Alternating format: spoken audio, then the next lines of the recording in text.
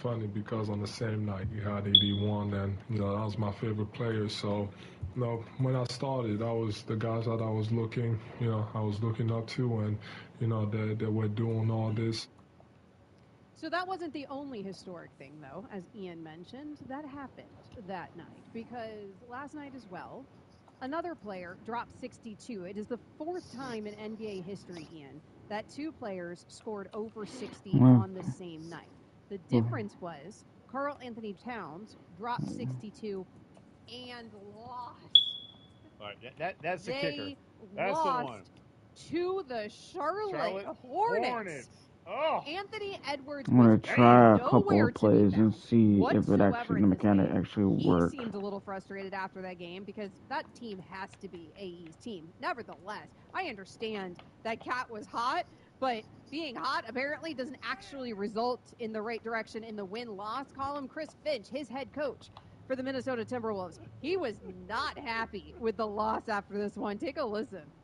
Well, I mean, it was an absolute disgusting performance of defense and immature basketball all the way through the game.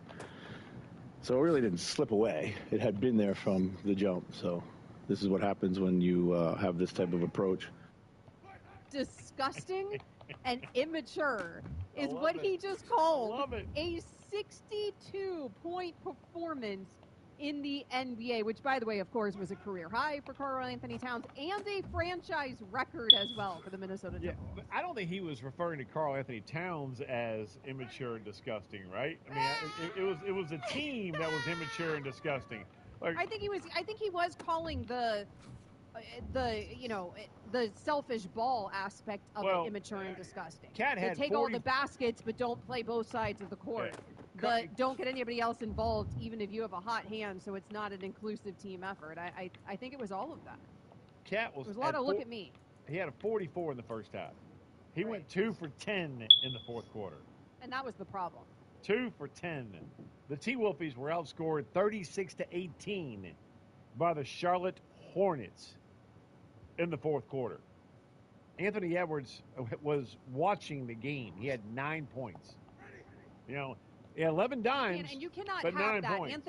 Anthony Edwards, who some people say is the next Kobe Bryant or the next Michael Jordan, right? Like, he's the player that we hear in those conversations about where this could go one day, because everybody loves to have those conversations prematurely. But that dude is becoming the face of the league, and you can't have that dude. Awesome. Yeah. You can't have that dude shrink, right? You can't have that dude watching the game. Like, that team needs to run through Anthony Edwards. As great as Karl Anthony Towns was in terms of scoring that night, they're not going to win games unless it runs through Anthony Edwards. But I love the fact that Finch was like, you know what? We didn't do a damn thing. Yeah, he scored 62, but we took the L. And even, Karl Anthony Towns after the game said, having a night like that with an L doesn't feel historic. I don't care. So he's not happy with the L. Head coach ain't happy with the L. Anthony Edwards ain't happy with the L because you just lost to a team, a 10-win Charlotte Hornets team when you are one of the best teams in the ballet. I love what Finch said. I mean, I thought it was absolutely spectacular.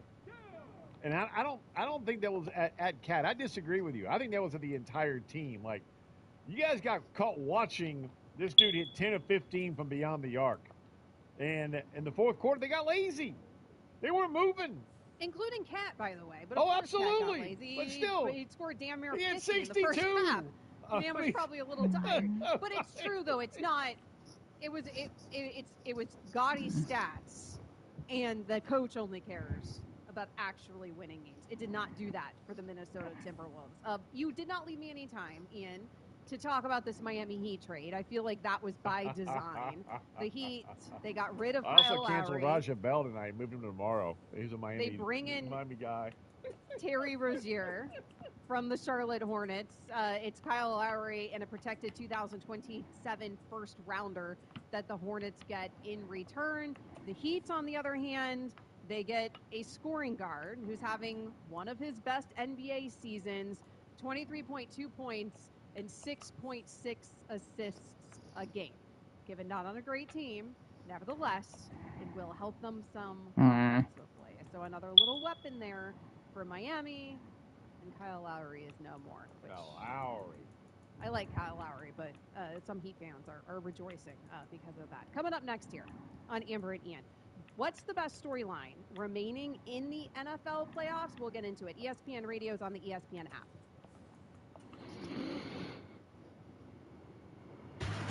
Job better done on this night by your NFC North champion Detroit Lions, who are going to the NFC Championship game with a trip to the Super Bowl on the line. I envisioned that we would have a chance to compete with the big boys, and that's where we're at. All you got to do is get in. It's exciting, and not just for me, but for our whole team. And we expected to win the first game. We expected to win this game, and now we get to go again. We expected to be in against a really good team at their place, and we're going to come into it expecting to win. It'll be a tough game, but it'll be fun.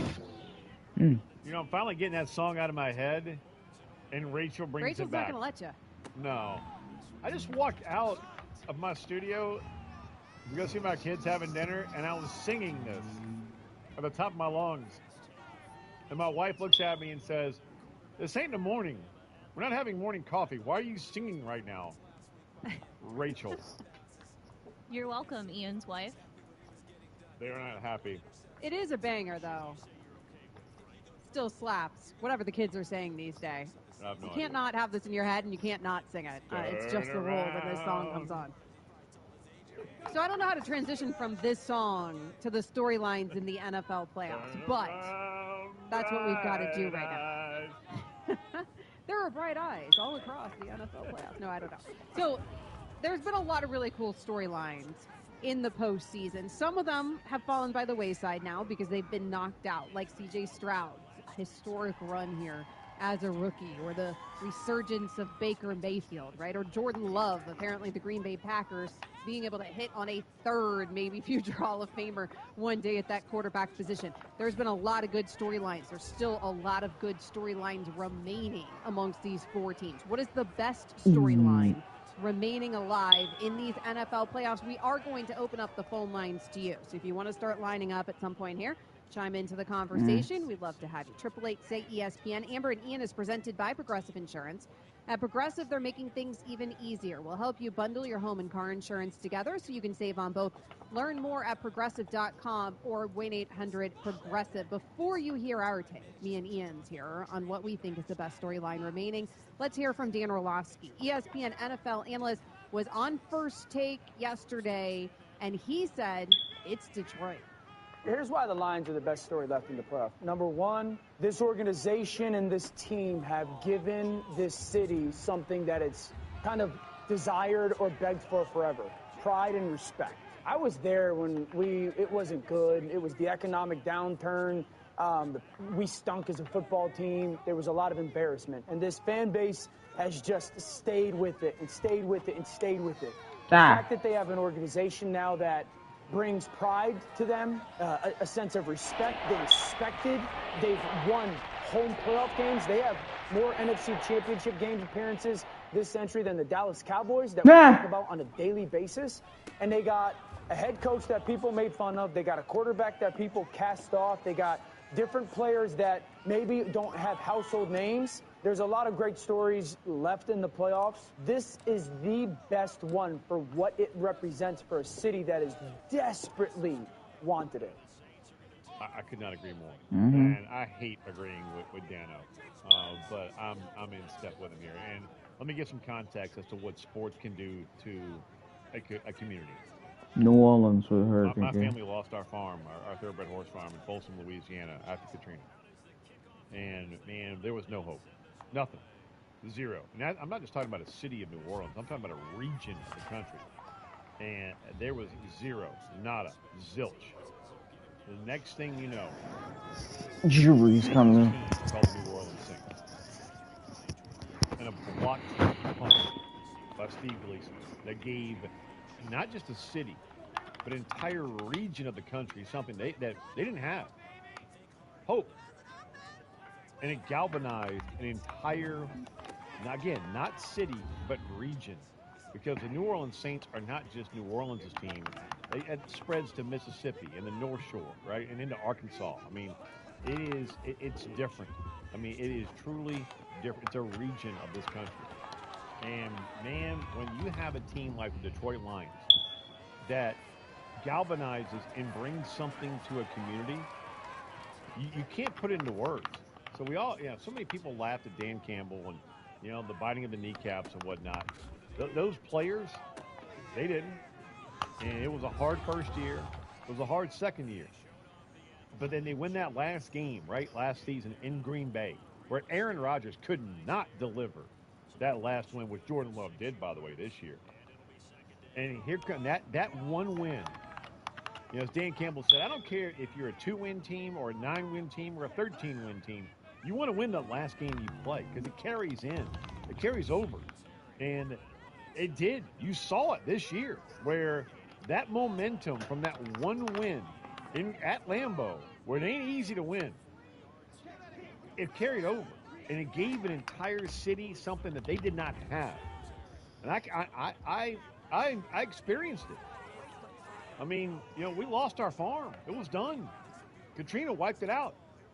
But a football team gave everyone, my mom, our neighbors, the Reshos, you name it, man. Going down the list of, I can name you everybody in our little town of Folsom. That Saints team and that Gleason blocked punt against the Atlanta Falcons in that first game back in the Dome after Katrina, a football team gave you something that you didn't have. Hope. And that's the power of sports. And that is where the Detroit Lions, they've had the Red Wings, and they've been great, right? But, man, football is different. Football is it's got a different feel to it, right? I don't know why, but it just does. And this Lions team has given, as we talked to Dominic Raiola, 14 years with the Detroit Lions. We talked to Dom Raiola last night. In case you missed it, you heard his voice crackle, right, a little bit. That's a damn Lions Hall of Famer, a Nebraska Cornhusker Hall of Famer, who gave everything he had to that city and that team. And he got emotional on us last night. I've never heard that from Dom before. But it means that much to him and that city. And that's why, to me, it ain't even close. And I'm sorry to go on this long rant here about what sports can do, Amber, but I've experienced it on a personal basis. And so, to me, the best story going right now ain't even close for me. It's the Detroit Lions and that city and that head coach and that reclamation project as a quarterback going to the NFC Championship game for the first time since 1991. You sold the hell out of that argument. You went full, we lost our farm, power of sports. I mean, it's hard to top that. The only reason that I'll push back on it is hard to push back on what you just sold. But the only pushback I'll give you is that the Lions story is a great storyline. But the mission, essentially, from that perspective, has already been accomplished, right? We're already seeing them do something that they haven't done since 1950. Last time they won 2 playoff games or whatever. The crazy 57 was the last time we saw them win 2 playoff games. We're already there. Detroit. They've already done these historic things. They've already brought that hope to the city. And frankly, if they lose here in the conference championship, that hope still lives on. We'll go into the next season thinking the Lions are going to be great, and they're probably going to be great going into the next season. So I feel like that hope that you give an entire city, that belief that things are trending in a new direction, that there's a new sheriff in town who has actually righted the ship in Dan Campbell, that they found their guy in Jared Goff, all of that doesn't get erased with that story ending tomorrow, right? Or this weekend, on Sunday, figuratively speaking with tomorrow. But for me, that mission's already been accomplished. Whereas some of these other stories, the Lamar Jackson stories, for example, that thing has not been accomplished. Because the whole thing with Lamar Jackson is always a bridesmaid, never a bride, right? We know he's an MVP. He's about to be a multi-time MVP. Can he actually win when it matters most, though? Can he actually win championships here? And it's something that Lamar is going to need to do at some point in his career. Can he do it here? Like, that story isn't complete until there's a ring on that man's finger.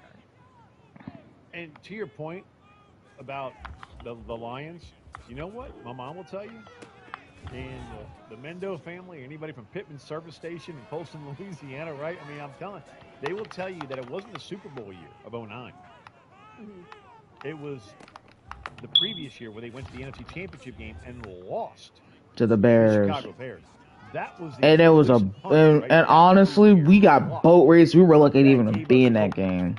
So to your point, right, with the Lions, it wasn't the Super Bowl season with the Saints. It was just getting and having success and finding a way to deliver something. So far, I'm a little rusty. I haven't played in a couple of days. Region, and it didn't. I'm trying to learn different mechanics. The Lombardi. It didn't end up with a title. It actually ended in failure, but you had something to build on. To your point about the Lions. Yeah, they had already delivered the hope, and this Lions team has delivered the hope to its community. So from that perspective, mission accomplished. There's a couple other storylines that we haven't even touched on. I mean, if Brock Purdy could go from Mr. Irrelevant to, and I know everyone gets angry, including you, when you bring up the Mr. Irrelevant thing. I just think it's cool. Like, if you could go from Mr. Irrelevant to Super Bowl winner, that would be insane at that quarterback position. That would be something clearly that we've never seen, because we've never seen anybody do what Brock's done from that position as Mr. Irrelevant. So that storyline is a hell of a storyline, and that's a dude that's getting so much criticism lately that, frankly, it's a little weird. I understand his performances haven't been flawless, and there were some drops there that could have been interceptions in the divisional round, but I don't know why everyone's so quick to kill Brock. The Debo injury is one that we have to keep an eye on all week, whether Debo Samuel plays or does not play, because that is, you only that's crucial to that team. Damn, I mean, oh my gosh, Magnum. I mean, that's a. And then of course, the other big NFL playoff storyline, Taylor Swift. I mean, how can we not mention Taylor Swift and the Kelce brothers now? Because apparently this Jason Kelce is going to steal every show. Travis is also doing pretty well in these NFL playoffs. Jason might be doing better, even though he's not actually playing in these NFL playoffs. But the Kelces, Taylor Swift, a down year for the Chiefs, even though maybe in a down year they win the Super Bowl. There's obviously some storylines there around Kansas City. Yeah, I think I speak for America when I say the Chiefs are definitely the best storyline remaining. Just everything surrounding them, them being the Bills again, this fraudulent Bills, and then the Taylor Swift and Jason Kelce stuff, and Travis throwing up the heart after the touchdown, and it being a down year for Patrick Mahomes and the Chiefs. Did you just hear Ian's story about his farm? Yeah, I know. Getting destroyed by Katrina? The best story. Coming up next, we want to hear from you guys. Is it Brock Purdy? Is it Lamar Jackson? Is it Taylor Swift? What is the best storyline remaining in these NFL playoffs? We will get to your phone calls. 888-SAY-ESPN. That's next. Damn, James Steele, you're such an asshole of a fan. I might win. Done on this night by your NFC North champion Detroit Lions, who are going to the NFC Championship game with a trip to the Super Bowl on the line. I envisioned that we would have a chance to compete with the big boys, and that's where we're at. All you got to do is get in. It's exciting, and not just for me, but for our whole team. And we expected to win the first game. We expected to win this game, and now we get to go. I'm expecting to struggle because team at their place, and I'm a team with a losing record. It'll be a tough game, but it'll be fun. You could have Brock Purdy, Mr. Irrelevant, go from Mr. Irrelevant to Super Bowl winner. You could have Lamar Jackson, an MVP, probably about to be a multi-time MVP, finally get the monkey off his back and actually win a ring. You could have Taylor Swift attending the Super Bowl. These are all storylines that are still alive right now in the NFL playoffs. And then, oh, by the way, of course, there is, in fact, the Detroit Lions, who I think has become America's team, as we have seen them so downtrodden for so many decades, and they are finally winning in the biggest ways for their fans. Amber Wilson, Ian Fitzsimmons with you here on Amber and Ian, presented by Progressive Insurance. You can chime in. What is the biggest storyline remaining in these NFL playoffs? 888-SAY-ESPN. Let's go to the phone lines where we find Dan calling us from Arizona. Hey, Dan, thanks for the call. Go ahead. Hey, Amber. I just, I got to push back on you a little bit because I think everybody's number one storyline has to be T Swift. And the reason is because of two of her songs, Shake It Off and Love Story. Because the Lions have shaken off the same old Lions. They're the brand new Lions. And it's honestly a love story between that city and Dan Campbell. Thanks for the call, Dan. That was... We've asked the question every year, can he make it on the big stage? Brock Purdy, we had a little bit of that last year. The Chiefs are always going to the Super Bowl. The Lions are new. The Lions are the storyline. And they're not done yet. Yeah, they've satiated some of that. We want something in Detroit. Come on, give us something, Lions. They're not done yet. I like the swerve there. I like the swerve that it was. Swerve. He started with Taylor Swift, and then he came and then he brought it around Oh to my God. Detroit, and he made even T Swift about the What? Detroit Lions. He outran you? Well done. Good call there by Dan. Also, What the? good job on the ones and twos here by Rachel. Getting some T Swift into the show. 888 say ESPN. That's where we find our friend Terrence calling us from Georgia. What do you have for us tonight, Terrence? All right, here's my picks. Kansas City. I'm gonna go Detroit in the Super Bowl. That's the big story. Kansas City, nobody gave a shot because they thought they were done. But with Patrick Mahomes at quarterback, we're never done. Never. So the biggest storyline, is it Kansas City or is it Detroit? Kansas City. Oh, it is Kansas City. Okay, it's everyone. Nobody gave him a shot. Okay, it's everyone counting out Kansas City on a down year. I mean, that probably is a bigger. It may be a bigger. Okay, what? calm down there, James. He's my favorite caller. I just want to make sure. Because he placates to you, James Steele, as the resident Chiefs fan. Damn it! The down funny. Now it's not one of the best storylines, I wouldn't say. It would be funny though if it's this season and we spent so much time wasting our breath about how the Chiefs just don't look right, and then they just end up at the Super Bowl. Yeah, that's the most remarkable part. We were talking about this in our pre-show meeting, and where the Chiefs, here they are again in the AFC Championship game, where they dropped more passes than any other team in the NFL. We're all wondering, how did they get here? How were they able to do it where a month ago they were written off? Well, how they do it? Running game, Mahomes still being Mahomes, and the defense, which does not get enough credit, in my opinion. Steve Spagnuolo and that defensive side of the ball, and Justin Reed and Chris Jones, they deserve Leo Chenal out of Wisconsin has been sensational. They deserve a hell of a lot more credit. So we wonder how the Chiefs get here on a down year where they weren't supposed to be here. Well, Thank you. again, here they are, AFC Championship game, and it wasn't about this high-flying offense. It was more to me about a running game and a defense. And Mahomes. That was not the way I wanted to do that possession going to pick. Best story is still, by far, bar none, to me, ain't even close. It's the Detroit Lions. Not even close. It's not close to the Lions story. I agree with you there. Plus, the Chiefs story is just an annoying story. I'm done with the Chiefs. All right, let's get the Ravens in the Super Bowl over the Chiefs. It's a James, let's go to Josh in Alabama before James jumps back on the mic to go and fight back at you. We've seen your story time and time again, buddy. Let's go back to the phone line. 888 say ESPN. Josh is calling us from Alabama. Josh, what's the best story right now in these NFL playoffs? I think the best storyline right now is Detroit, and with their history, with let's say Barry Sanders, even Matthew Stafford poured his heart into that city and that community. And I heard Eric Kramer's story the other day. Of course, he played for the Lions.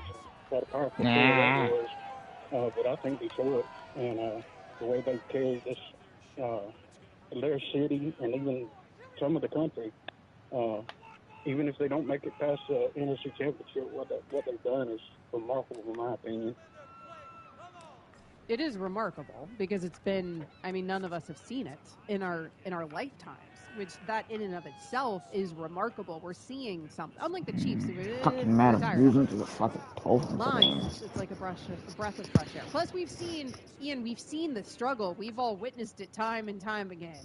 Oh, 51. Yeah, and look, I've witnessed it in my lifetime. It was just my first sophomore year at Alabama the last time they were in an NFC Championship game. You have to go all the way back to 1991. But, I mean, you know, what they did in the draft, I mean, hitting on your top 4 picks that we talked about last night, doesn't happen.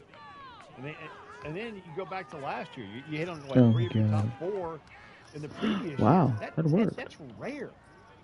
And here they are, galvanizing an entire city behind a reclamation quarterback and a head coach everyone laughed at his press conference. Man, it doesn't get much better. Can you imagine the Lions in the playoff, in the Super Bowl? I mean, the storylines, they run so deep, Amber, it's insane. And, of course, I have my youngest daughter who's sitting on a $25 win ticket to win the NFC. I'm going to have to fly her out to Vegas to cash a damn ticket because What the she hell? won't let me go without her. There's no chance if they win this game on Sunday. Wow, are you Good fucking excuse for your serious? kid to go to Vegas as well.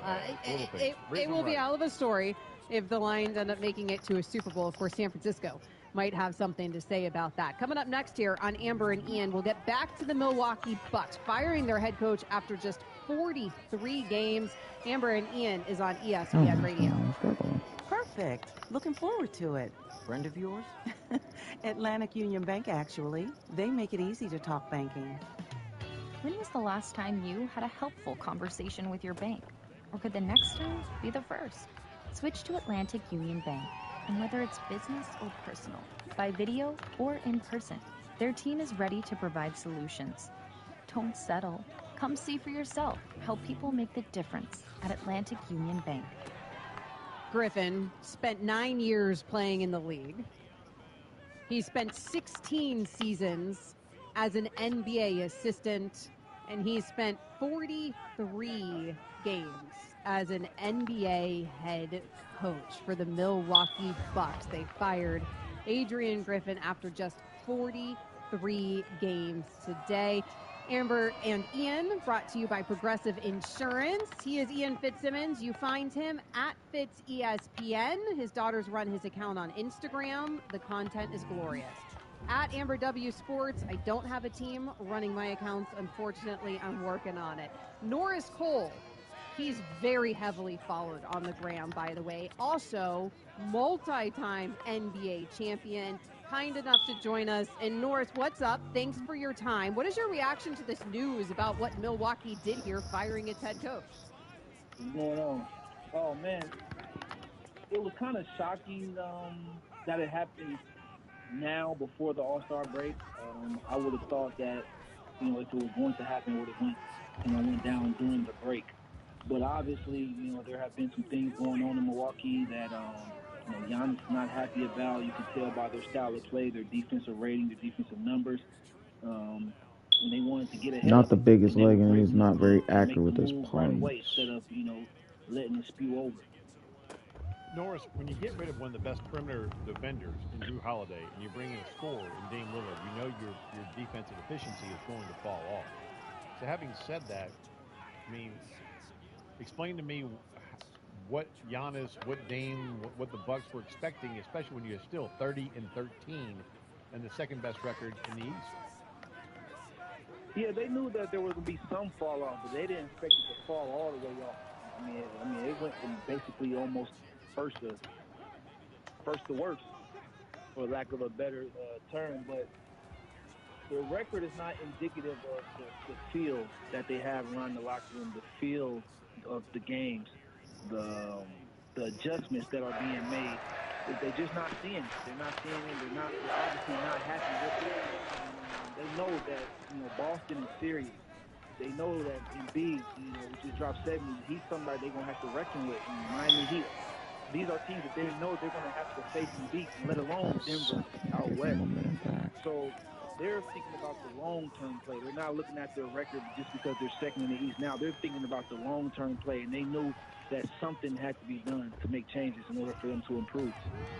Norris Cole, two-time NBA champion, joining us here on Amber and Ian. So Norris, you know a little bit about being on teams where players have to take on different roles than maybe they're accustomed to in order to win a championship. We had on a Bucks reporter earlier from The Athletic, Eric Name, and he was talking about the relationship between Giannis and Dame and how there's growing pains there because they're both used to having the ball in their hands. Talk to me about that. How do you feel like it's working out between Giannis and Dame, and how hard is that when you've witnessed superstars have to kind of change their game to coexist? I think they're working it out fine. There's going to be growing pains. That's just the nature of the beast. There's going to be growing pains, and as long as they have the same How did goal, you scream? I think we just lost Norris. It's Giannis' team. There we go. Yeah, we got you, Norris. Sorry, you We dropped lost you for for a second, Norris. Go ahead. Oh, I'm sorry. I was saying that there's going to be for the Beast, but as long as both of their attitudes are pure and wanting to win a championship, they'll figure that part out.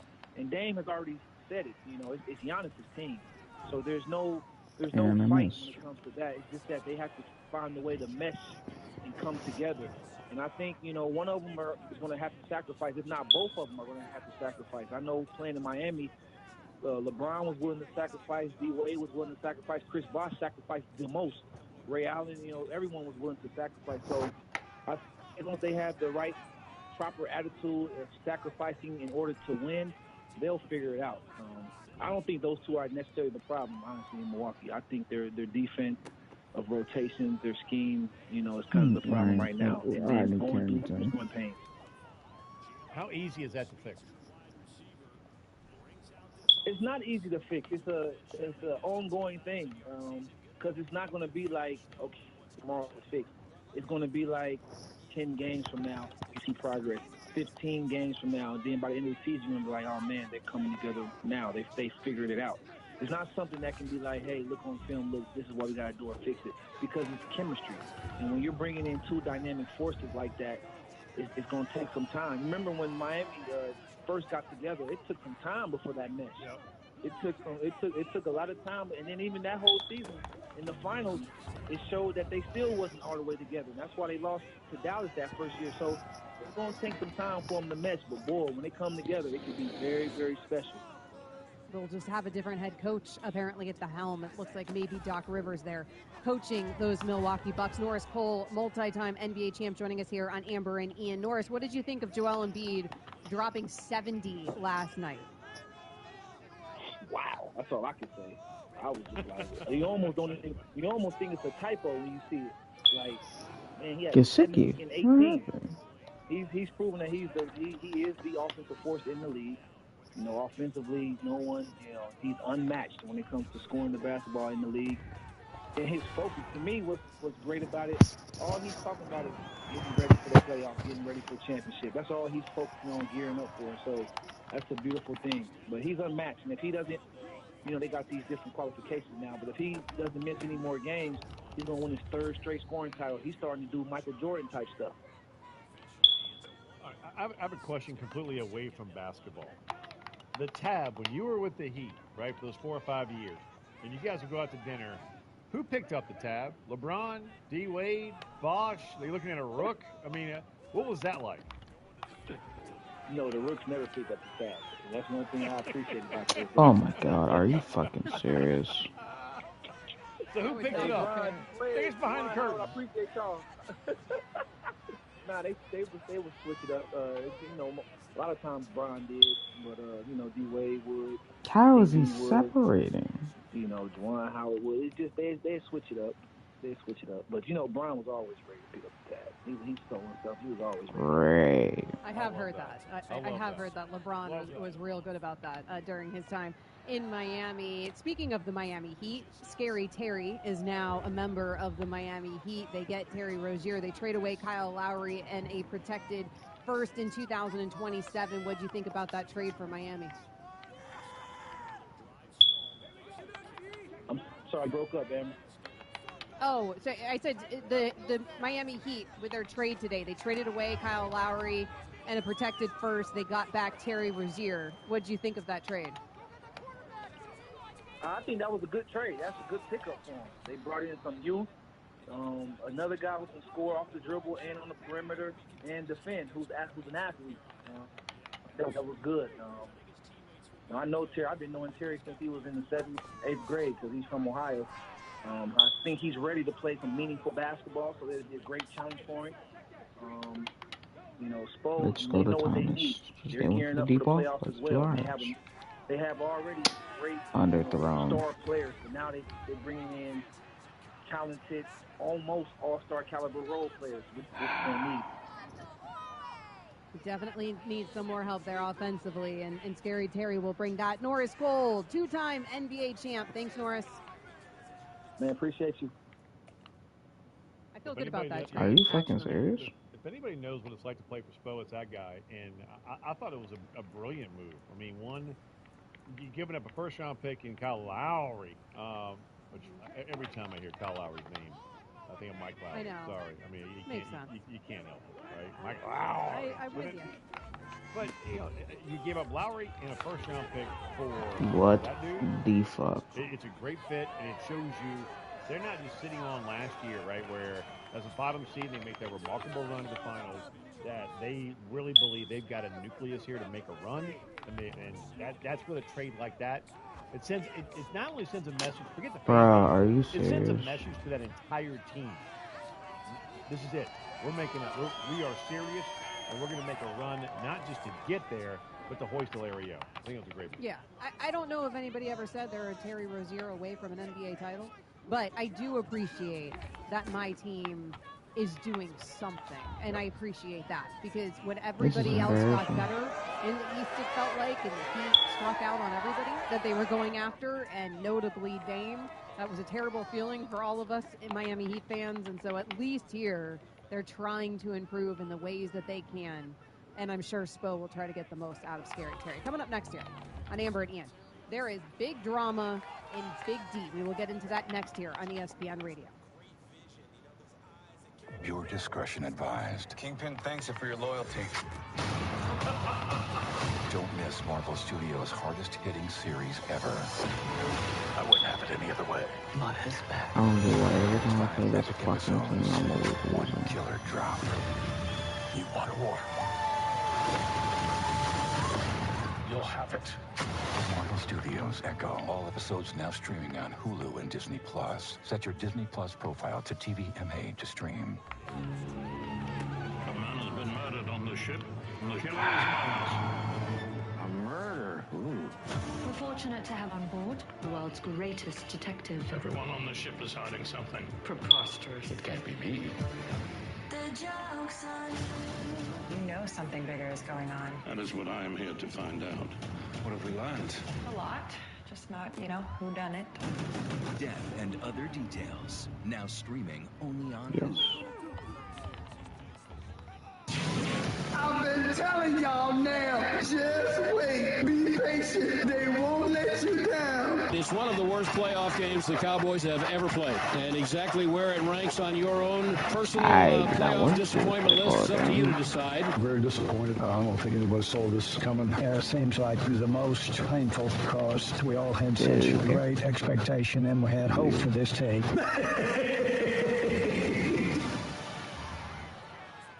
The Dallas Cowboys and the Washington Commanders are the only NFC franchises that haven't reached a conference title game since Dallas last won a Super Bowl back in 1995. Cowboys fans have been waiting a long time to see them in a conference championship again. They ain't going to see them this season. That's for sure. Amber and Ian presented to you by Progressive Insurance. Amber Wilson, Ian Fitzsimmons with you.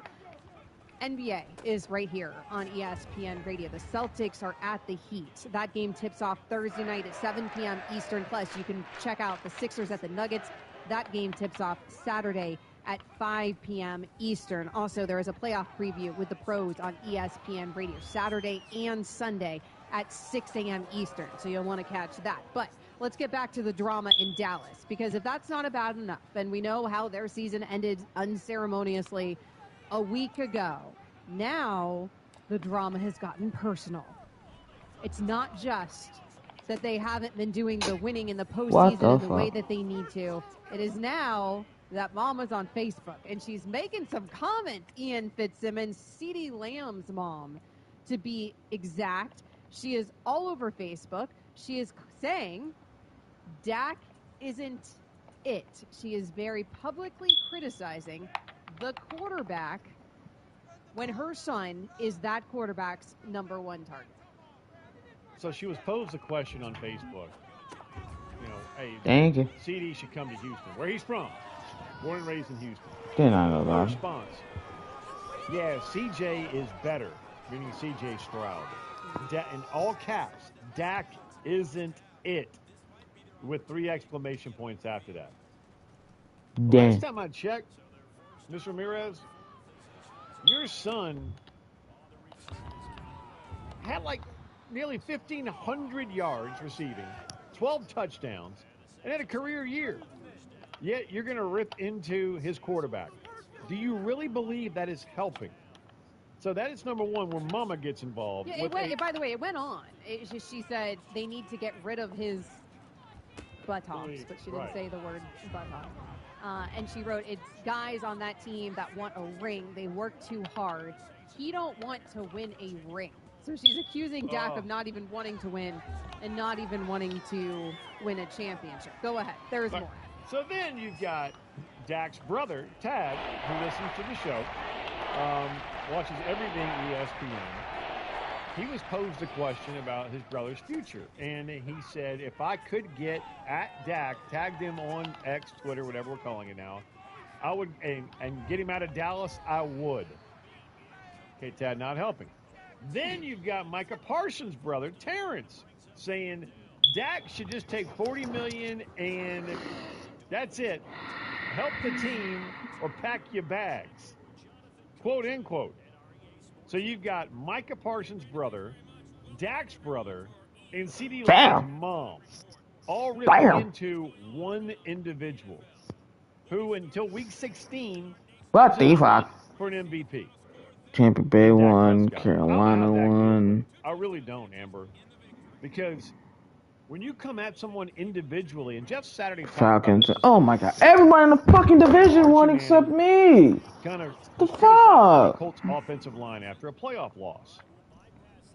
But as Dominique pointed out, Dominique Foxworth and Lewis Riddick, hey, Archie Manning didn't say Jeff Saturday ain't it. Jeff Saturday's soft. It was a group. That's different. That's completely different. And Jeff was like, oh, yeah, you know what? You're right. Because CeeDee Lamb's mom said, quote, Dak isn't it, end quote. Micah Parsons' brother getting into his wallet, which you don't do in an NFL locker room. Where Micah came back on Instagram and on Twitter saying, hey, any opinion from Terrence Parsons is his and his alone. It has nothing to do with me. I love all my teammates. Well, he didn't come and say Dak individually. I love Dak and all my teammates, right?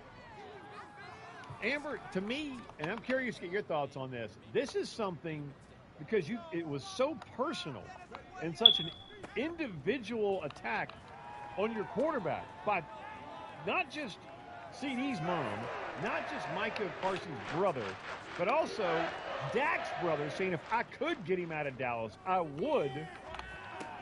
What do you do if you're Dak? Are you going to CeeDee Lamb and having lunch going, all right, man, what's going on here? Are you calling Micah Parsons?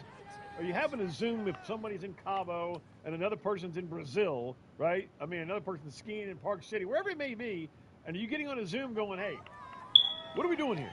What's going on? Because I can promise you this. If it were me, I got a problem. I got a big problem. And we're going to have this conversation face to face. So people say that people today are more critical or more negative or there's more stupidity or whatever you want to say generally about just people and whatever you think today is like. What I always say is those opinions were always there. We just didn't know about them because not everybody had a platform, not everybody had a keyboard, and not everybody had a microphone. And that was the difference, that the only commentators... Really? Matthew, what the fuck, bro? You gave him a touchdown to Mike Gesicki? Are you fucking serious? That was it. You didn't know Joe Schmo's opinion. You certainly didn't know necessarily the players' entire family's opinions. But they all probably had them. They just didn't have a keyboard to fire up or a phone to turn on, and in 2 seconds they could express that opinion to the world. It was too far. So it's hard, I would imagine, if you're a player, to tell your family members not to have an opinion. However, you probably do need to know that if you are a family member of a very famous athlete, or even a not-so-famous athlete, any of these athletes that play this game that have made it to that level, you maybe need to kind of keep your opinion to yourself a little bit more because we're all going to pick it up. And ESPN Radio is going to be talking about it. CeeDee Lamb's mom should know that, guess what?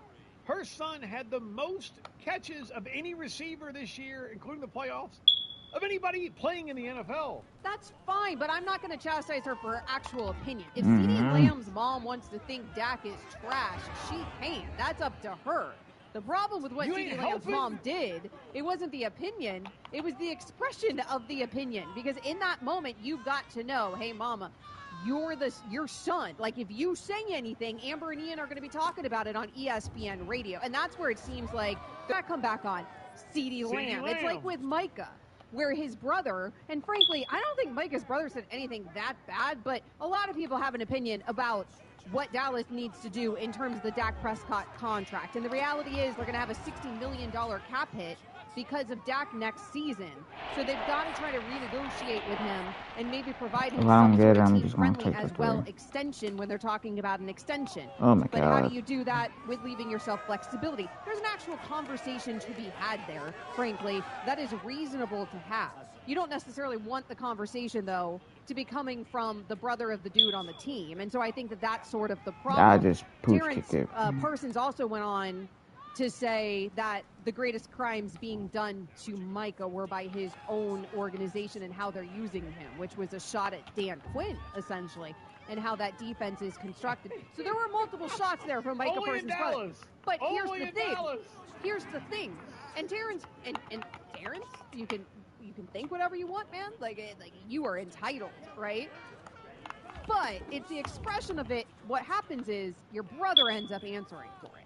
So Micah has to come out, and then Micah, as you know, if I have something to say, I'm not afraid to say it. I love my team. My brother's on my team in the city of Dallas, and I'm more committed than ever to bringing a championship to the greatest fans on earth. Obviously, Micah loves his brother, and Micah also loves his job. And now the two things he's having to deal with the repercussions of, all because his brother publicly expressed his opinion. So all I would say is for your family members, you just got to encourage them to keep it on the low a little bit more. Like, you can feel and think these things, but, like, just maybe don't let ESPN know about it. Somebody cue up Herm Edwards. Don't push send if you're CeeDee Lamb's mom, Dak's brother, or Micah Parsons' brother. End of conversation. I mean, can you imagine in Dallas if one of your daughters or your wife or your mom went on Twitter, fired it up, like that Amber co-host of Ian's really drags down the whole show? That would be the same sort of thing, It would be such a problem. Coming up next here on Amber and Ian, plenty more on ESPN Radio. That's next.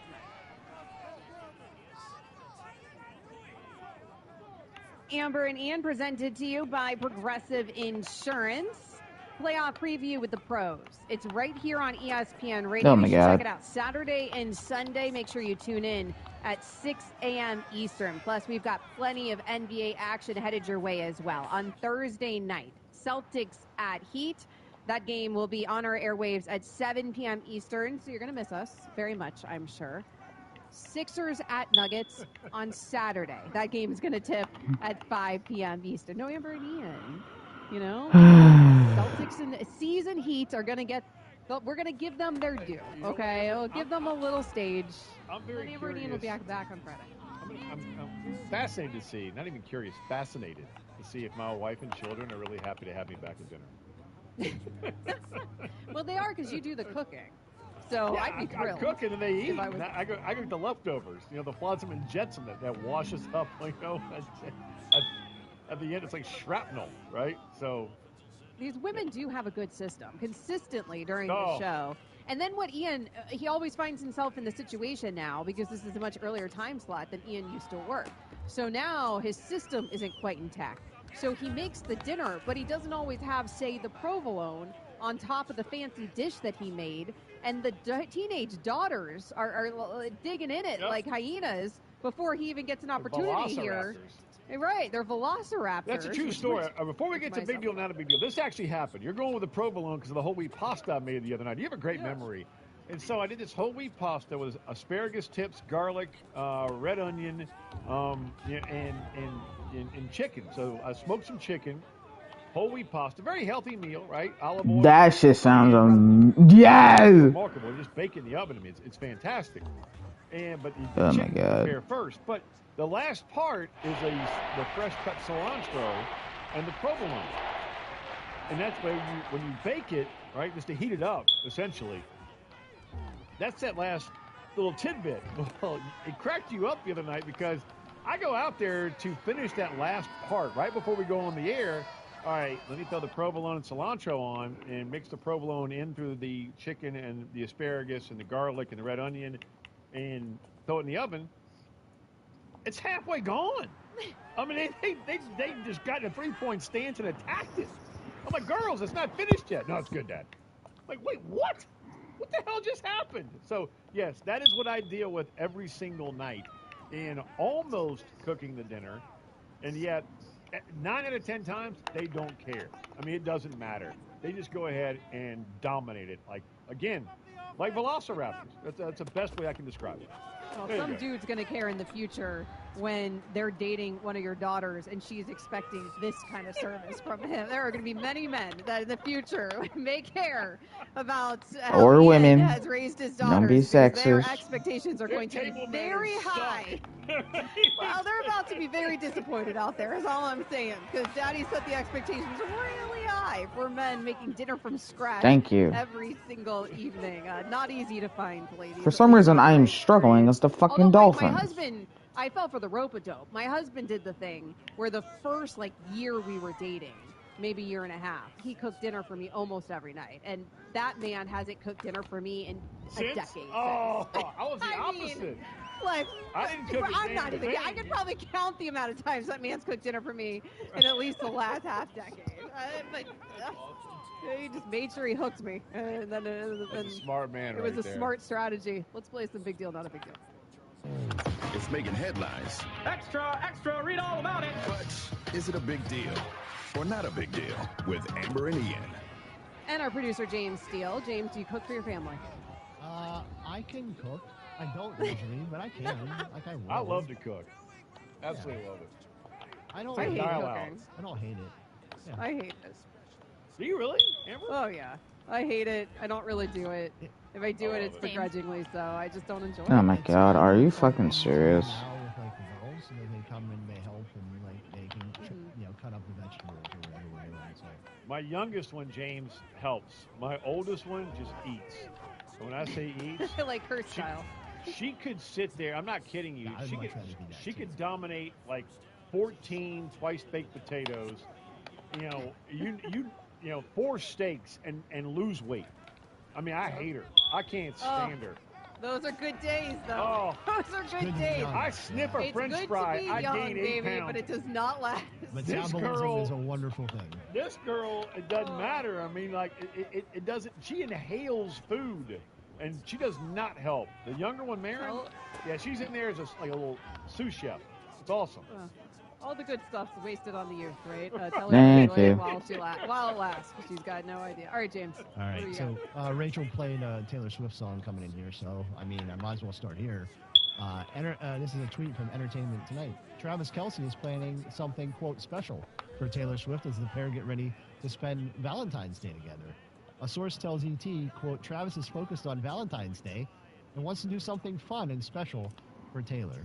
Amber, big deal, not a big deal? Not a The big. big deal is that then Chili's, the restaurant, Chili's Bar and Grill, they took that tweet and they retweeted it and they said, "Let us know what time you're coming," and they tagged Travis Kelce, and I thought that was funny. That is phenomenal. And you that know was what, very well Amber, done. I had not a big deal written all over this. Could not be less of a deal until you just said that. Now, if you're Travis Kelce and you're Taylor Swift, damn, you go to Chili's. I mean, do it.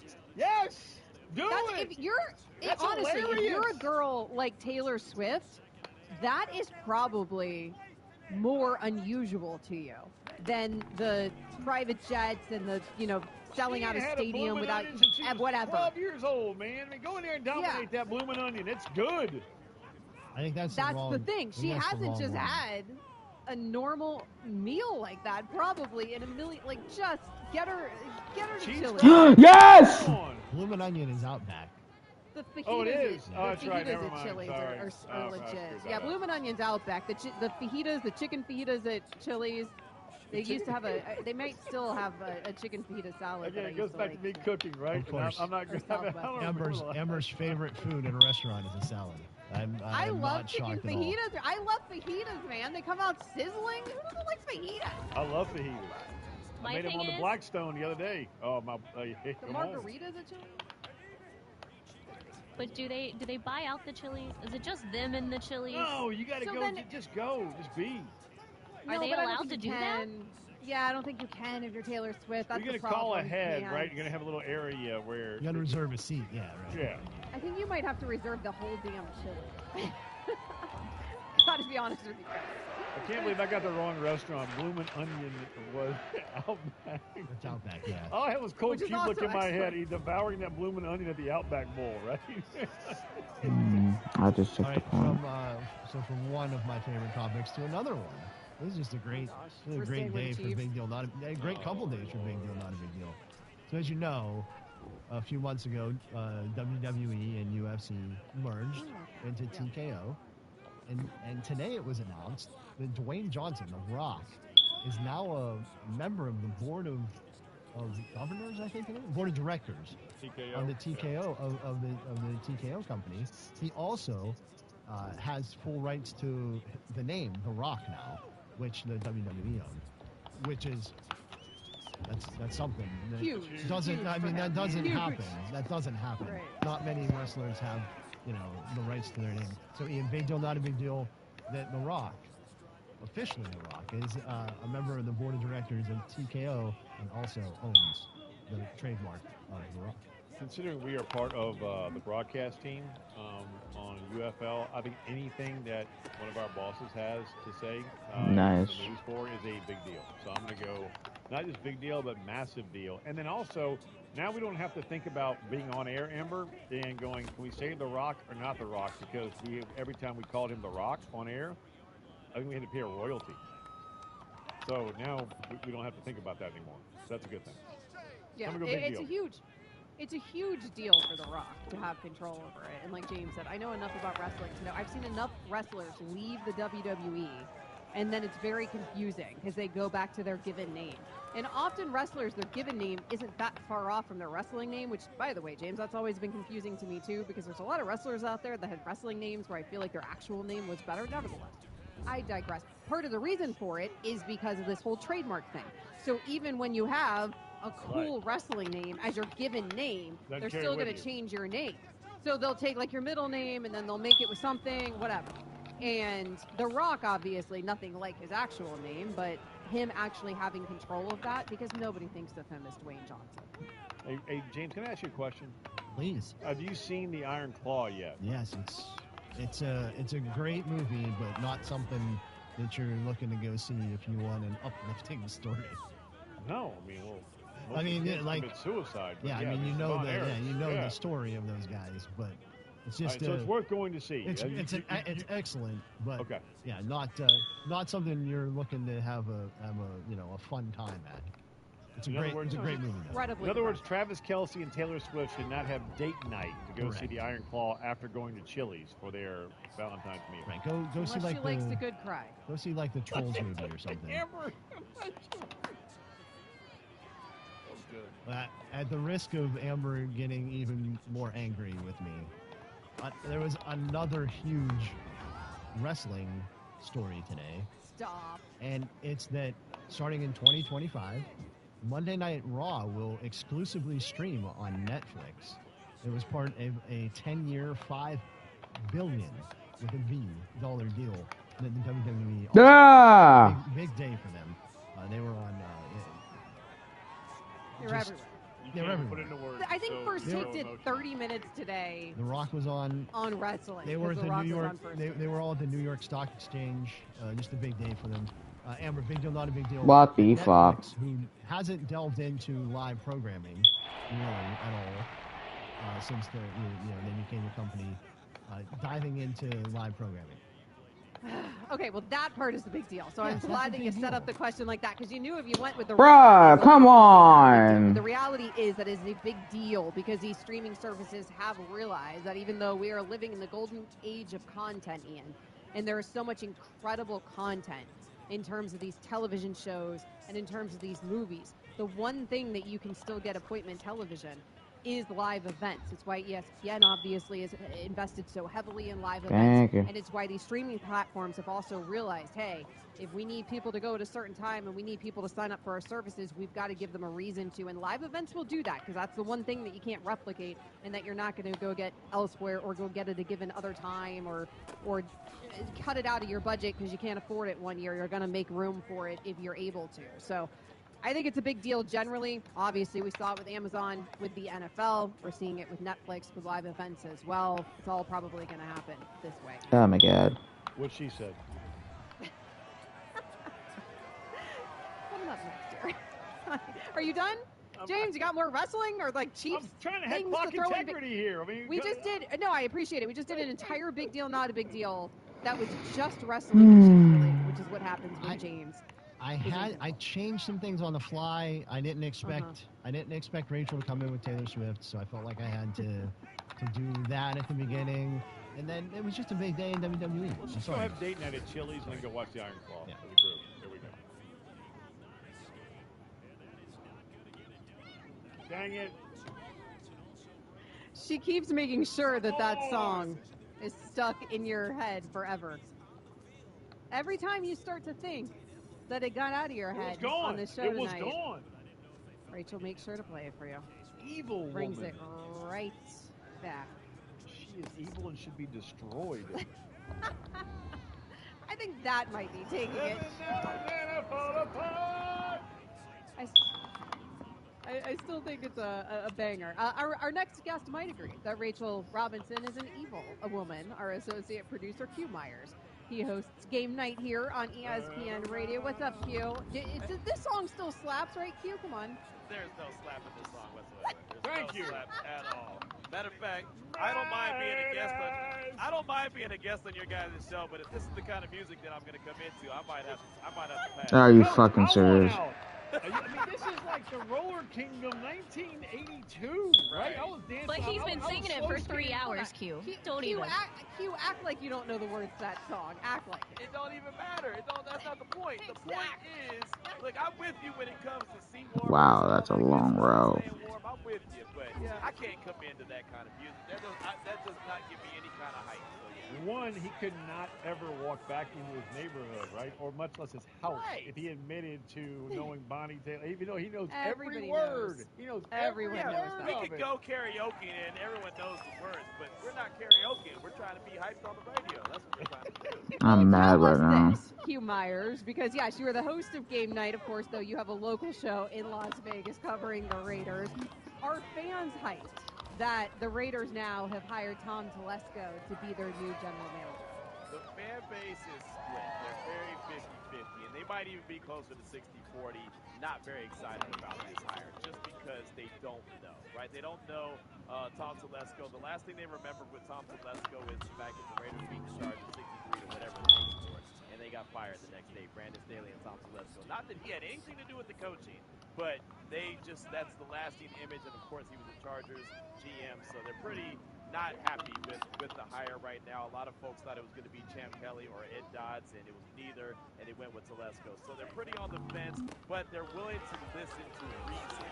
And I think the biggest reason... Oh my God, are you fucking serious? ...is a brand new head coach. And Mark Davis has gone down the road of a brand new head coach and a brand new GM before. Just score already. Telesco has 11-plus years of experience, and that has really made a big difference in this whole search. I'll tell you this. Telesco's biggest downfall, and like full disclaimer, we've known Telesco for a long, since he was the Colts, right? So we're going 15 years, right? He's a Bill Polian disciple. That's Canton. He is eval on talent, and the way he drafts is second to none. His biggest problem was hiring head coaches. Well, that's already done. Right. So now you're looking just to give Antonio Pierce talent. So he'll do that. So to me, if you're a Raider fan, this is, go rejoice and party in the damn streets, because Telesco, as far as his talent eval and the way he drafts, is as good as any general manager in the NFL, in my opinion. The problem was the hiring of the head coach. That's in place. So now, having heard that and said and hearing that, your reaction is what? Now I need 2 touchdowns.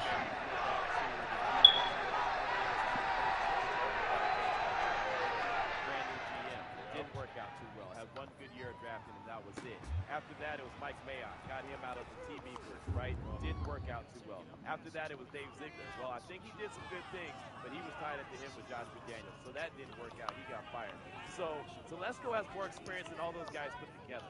So for me, and because I've seen the talent that he's drafted, especially early on in the draft, Put I think Toxie back in. Raiders haven't had a consistent draft and good talent coming out of that draft for a long time.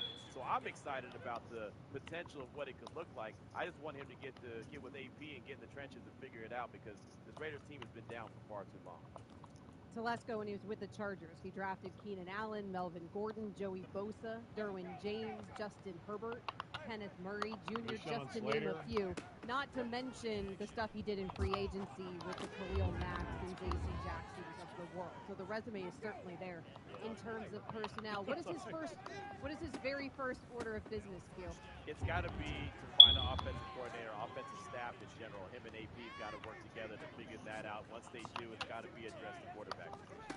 Is Aiden O'Connell the fourth-round pick out of Purdue? Is he going to be the guy you're going to push forward with, or are you going to try to dip into the draft and go get a really game-changing quarterback? Are you going to make a trade for a potential game-changing quarterback like a Justin Fields? What are you going to do? The Raiders need a quarterback, a real-deal guy. They went into the season last year with Jimmy G, and they ended with Aiden O'Connell. Can Aiden O'Connell be that guy? Me, personally, I don't think he is, but that's just me. I think they need to go and get a game-changer, not a game manager. So we'll see. Oh, come on. I got to show What? you. It's still in your head, Q. You have It's going to be in your head. Well, Rachel's had this damn thing in my head since 7 o'clock Eastern time, right? No. I mean, 4 o'clock your time. It is, and she kept bringing it back once an hour. It was gone. So look, I promise you, we will be calling you during breaks and playing Bonnie Tyler's Turnaround just to torture you like we've been tortured here. Not going to happen to me, man. We got the soundtrack to the streets, man. We hold it down, right? Just wait till I get on the ones and twos over there. Let's go. And I'm in the zone. That is true. I think Rachel's in control tonight. Oh, is she really? Well, you're on air with Evan. She can break in. She's on the board tonight. We'll ring the bell on her. We'll ring the bell on her, and we'll boot her off the show. That's all. You're going to be trying to talk about whatever, NFL coaching carousel, and all of a sudden, turn around. Emmett Golden, he's coming up next alongside Q Myers. Q, thanks for hanging out with us. Absolutely. Never again, but absolutely. Never again. I love our choice of music tonight, honestly, because, again, everyone feels like that song slaps. They just won't admit it.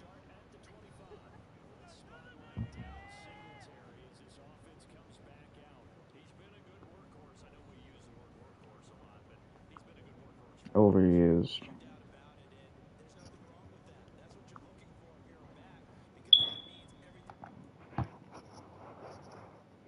Come on, Spotify. Stop acting fucking stupid because you're about to make me throw you against the fucking wall.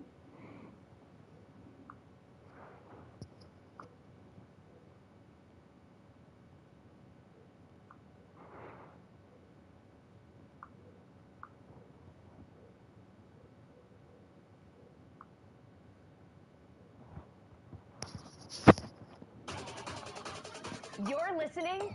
Let's see if I got paid yet. Because if I did, I can give Mom her $100 over. Perfect. Looking forward to it. Friend of yours? Atlantic Union Bank, actually. They make it easy to talk banking. When was the last time you had a helpful conversation with your bank? Or could the next time be the first? Switch to Atlantic Union Bank. And whether it's business or personal, by video or in person, their team is ready to provide solutions. Don't settle. Come see for yourself how people make the difference at Atlantic Union Bank.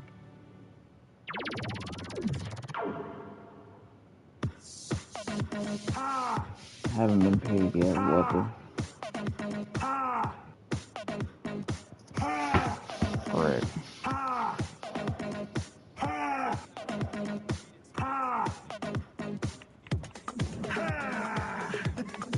I hate the fact that you're doing auto settings, man.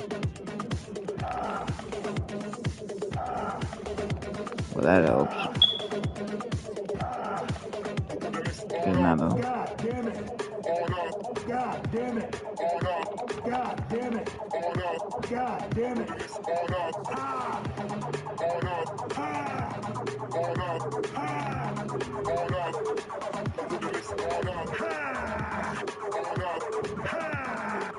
Celtics gave up 30 points to the Dolphins.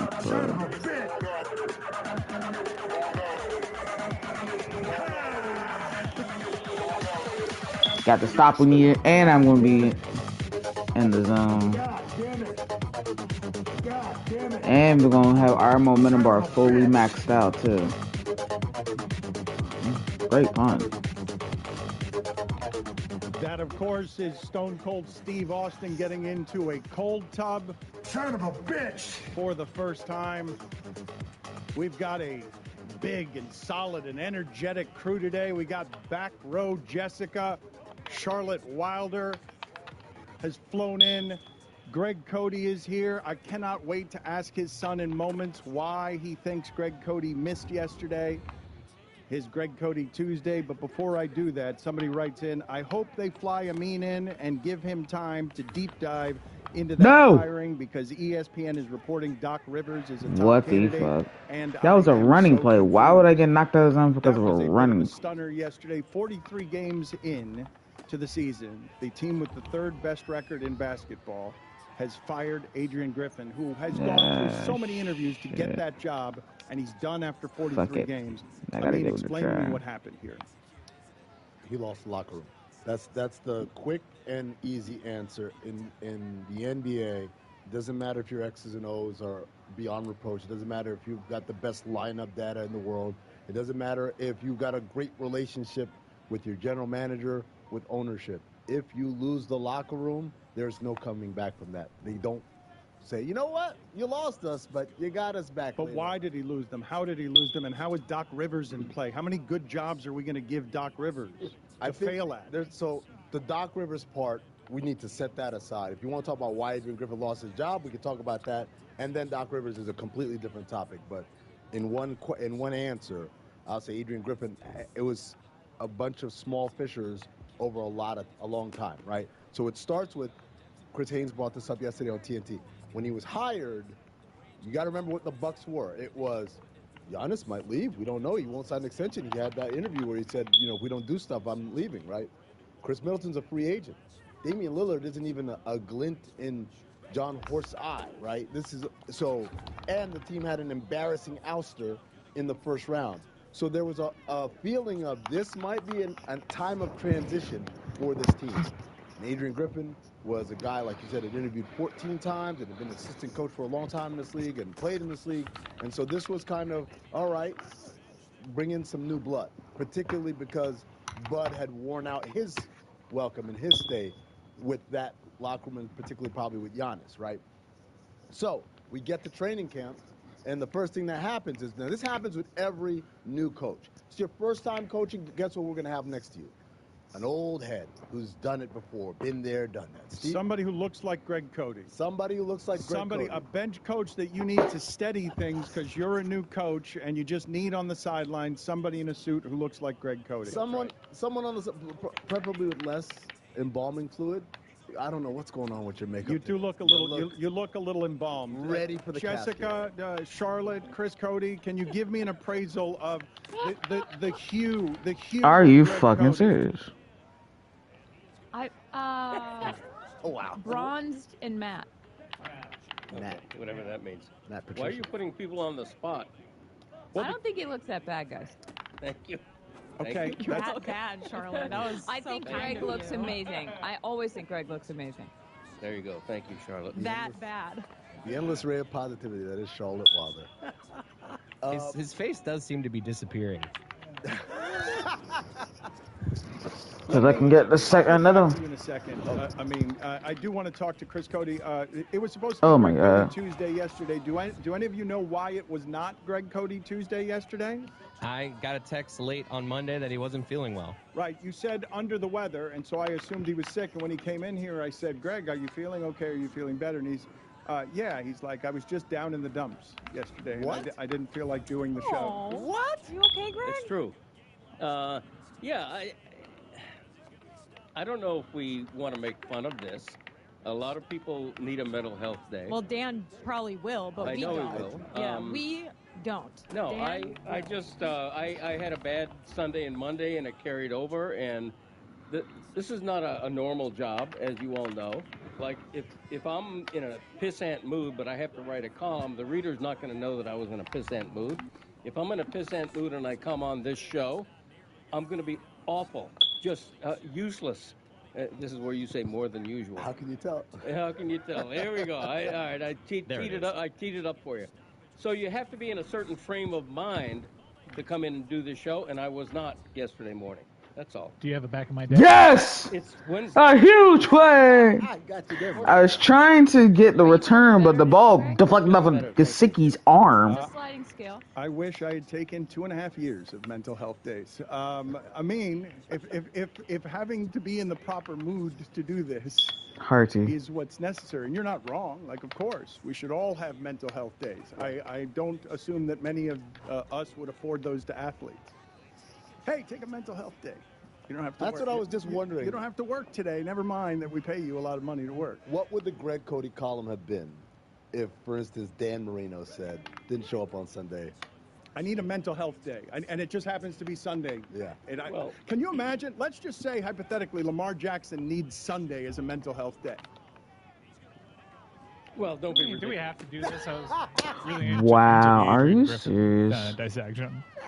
Well, plenty of time to talk. We've got many hours to discuss what was the confusing sports story of the day, which is, you say fissures over a long period of time. I mean, but 43 games is not a long period of time. I don't have, you tell me, because I haven't read everything about what precedent is here. This is a fairly shocking thing to happen this fast with a team that is otherwise, they might be underachieving, but they're still obviously very good, and we were assuming they would need time to figure it out. David Blatt got fired 41 games into having the best record in the East and having come off a finals appearance. But made a fool of himself. Made a fool of himself. Some might argue publicly. Some might argue that almost losing to Detroit is making a fool of yourself. Some might argue that what got David Blatt fired was not the fighter pilot's quote or anything. It was he lost his locker room. He was drawing up plays not for LeBron James at the end of games. He had LeBron James inbounding the ball. But Dan, that's not what got him done in. Really? Specifically. It's not like management said, you did what? Get out of here. You're fired. It's he lost his locker room. Adrian Damn it! Lost his locker room. We don't have specifics of the plays that he drew up that were dumb or the schemes that he came up with or didn't come up with. We don't have those specifics right now. All we know is he lost the locker room, and most importantly, he lost the one guy you can't lose in the locker room, Giannis Antetokounmpo. What do you make of the Terry Stotts reports? It looked like the veteran coaching presence that was on the bench was Terry Stotts, and he and Griff were at odds with one another. So the reporting around it made it seem like this was a case of everyone had culpability. Terry Stotts was operating with a level of freedom and autonomy that isn't typical of an assistant coach. Adrian Griffin was perhaps incredibly reactive to do a public undressing, and I say public, I mean in front of the team, of Stotts in that situation. They both probably handle it poorly, but the reality is that's why. Look, even if we lose, I'm just happy that I kept it close. Never done this before. No matter how long you've done it as an assistant coach, there's a management of people that happens as a head coach that needs to occur, particularly when you're putting in things that are new to the team. Didn't you tell us the story in Phoenix of a Shaq Phoenix team that fell apart in practice because you saw the revolt in practice? They weren't respecting their coach. They didn't want to run the offense the way he wanted it run. And it wasn't in practice. It was training camp. That's why I say when you know, you know. I've seen it with my own eyes. We were, I think, 28-22 or something like that. We were a playoff team. We were like in the mix. Not following that guy anymore. So we can sit here and live for another 30, 40 games and then get bounced in the first round and say, well, that didn't work out. Or we can do something about it right now. Oh my God, that was a touchdown, and you dropped it. Anyone's got to lose the locker room, particularly when you lose your superstar more than anything. It's done. You gotta give us a good punt. Thank you, Gil. Said, it makes me wonder. Does the team now say to Giannis, we're thinking of Doc Rivers. Is that okay with you? Are you good with Doc Rivers? Before we bring up Doc Rivers, okay, because people in the NBA know this. I don't know how willing Amin is to speak to this part of it. Doc has charmed his way into an assortment of wonderful situations. Wait up, Dan Levitar. Wait, hold on. And that's not my fault. It's not my fault. That you're charming? That I'm charming? That's a beautiful question, by the way. Very handsome question, but that's not my fault. I'm a nice guy. A lot of people don't trust Doc Rivers' charm because he figures out ways to get in good positions that serve Doc Rivers. The reporting on this one was weird, though. Mike, can you explain to me what this? Ooh, what an offense! What the CNN of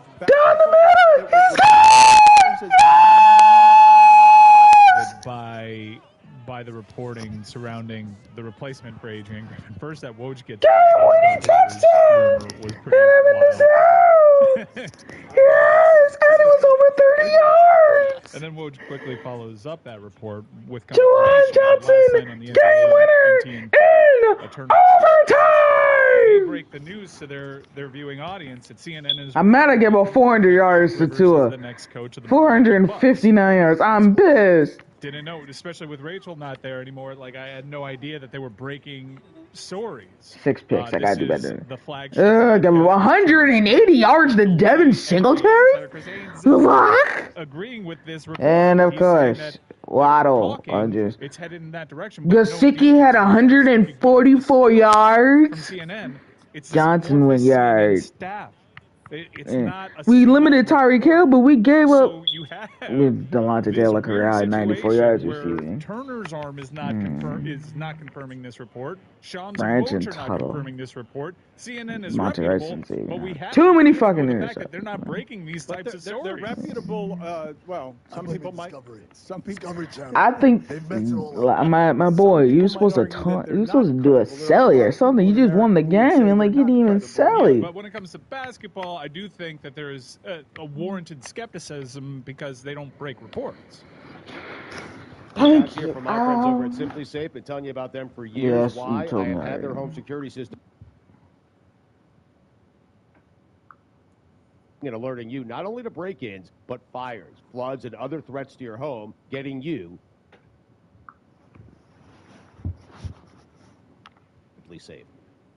Don Lebitard. We were talking to and about Freddie Gibbs, and then Greg Cody made an appearance, Chris Cody made an appearance, and we were talking about the possibility of two more wins in the division. I clinched the division. Of the year.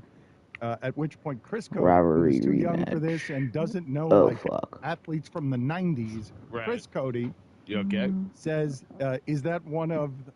Is that Barry Gibbs? Is he?" And so then the Bee Gees start playing. Stugats. Well said. Yeah. A little bit of a struggle. Complete the sweep. All right. Just minutes. That's simplysafe.com/DLB. 5 play rec and safe 5 break like tackle. Simply Safe. Ooh, shit. Don Lebitard. So we were talking to and about Freddie Gibbs. The Broncos' first team to clinch a playoff Greg spot. Cody made an appearance. Chris Cody made an appearance. And Ravens we were talking 10-4. about the possibility of Freddie Colts Gibbs 10-4. actually having the Patriots rap album of the year. 7-7. At which point, Chris Cody, who is too Broncos young for this and doesn't highest know, like, wildcard team they athletes from the clinched. '90s, Chris Cody, you okay? Says, "Is that one of? Is that Lions, Barry huh? Gibbs? Is he?" Panthers leading that. And so then 5 wins in a row. Bee Gees start playing. Well said. Well said. 4 wins in the division. We're undefeated in the division. We're down because we have a better conference record. Fuck! And we play them at the end of the season. Double fuck! Well, that and also, like, your actual basketball part of your company is not saying yes. That's the big one, right? It would be like the ABC News reported I'm leaving, but ESPN said, well, hold the brakes. Yeah. That'd be kind of weird. That part to me is the Damn. strangest because they're the same corp. They got to get on the same page here.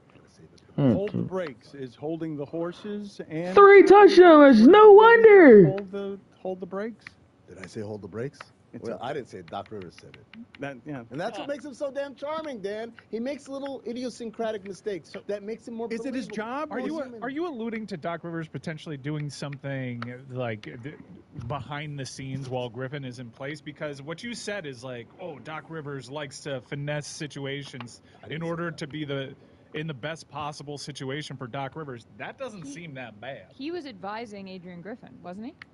That's the interesting part about this, Charlotte. He was advising Adrian Griffin while Adrian Griffin was having trouble keeping the locker room. Also, a big part of this is that the Bucks' defense completely cratered.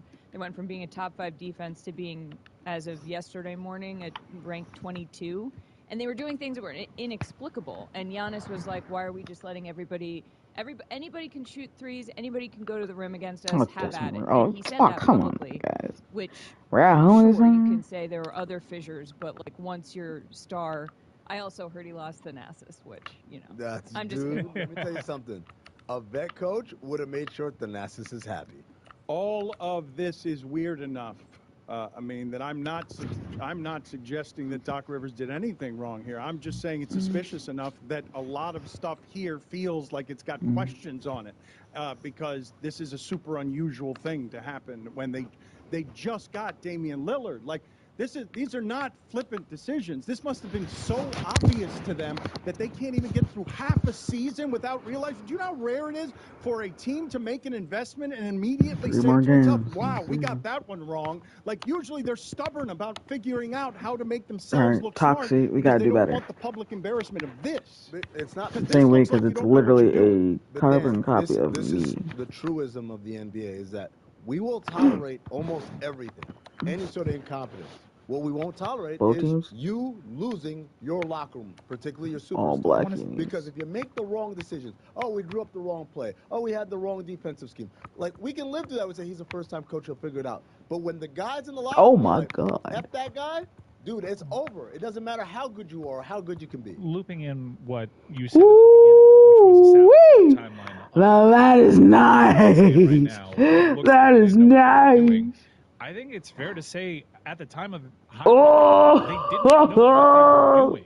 They did not know which direction the team was going in. And they acquired Damian Lillard before they made the decision on yes! Yes! Connor at The Ringer wrote that they were considering Nick Nurse, and a big part of the Adrian Griffin hire was backed Griffin because he didn't want to play for Nick Nurse. So not it seems again. like that if that's true, it was sort of like a Giannis wants a different guy, and here's the difference. So let's go with him. If the end game is Lillard on the Heat, things are going perfect, folks. Things are going. The curse of the Dame trade. I mean, what's his name? Doc Rivers isn't a guy that's going to win you. I mean, I know he's won a title with the Celtics, but it's been bad. A lot of Game 7 losses. No one has lost more Game 7s than that guy has. And when I bring up Johnson, the fact that 9 touchdowns, 80 receptions for 1,300 yards. I've gotten him plenty of times the ball. Jarvis Landry, he's not been happy. And I didn't really give him that big of a contract because we already knew he was on the verge of leaving. Anyway, Tre'Quan Smith wants to come back to the Saints. Required to be eradicated when you're a team. You see what's happening with Halliburton, right? He rushes back because he's got incentives in his contract that give him $41 million if he's all NBA, and he gets hurt again. And when he gets hurt again, the Pacers' chances with that kind of selfishness get neutered because you've got money in play, self-interest in play. I already saw the so stats. many egos in this locker room. The pressure is greatest on who in that locker room? It's Lillard, right? I don't think anything to do with make that work, right? Because Giannis if it's the unstoppable one, I can't wait to do that one. But if it's not, he's the one who's got the most pressure on him. How do you lose Lillard in 43 games? Beautiful. I don't know that he lost Lillard. We might have lost Lillard as part of a larger collection of people, the entire locker room. But again, I'll look at my stats again. You know, it's probably shitty. They're giving him 40 interceptions I throw him. I would argue the pressure's on the Bucks to keep Dame happy. And to keep Dame wanting to be here. And if Dame's out on Adrian, I actually see, you were saying that most of the time teams are too stubborn to admit they were wrong and they lose the season, then they lose in the second round and all of a sudden everyone's pissed.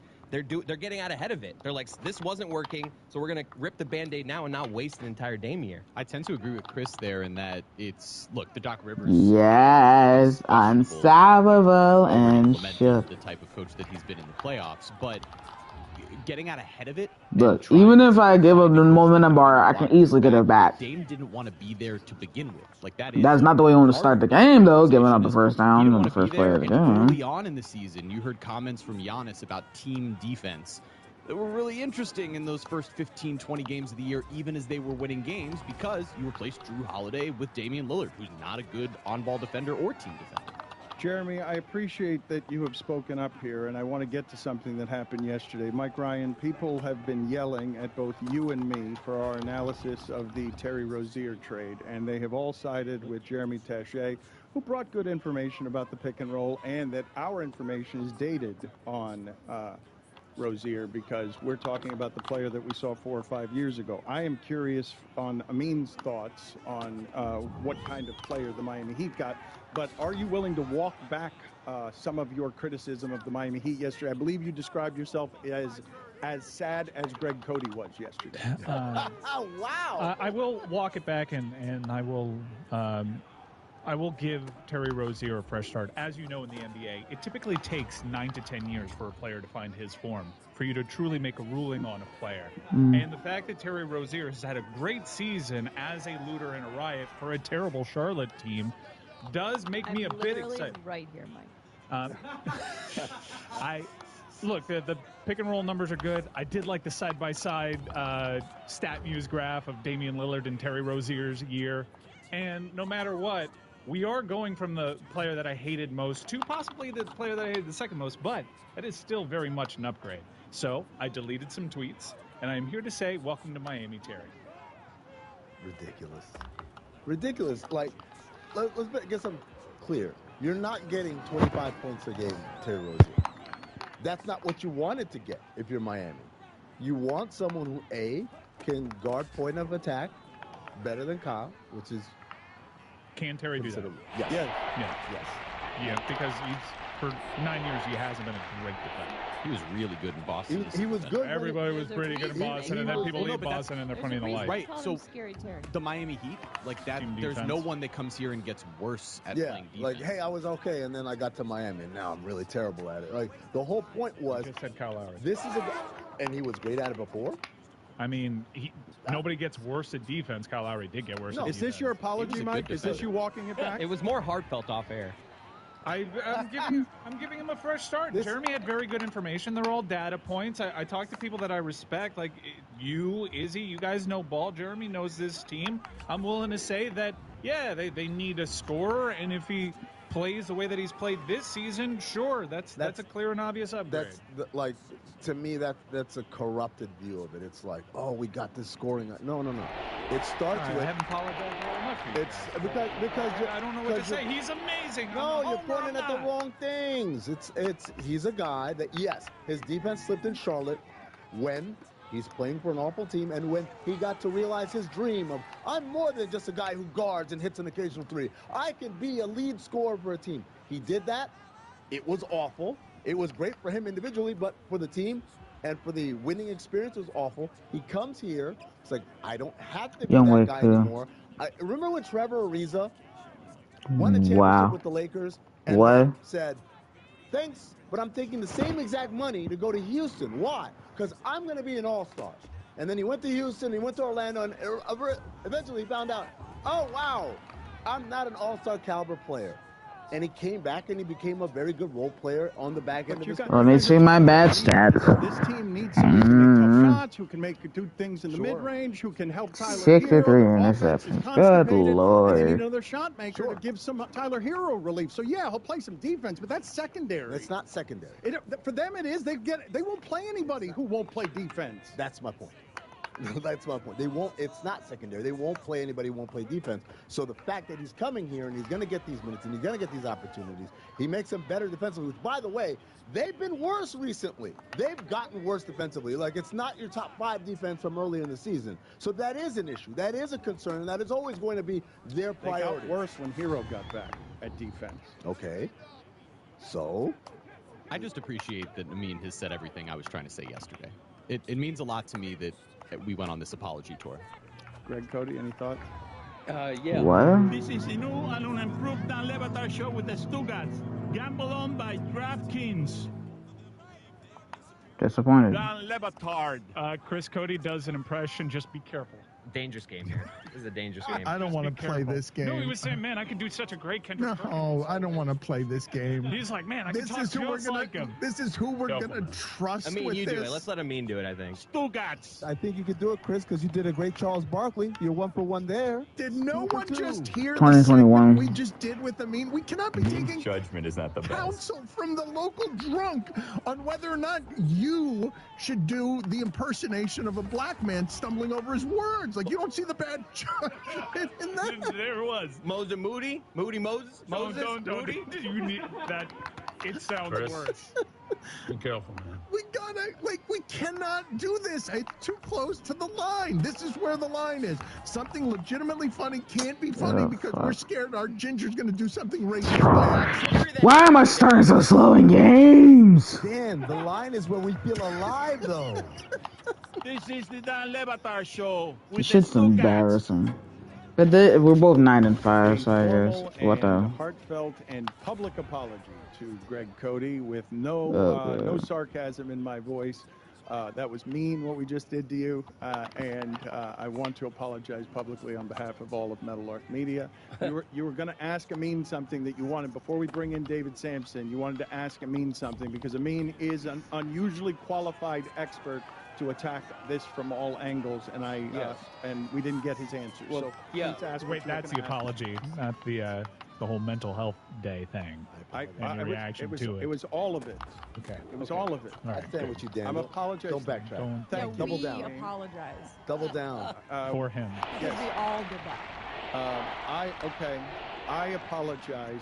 Thank you. Now I've got to correct my. And you never apologized to Jeremy. I was out there in the foxhole by myself. You guys go ahead and apologize for me here. I'm tired. I need 2,000 mental health days. We Please should all apologize to one another all at the same time. Yeah. 3, 2, 1. I'm sorry. I'm sorry, Mom and Dad, for being such a douche. Nice chat. I'm sorry to the listeners. I'm sorry to the viewers. Kind disposition. He's got to wait for I really miss you yesterday, especially when the show was legit. It could have been easy saying, how's this going? Should we apologize to That interview yesterday was bad. It was a great job.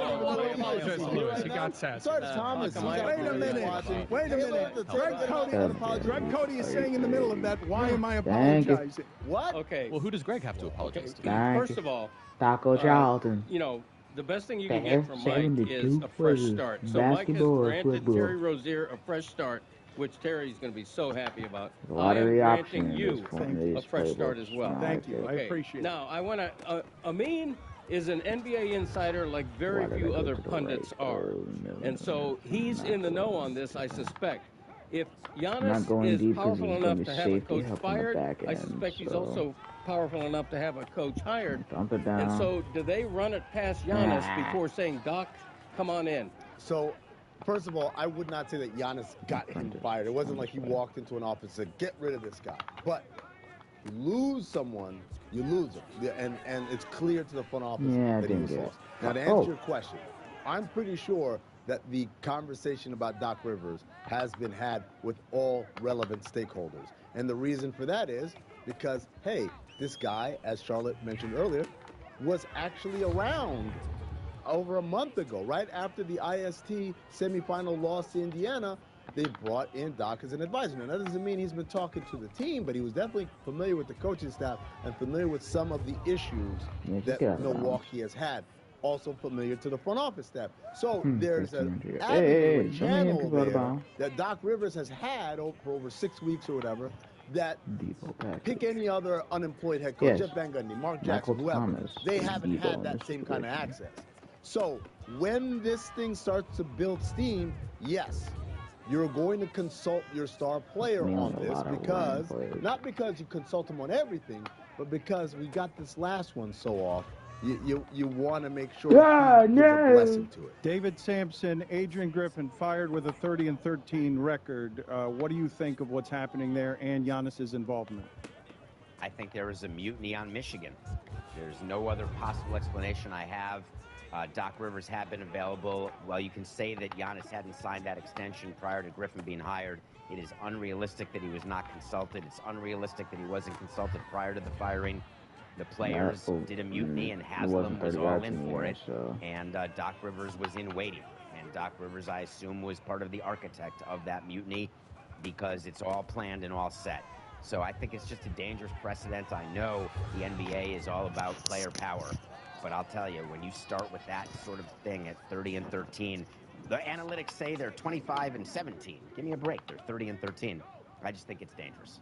I don't think this is about player empowerment or too much power to players. I feel like this is a case where the locker room was lost. Management saw that. They saw that you can't succeed if you don't have the right structure. Juwan Johnson, 3 consecutive games with a touchdown. Was that career long Griffin streak was for not putting him. structure in place, or people didn't feel like they knew what to do or where to go. And the minute you start doing that, the minute there aren't clear expectations in an organization, people feel lost, they get frustrated, things start to blow up internally. So I actually think it was very impressive of the Bucks to say, you know what, we're gonna cut this now before we lose in the first round again. And everyone said we knew in January. David did something there that was more aggressive than what I did. He accused Doc Rivers of orchestrating the mutiny. Like, that's really aggressive, David. I think I said participating. Wait, different than David did orchestrating. that? Yes. I mean, you came out the gates with that tape. No, I did not say it like that. No, I did not say it like that. You're saying he participated in the mutiny. I'm not saying that. I'm saying that there are a whole lot of questions here. You merely alluded to it. I didn't say that. David, I want to ask you, in 2003, you fired Torberg as your manager after 38 games, and then Jack McKeon became manager and you guys won the World Thank Series. you. How did Yes, you know sir. this isn't the right guy for us?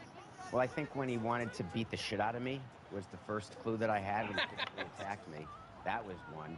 But no, Torberg had been our manager in Montreal, and he was the manager who took over for Philippe Alou because of the relationship that Jeffrey Loria had with him. And he was just terrible for the organization. He was, there was nothing positive about him at all. And when the team started to not play well in 03, and he had spent money on Pudge Rodriguez, we were able to convince him.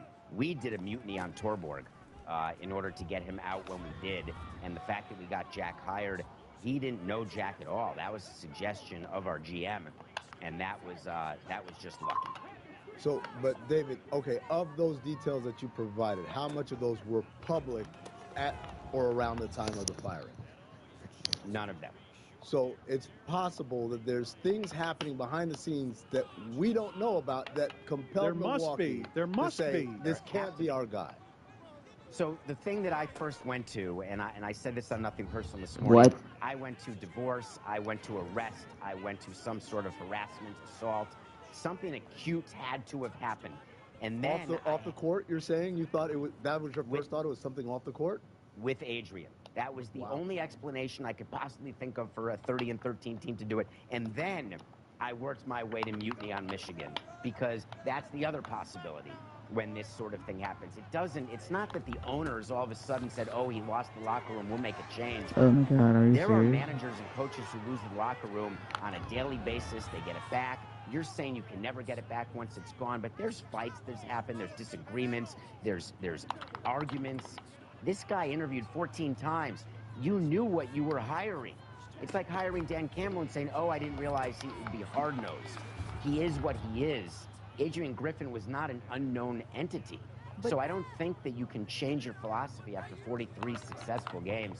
It's not a smart way to go unless something acute happened or there was a full orchestrated mutiny. Do you not think that it's acute enough if you have Dame and Giannis together who are supposed to win a championship, or it's a failure, and you've lost them? Oh, I hear what you're saying, but I think that after 43 games, it's half the season. That's pretty hard to say when you're fourth best record, or third or second in the East or whatever.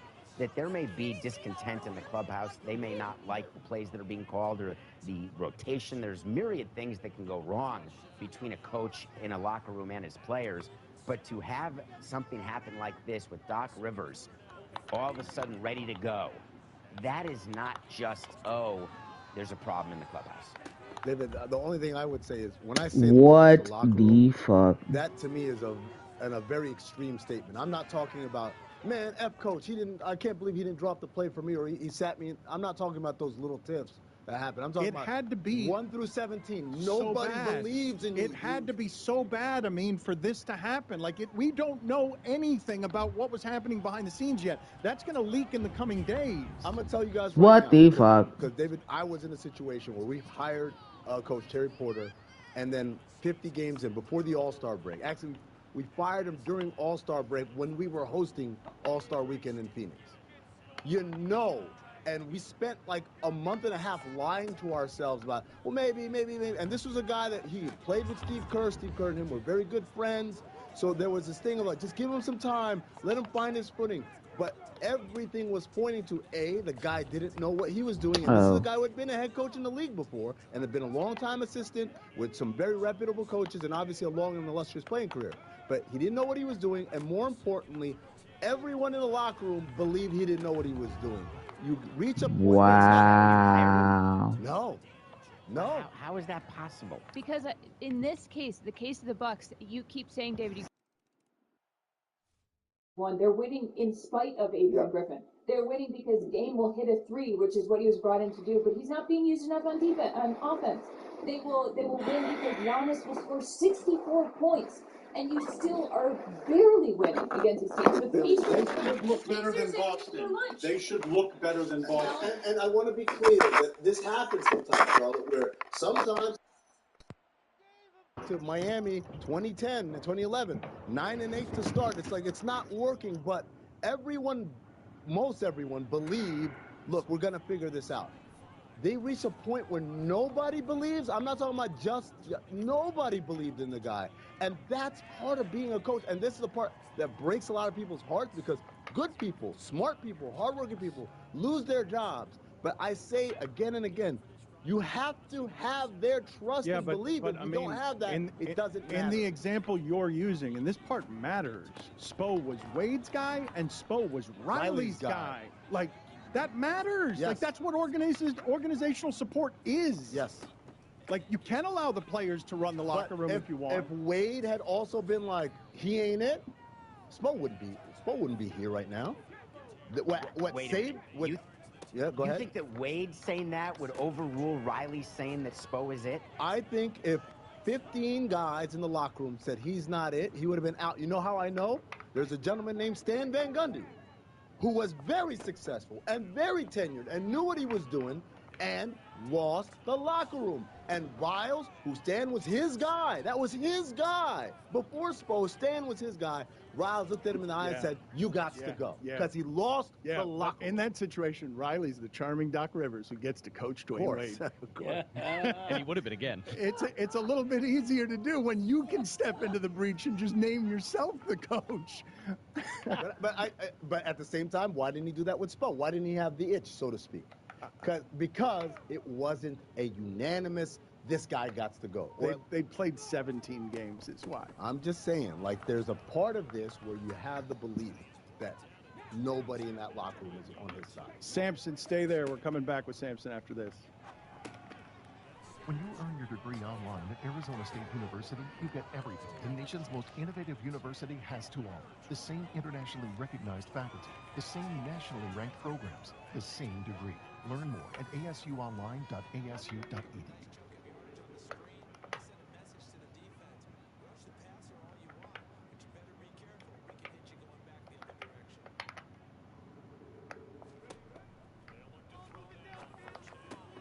Oh my god, what the...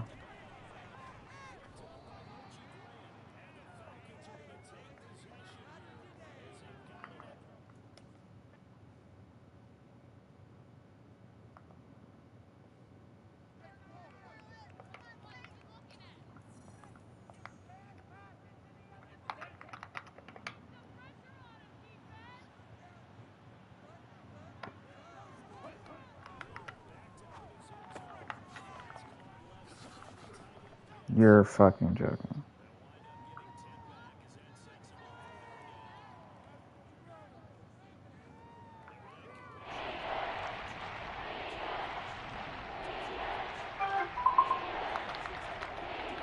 Huh?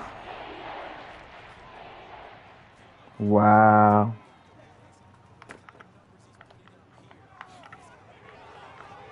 That's wild.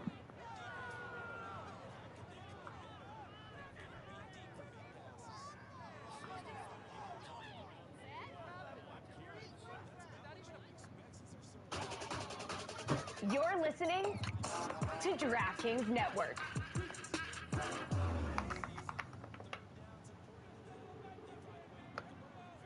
Hey there!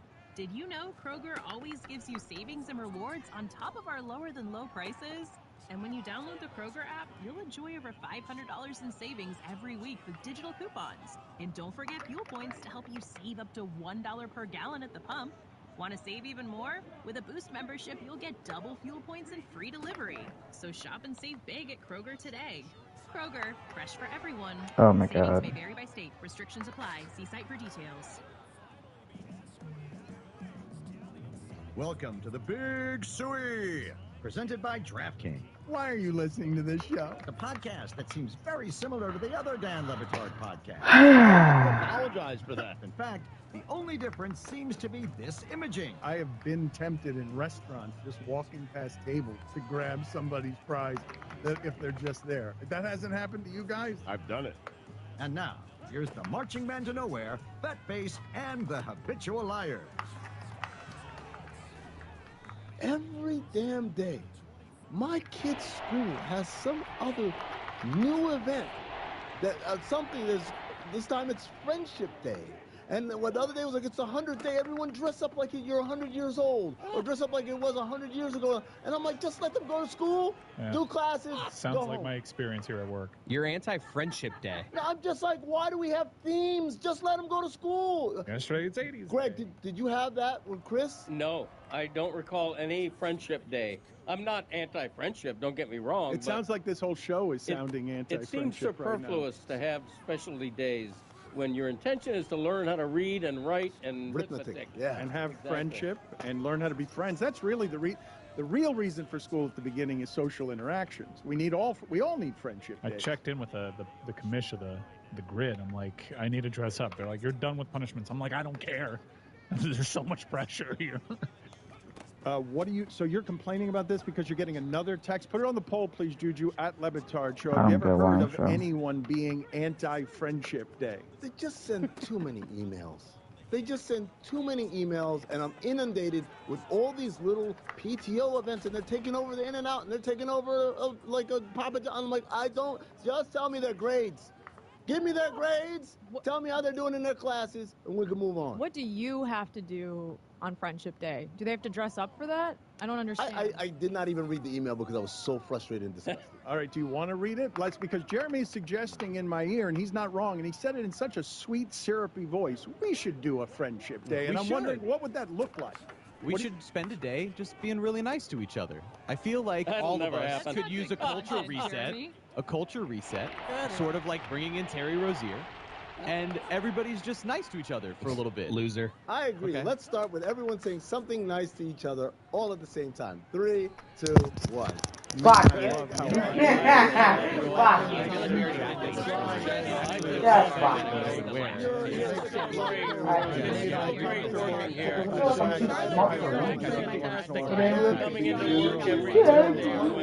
Bitch, I'm one of the most humble people you'll ever fucking know. I know what the fuck I'm saying. I'm tired of fucking losing. I'm tired of you niggas saying I can't do shit. Our relationship in the So, show. Netflix I'm and fucking done with that WWE, speaking of making money, Netflix and WWE, did they just change the way that sports are going to be viewed forever, streamed forever? I think this is the first of the big deals that's Yeah, coming our way, right, changing just about everything that we've experienced in terms of sports broadcasting. Well, I'd like to propose that the deal with WWE is actually an ancillary deal. In addition to Monday Night Raw, they really have the rights to exploit the story of WWE as though it's a scripted show, which, by the way, it is a scripted show. Now, they're going to say that they're now not just dipping their toes, but flooding their feet in live events because it is live on Monday nights. But if you actually look at the deal, which is the $500 million a year, it is actually also about all the other things they're going to do around it, trying to copy what happened with Drive to Survive in F1. The advantage to the WWE is that they get this guaranteed income, guaranteed revenue that they get to bring into their new joint venture that they have. And the benefit for Netflix is they get programming, it's live, and they get all the other content to help people spend $24.99 a month. So it is a great win. What the leagues will do, including the NBA, is they will approach Netflix, but they will have approached them and would have approached them for their broadcast deal, not mattering whether they had done a deal with WWE. So I don't think it changes anything in terms of the 4 professional sports leagues, but it is a smart investment for Netflix and a really good deal for WWE. Well, let me understand what you're saying here, because I think one of the things that people don't understand about why ESPN had to pay so much more than the other entities for the NFL, it's at least in part because they paid, I think, twice as much as Sunday Night Football in America. It's because they need all week on all of their programming to be able to continually show football footage and highlights to make them look big on all of their programs. What you're saying, are you saying that the intellectual property of the WWE is more valuable or as valuable as the live sports that are now coming to Netflix? The NFL will actually sell you the right to show highlights. You just have to pay for it. Just like Major League Baseball would as well. You don't have to be a rights holder for the actual games to have the ability to show highlights, but it's incredibly exorbitantly expensive. What I'm saying is that what Netflix is doing is they're getting the right. It's not just for Monday Night Raw, and that's what's being reported. What they're paying for is the ability to exploit, as I said, other assets of WWE. And there's an international component. We're just focused on the U.S., and international is a much bigger market. Internationally, they get SmackDown and all the other premium events that are on different channels here in the U.S. All of that will be on Netflix internationally. And it's a major win for Nick Khan and WWE, because I think their SmackDown network deal with Fox was in the range of $250 million. This far surpasses that. And the stock market is loving this partnership between WWE and Netflix. I believe it was up 10%, Netflix was. So huge there. David, I want to switch gears and talk to you about the Academy Awards, because yesterday the plot to Barbie played out right before our eyes, where Ryan Gosling gets a nomination and immediately has to apologize for it. I love this, and I will bring people to today's Nothing Personal, because I had something to say about this. Margot Robbie was not nominated for Best Actress, and I think she should have been. Greta Gerwig was not nominated for Best Director, and I think she should have been, though the other people in the categories are not schleppers.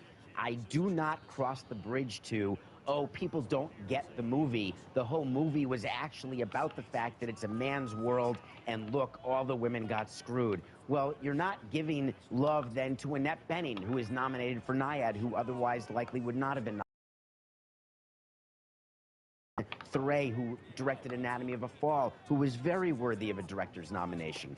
So I don't want to draw that bridge. Ryan Gosling was fantastic in Barbie. What the and hell? By the way, Barbie did get an acting nod from a woman, America Ferrera, who was fantastic too. Sometimes the numbers make it so deserving people get left out, and that stinks. But it is not an Exhibit A of what's wrong with this male-dominated country. I know that sounds terrible for me to say as a white male, but I really don't believe that. Well, it's not a zero-sum game, David. You can nominate more than one woman for Best Director. Absolutely, and I think Greta Gerwig should have been. I think she should win over Christopher Nolan. Barbie is my second favorite movie of the year. I totally agree with you. I was merely saying that I don't view it as the Academy saying no to women when they said no to Greta Gerwig. I think that they just got it wrong. I don't think it was purposeful because of her sex. But I think that there's a difference between a movie getting I nominated gotta for try Best Picture. something. I understand there are only 5 nominations for Director and there are 10 for Best Movie, so someone's got to be left out. But you're rewarding America Ferrera as Best Supporting Actress, and then you're not rewarding Greta Gerwig for directing and making the thing at the top of the pyramid. She was the CEO of the movie, essentially. And you're saying we're not going to give it to her, but we're going to give it to America Ferrera, so that we're giving somebody something, but we're not necessarily giving it to the person who gave America Ferrera the possibility. But it doesn't of really getting work that way, because everyone in the Academy gets to vote for picture, but then it's different sections of the Academy that vote for the other awards. So it was directors themselves who have nothing to do with supporting actress. So I do hear you when sometimes you compensate one for one, but that doesn't happen when it comes to nominations like that. And in terms of directors and movies, because there's 10 Get some best of the curry pictures, left. there's only 5 best directors. By definition, 5 CEOs are left off. This was a far bigger deal when there were only 5 Best Pictures and 5 directors, and they didn't match. How could you win? Remember Argo won Best Oh my Picture, God. and Ben Affleck was not even nominated for Best Director. That's when it gets sort of strange. David has been frustrated because he's not allowed to be part of our watch parties, and he's hanging out in the YouTube chat. I would imagine that David would love to have an Academy Awards party with you guys, but would anybody come to that party on Friendship Day? Absolutely. I would. Friendship Day? I'm Come there. on. Just I you don't two? want to do it for friendship. I want to do it because I think the audience would enjoy some sort Nobody of cares party about what that you is think, not David about the Sampson. Dolphins, You're and I a think that we should do it. scum And of a I man have because you asked ruined the numerous Mullins times, franchise. and I I don't could get give a any lot less of a responses. shit So than what I you don't want a have to friendship day. I've got a new idea. How about a I'm sorry you had communication COVID, day? but Whoa. Game changer for Metalog Media. I'm telling you It would be. Please, get me a communication director. Good luck That would with be that great. one. Yeah. David, I'm just wondering, like, how you can be so sure that there isn't any gendered element at all in voting in Academy Award nominees. Like, how can you actually say that you know that? Because the Academy Awards historically have been very focused towards only one group of people, especially in the Best Director category. I 100% agree with you, and it is an absolute number of women who have won Academy Awards, and it should be way more, and more should be nominated because they're great directors and great films. What I was simply referring to is this micro example of the person who I wanted to win Best Director, Greta Gerwig. That's how much I loved what she did with Barbie. I'm merely saying that what I think the director's part of the Academy did is they just ran out of numbers. And I don't think that that's ever a good excuse, except it's like when you're making a top 5 list. Something's got to give. But no matter how many underrepresented people are nominated going forward, it never makes up for the reality of what It happened. would be pretty dope if Warren Beatty just strolls up there and says, OLI, Greta Gerwig. It's not to be on the wrong side of history here, but isn't it typical that comedies don't get nominated for Best Picture or Best Director? Yeah, I mean, especially when it wasn't the volume of nominees that they allow for it there to help the box office. That was done in concert with the movie industry. Let's have as many nominees for Best Picture as possible. Too many. I mean, I think that speaks to why people feel like the Academy Awards have been so out of touch with what moviegoers like and what really people connect with over the last however long this has been an issue. Yeah, that's a great example. Yeah, because it's never about what moviegoers connect with. It's about art and like, oh, you farted and you made a joke. That's not art. Art is a single tear in black and white. And that's kind of been the bias against comedy. Not to say that David, Barbie is that kind of comedy. I think the bias against comedy for me, sadly, is that people think incorrectly that comedy is easier than drama. And I've always been of the opinion that comedy is actually more difficult than drama. We're out of time, so thank you for being on with us. I was going to go to your review, but you had to get that last comment in there, and now we're out of time. And I don't think you're going to want 30 seconds for your review. Okay, go ahead, as fast as you can. Go ahead. 40 seconds. Go ahead, 40 Stop me seconds. 45 seconds before the clock ends. Sound of freedom, go. 38 seconds, go. Selling children into slavery is not good. It's a pretty good review. I agree with it. Yep. Succinct. 24 With the seconds left. observation. Yeah. I feel like I'm waiting for a butt. From him, you never know, right? See you later. It was said by the butt instead of it including. He did want Make Money Day. Just want to be clear Make Money Day. what Amin was trying to say there. Quite the zag from Amin. God almighty, Amin. What's the matter with you? Gats here from my friends over at Simply Safe. Been telling you about them for years. Why? I have had their home security system in my house for many, many years, protecting both me and my family. I would not recommend anyone else. In fact, they were named Best Home Security of 2023 by U.S. News and World Report. Simply Safe is comprehensive protection for the whole home, detecting and alerting you not only to break-ins, but fires, floods, and other threats to your home, getting you the help you need. Simply Safe prioritizes your privacy. That's why their indoor security cameras are the only ones on the market with physical privacy shutters to ensure your privacy 24/7. Try Simply Safe for 60 days, risk-free. If you don't love it, return your system for a full refund. Keep your home and family safer than ever in the new year. As a listener, you can save 20% on your new system with Fast Protect monitoring by visiting simplysafe.com/DLB. Customize your system in just minutes. That's simplysafe.com/DLB. There's no safe like Simply Safe. Dan Lebatard. Many of you, by the way, are writing in and you're saying, Dan, quit being so mean to co-hosts that you always deem incompetent. That's the formula, man. Me being mean to the co-host is what allows Stugotz to take a very wealthy vacation right now. Stugotz. It's a winning position for everyone but me. Have you guys not figured this out yet? That's the whole thing, is me being rotten straight, man, as everyone else gets to be incompetent, then I yell at them for being incompetent. And here's I don't some get more why I'm of it. struggling today. Magic elixir. Bad, which is the only thing Greg Cody can be, becomes good and lovable. And it's because standing next to obnoxious, strident me makes everyone look that way. Yeah, and the brush with death helped. Yeah, that was planned by me. The whole thing was contrived. This is the Dan Lebatard Show with the embarrassing. Stugotz. Presented by DraftKings Fantasy Sports. Check out what Thank DraftKings has to offer you. this season with code DAN, because life's more fun when you're in on the action. DraftKings, the crown is yours. Gambling problem? Call 1-800-GAMBLER. Age, eligibility restrictions apply. Void where prohibited. See DraftKings.com for details.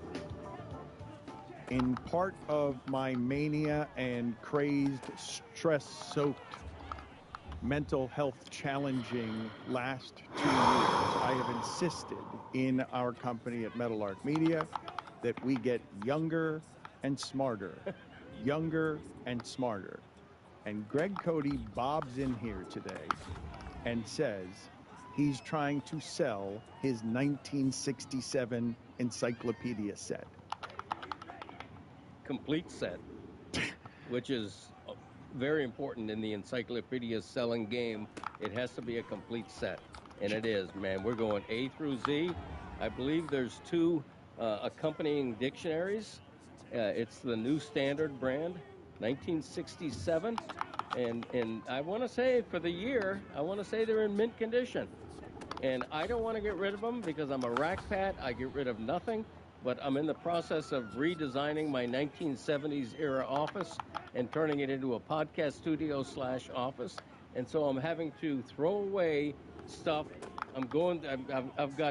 I rarely use a stapler anymore. I've got like 9 boxes of staples. I don't even want to throw those away. So I don't know. I cannot throw my encyclopedias away. I just can't. My parents bought them for me when I'm like 12 years old. And they mean something to me. And I'm thinking of selling everything and giving it to Ron McGill's charity or something, because I will not throw away stuff that is meaningful to me, but I will sell it. I've got so much stuff. I will sell it, though. I will. This is Chris. He's doing you a favor because my grandparents, when they passed away, we spent. Whoa! What? No, this is important. What she's saying.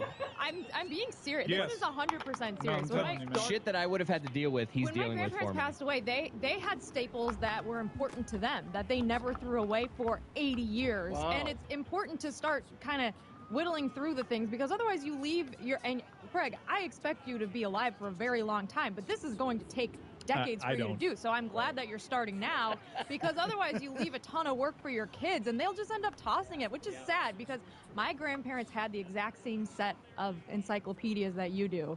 And I'm not quite sure how accurate they are now. Jury's out on what they say about evolution, for example, but they were amazing to flip through. It was so fascinating. Truly, nothing exists like that now. You can actually feel anything you want. I agree. Put it on the poll, please, Juju, and I wonder how our audience will skew on this in terms of age. Have you ever seen an encyclopedia set? Because I'm assuming there are all sorts of young people out there who may not even know what the hell an encyclopedia is, because it's not necessary anymore. We bought, my family bought an encyclopedia in Oh, now you want to give him the ball. About a terrible time to do that. It was a great gag gift back in the day. Like when I was like 7 or 8, I remember my uncle once, Uncle Richard, R.I.P. He, for Christmas, was like, hey, here's a bunch of encyclopedias. And I was like, no, Uncle I'm a Dick, kid. Not Uncle Dick, No. Uncle Richard? Yeah, my mom's brother was named Uncle Richard. The more serious So Uncle 2 Dick. dicks. We had 2 dicks. Yeah, he was a dick too, I think. Windows 95 dropped 2 weeks later. Now we have Wikipedia, which is great. Right. I don't know. I'm kind of into the idea. I'm going to bid on these if you do put them up for auction, Well, Greg, because well, a this- 1967 encyclopedia? Hold Can't we on. just give them to Jeremy, Dad? I mean, what are we doing? No, but Chris, well, I'll tell you what we're doing here. I am telling you that if you put that for sale right now for Ron McGill's foundation, Oh my God, what the hell? you will raise a ton of money from our audience. Somebody who would like Greg Cody's full set of fossilized books. People wanted Mike Fuentes' old shirts. Right. Like, why? I do not know, but several people asked for them from Mystery Crate. All right. So, Greg, there will be buyers for your No, do me a favor, please. Make just Bimmel, put me our out of my COO, misery. useful out there. Tell him to figure out, go out there and tell him to figure out He can hear us, Dan. how to, I know. Yeah. I'm and well that aware. Make him useful line really landed. Let's get him to sell Greg Cody's encyclopedia to show people. He's on a Zoom call right now. Should I go out there and be like, hey, make yourself useful? Yes, interrupt him, whatever he's doing. Yes, tell him to stop what he's doing and sell Greg Cody's encyclopedia set to our audience, because I do believe that this has a legitimate value and it's got a sentimental value to Greg Cody. You're going to be taking something, an heirloom of Greg Cody's, and I know it sounds like a cash grab. I know Skip's out there too. Tell Skipper to help us sell these encyclopedias as well, because I believe our audience will pay a lot for Ron McGill's foundation. Dumber the more we talk it out, honestly. I want to sell them by the end of the show. I want to bid. I want people to bid on the. Thank you, Jeremy. Thank you for I'll be a part of supporting it. this. I love this. I think this is awesome. I would love to get an encyclopedia Start set the like bidding. that. $5. How else? How hard would it? How hard? Man, do we need that much help? Can't we just do it on eBay? Like, do we need that much help doing Well, then Greg might have to actually send out all of it himself. Let's start eBay. Let's see where we just sell crap from our show that nobody would actually want. Mike Ryan, please go out there. Tell Skipper and Bimmel to start eBay, where it's just selling. Chris is an ideas guy, man. I mean, 80-20 your way. It is a Greg Cody. It's a Greg Cody yard sale. Yes, it's a Greg Cody yard sale where we just sell crap. That's correct. And I have so much. I want to have a full-fledged auction because I have so much else. I covered 20 Super Bowls in a row. There's so much crap in that office, Dad. I mean, I get your drawer full of credentials. That's a cool drawer because you probably got credentials there from the 80s. No, I do. I save all my major credentials. But I also have Super Bowl satchels that they used to give out to the media every year. You have a bobblehead that doesn't look anything Jeremy like Jeremy is saying, you know how Antiques Roadshow, it's one of the finest shows. Also a great example of just historic white privilege. You had what worth what in your garage? Right. You have, with your credentials, you have something that people would actually want that represents Super Bowl artifacts, like from a different time when football didn't sell out Super Bowls. You have precious heirlooms that I believe the audience would. Now, I don't think they're worth anything, but they're priceless. Right. They've never been used. Like they're brand new. Well, you went to the games. The credentials were used. I'm sure you the used credentials all, were, but the not toe the bags. satchels. Like Well, the Hold on, you computer bag. accepted a gift from the NFL, You're Greg? fucking I did. Oh. The rules were under $100. I'm you weren't losing allowed to to accept any Desmond gifts journalistically Ritter. over You fucking $100. You should have looked in Edwin Pope's trunk. No, back in those days. I mean, you know, just saying. I mean, it's that cat's out of the bag. I don't know who that is, but it's funny. Too soon? The body's still warm. You know what's ridiculous about that whole thing about the media not accepting gifts and everything? It's like because I got a satchel that I've never used in 40 years, all of a sudden I'm going to write a very flattering column about the Super Bowl. Rice Stadium was an amazing host. I got a $25 satchel here. You know what? What a great run league. The commissioner is wonderful. The best game I've ever seen. I'm going to actually change what I write because somebody gave me a cheap gift that I've never used. We're running out of breath. Were you there, allowed okay? to? Back in the day, my dad would come home from a game or like a road trip, and he'd have like one of these like stat books, like not like printed out paper, but like an actual like media. Yeah. Like, were you stealing those? He's got all the media guides. He's got every historic media guide in his desk That's from the another night. thing I've got. And they don't give out media guides anymore. They're all You used to come home, and I love it. I'd be like flip through. I'd be like, oh, there's Zach Thomas. Yeah, that's another thing I want to sell. But Greg, correct me if I'm wrong, because I'm not often in the press box, but this is all mostly digital now, whereas like I remember like 10 years ago, they print everything out like every quarter of a basketball game. They're still doing the quarter sheet at basketball games. Okay. Oh, what a waste of paper. That is a waste of paper. Yeah. I They also have assumed a that was screen with all the digitized stats now. up there, so it's like. But why it's do I need- amazing if you're a head coach that doesn't want to make eye contact during a press conference after you've blown a 3-1 lead. True. If you're Doc Rivers, in other words. Can you guys get eBay off the ground? Oh soon? my Because it's a God, are flea you market. serious It's right I'm telling you, as a yard sale, this stuff has value, and you would raise a lot of money for Ron McGill's endowment if we sold some of your stuff. And, as Jessica mentioned, you're just doing something thoughtful for your son before you die. Seriously. I don't think I'm asking too much of him to throw away all my shit, considering the No, but inheritance. what means something to you is another thing. Like, you want him to respect the things that meant something to his daughter's grandfather. Right. Like, you want him to be able to explain to the granddaughter that brings you tears of joy now. We were just talking during the break, Greg and I. I love Greg Cody for whatever it is that issues crop up over 50 years. He is a person I love. And he was talking about, at this age, he gets more emotional unreasonably about things because he's feeling, I'm sure, his mortality. The granddaughter has brought up all sorts of emotions where he'll just break down weeping thinking of his granddaughter. And what Jessica's suggesting is accurate. It's correct. Yes. That you would want her to remember her grandfather in ways that are meaningful, and you don't want Chris throwing out shit that means something to you. Correct. I mean, you're not going to be around to file an appeal. Every time I go to my dad's house and I'm like, I just look in his closet, and like 20 years from now, I'm going to have to throw out a DVD copy of A Fish Called Wanda.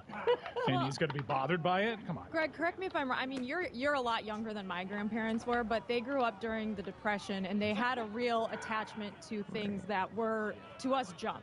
And they wouldn't throw away anything. I mean, they had the same appliances for literally 70 years. And eventually we were like, you need to get a new oven because you're going to light your house on fire. But they wouldn't get rid of anything. Right. And so their accumulation over the years, their house in Pittsburgh was filled to the brim with things that were just like rubber bands from the 1950s. We don't need those, Grandma and Grandpa.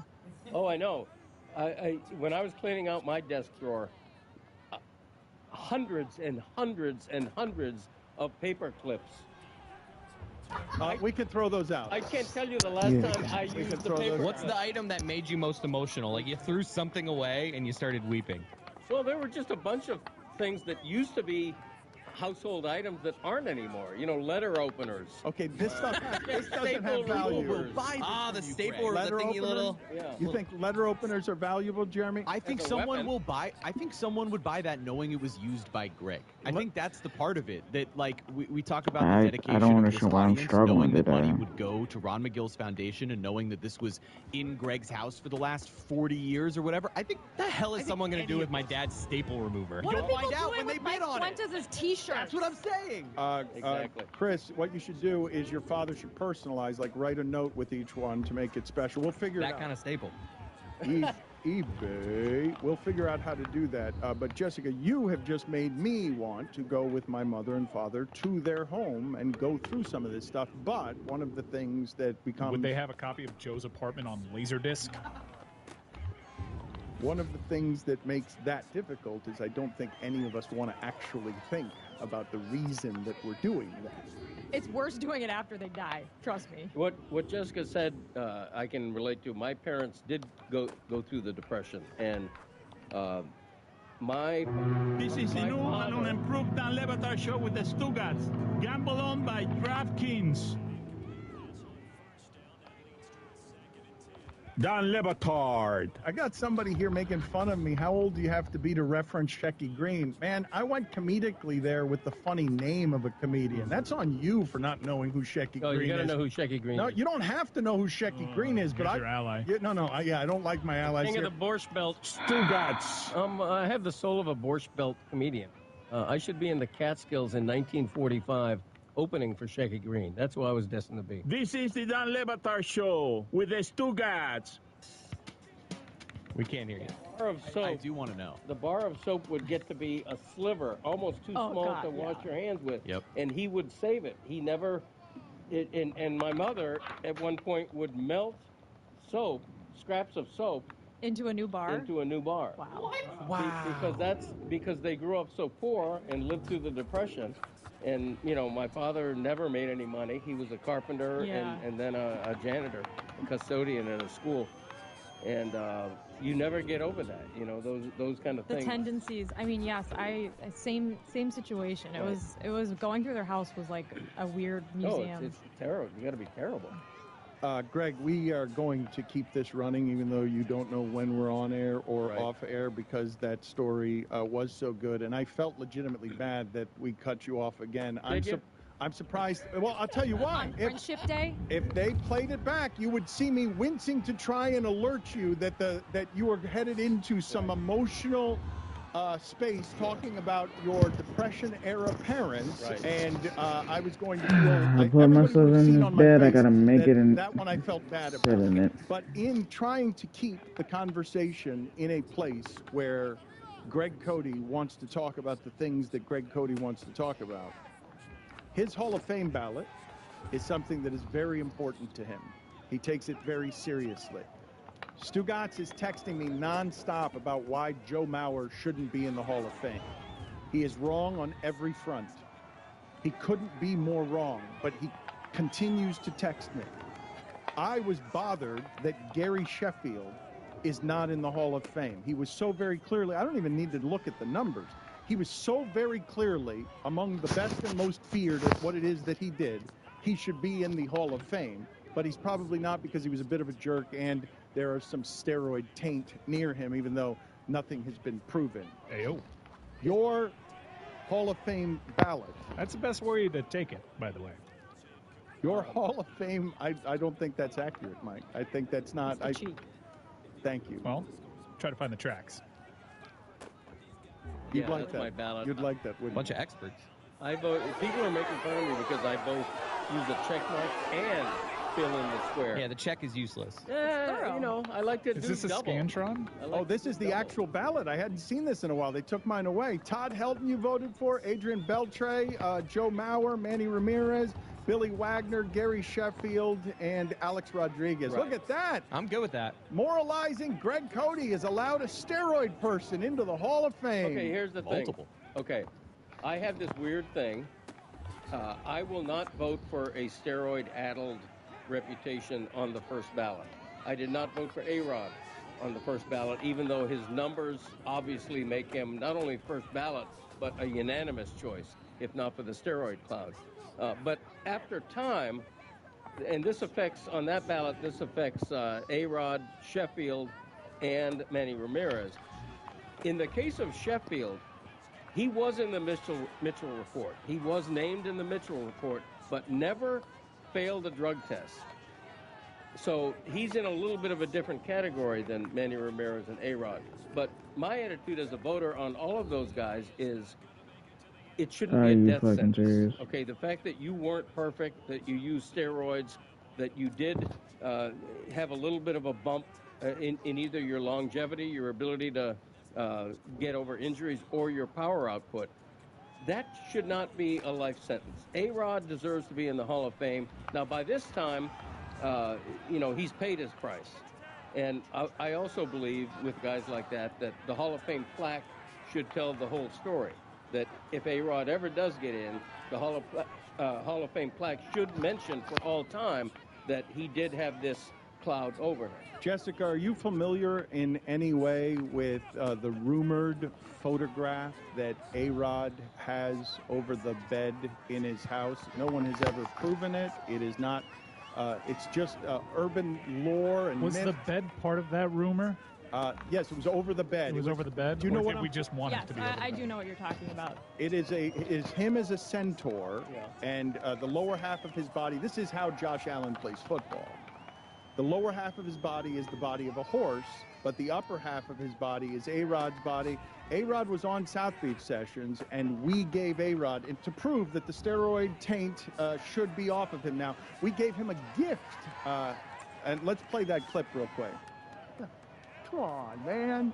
This doesn't look anything like him. This doesn't look anything like him. Here you go. This is my gosh. This is the... It's ridiculous. I mean, first of all, I wish I had that body.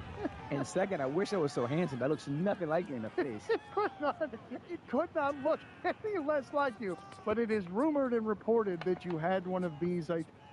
By the way, hold on, let me say that. This is actually really funny because you don't know how many times in my career I had to answer that I had something like this above my bed And it's so infamous a story, and I almost don't deny it anymore, but I think it's actually kind of funny. You can now have it. You can now have it over your bed. Now I can make it a reality. He left with it, and where did he put it? Where do you think it was in a dumpster before he left the Elser? Over his bed. You think maybe? Here is Stugatz coming after me via text. Joe Mauer is not a Hall of Famer. Hall of very good, maybe, but not the Hall of Fame. Joke. Placido Polanco had more career hits than Mauer. So does Jason Bleeping Kendall. So does Juan Pierre and B.J. Surhoff. Jim Fregosi hit more home runs than him. So did Sixto Lescano.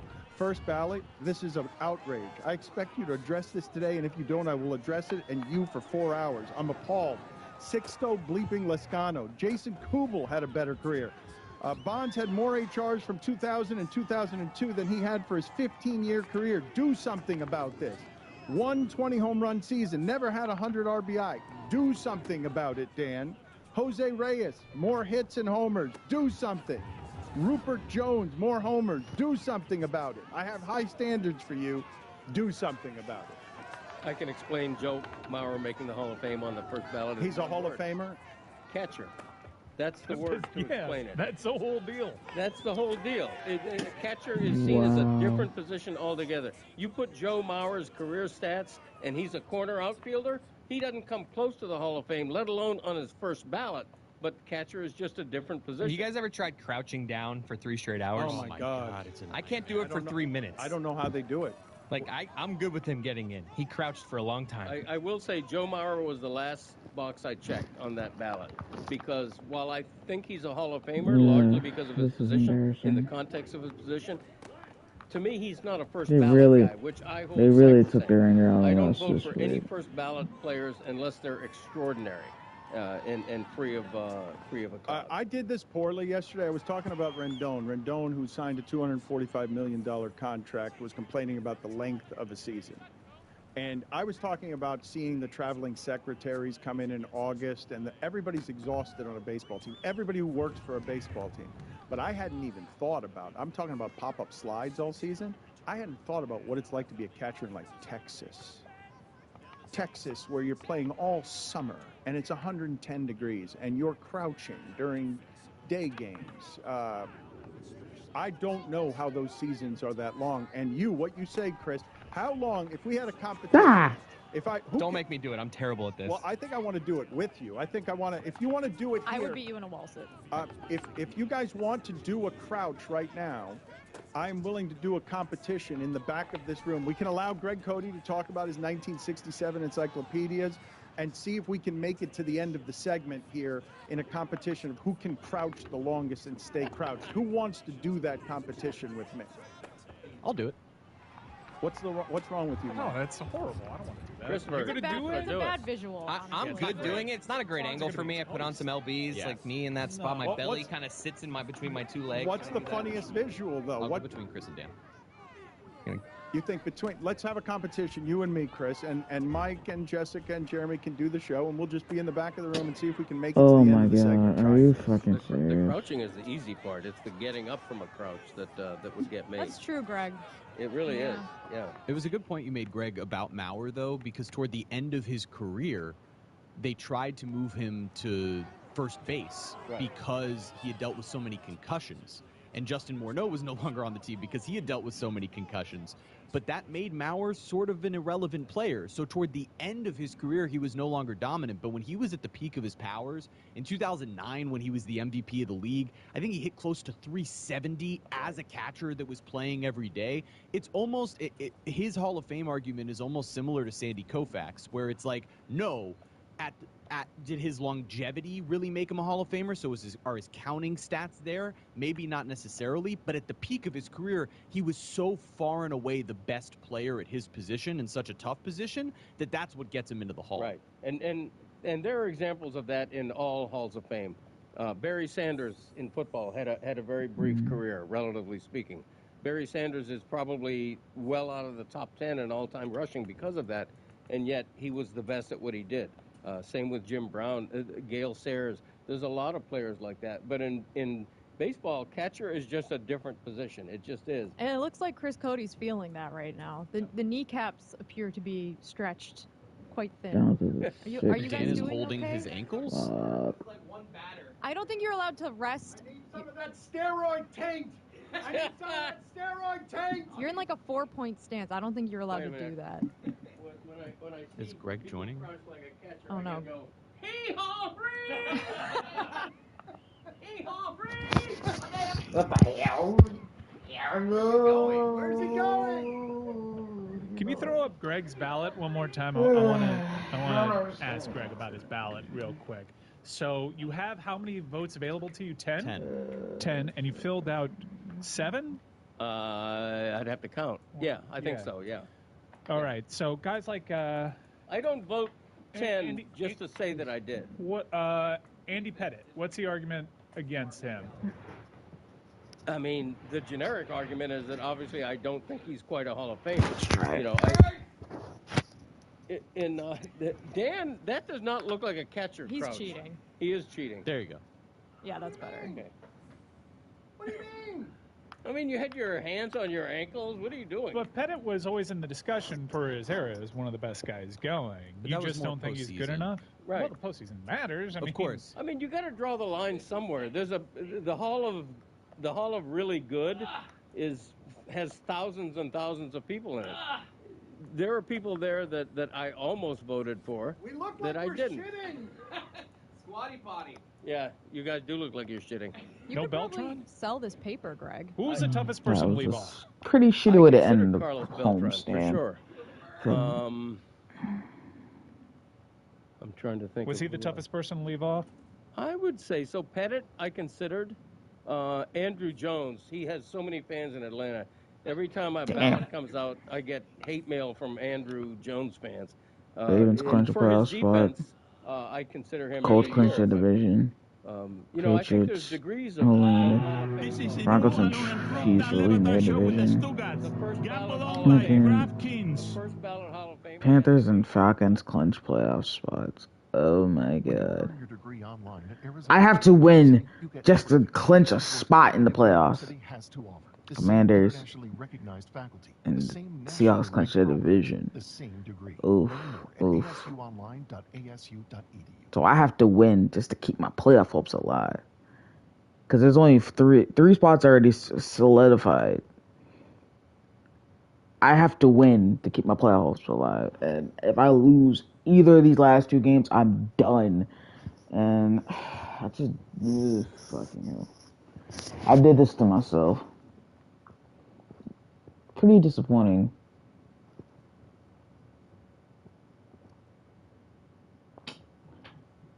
Yeah. Honestly, it's not even... It's just stupid. I don't understand. Teams want to claim that they're for diversity, but they don't want to hire black coaches. 5-year deal. You're listening. I mean, they might as well just keep it in house and have. That would be the 6th seed going to Washington again. Folks, this year the big game. But is I gotta not win just out. for I have a football chance fans. for It's the time to go all in division. on food. Tums and DraftKings have teamed up to create a free-to-play Come on. pool, so you can. I've get only been in on for the 2.5 action hours. I'm keep on surprised. snacking. There's a share of $10,000 up for grabs. To take home the cheddar, just make the right picks about America's game day grub. Play free in the Tums Prop Bites pool on DraftKings to score big without the burn. Learn more at TumsPropBites.com. Eligibility restrictions apply. Void where prohibited. See DraftKings.com for details. This is the Dan Le Batard Show with the Stugatz Podcast.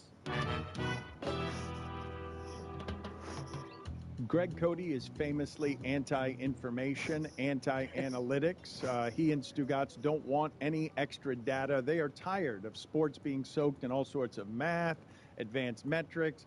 Just play the game.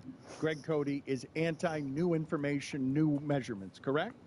Correct to a point. An example I would use is the idea that this runner is going 17.2 miles an hour in the middle of a touchdown run. I don't need... You don't think Fuck! the Dolphins had the 3 fastest speeds in the open field measured this year. That's not interesting to you in any way. My eye test tells me that the Dolphins are a really fast team. Every NFL player looks fast to you. No, that's not true.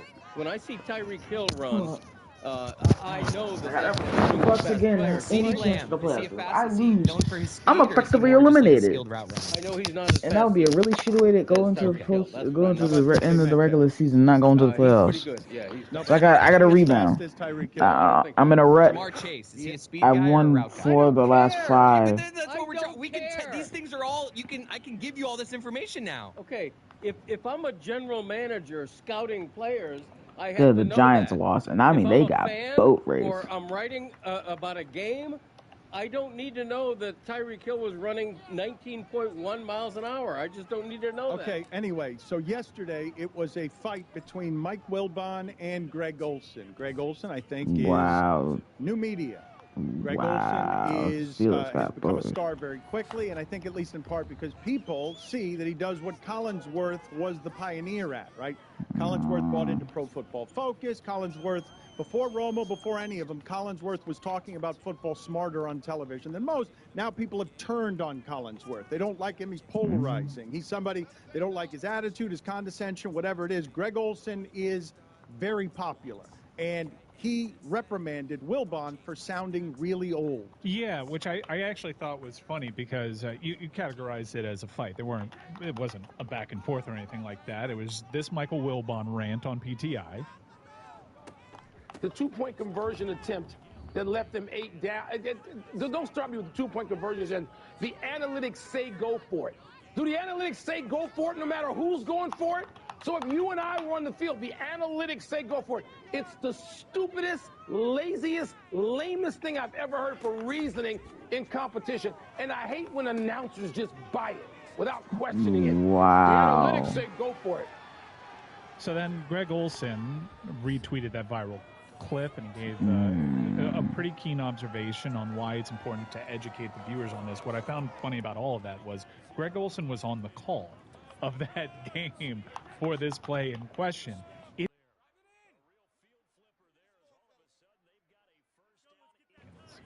Stop fucking turning on, bitch. I need action to come on. There is a logical explanation. We did it yesterday, and we did our best to maybe make it fit inside of 40 seconds.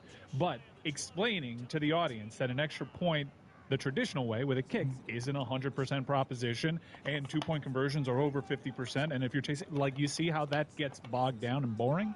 Yes, and one of the reasons that I believe people are conflicted about this is that there are two types of people in the world on how they enjoy sports. Some people just want to enjoy it. Other people want to learn more about, get more information, be more informed about, more educated about what they're watching. We are trying to make it easy for them, those, and I say we in terms of people in the media that are trying to simplify the messaging, but then you don't trust it because there is a button that comes up on the bottom of the screen that says analytics say go, and without context you're to believe that just some amorphous thing is telling you you should go. But to simplify it best I can is, and these coaches are now doing it, after John Gruden says, I go with my gut on 4th and short, and they drowned him in paperwork on why it was better to go for it more often on 4th and short. Now everyone in the league does it. You could have, 10 years ago, exploited this mathematical inefficiency by winning in the margins, by being ahead of everybody, but everybody was doing it the Gruden way. McCarthy was always punting on 4th and short, whatever. All of this is to say, sometimes all you want with your analytics is entertainment, and for that, Patrick Waugh. We don't like analytics when you're in the bottom of the league, and we like it when we're in the top of the league. So that's pretty simple. Analytics.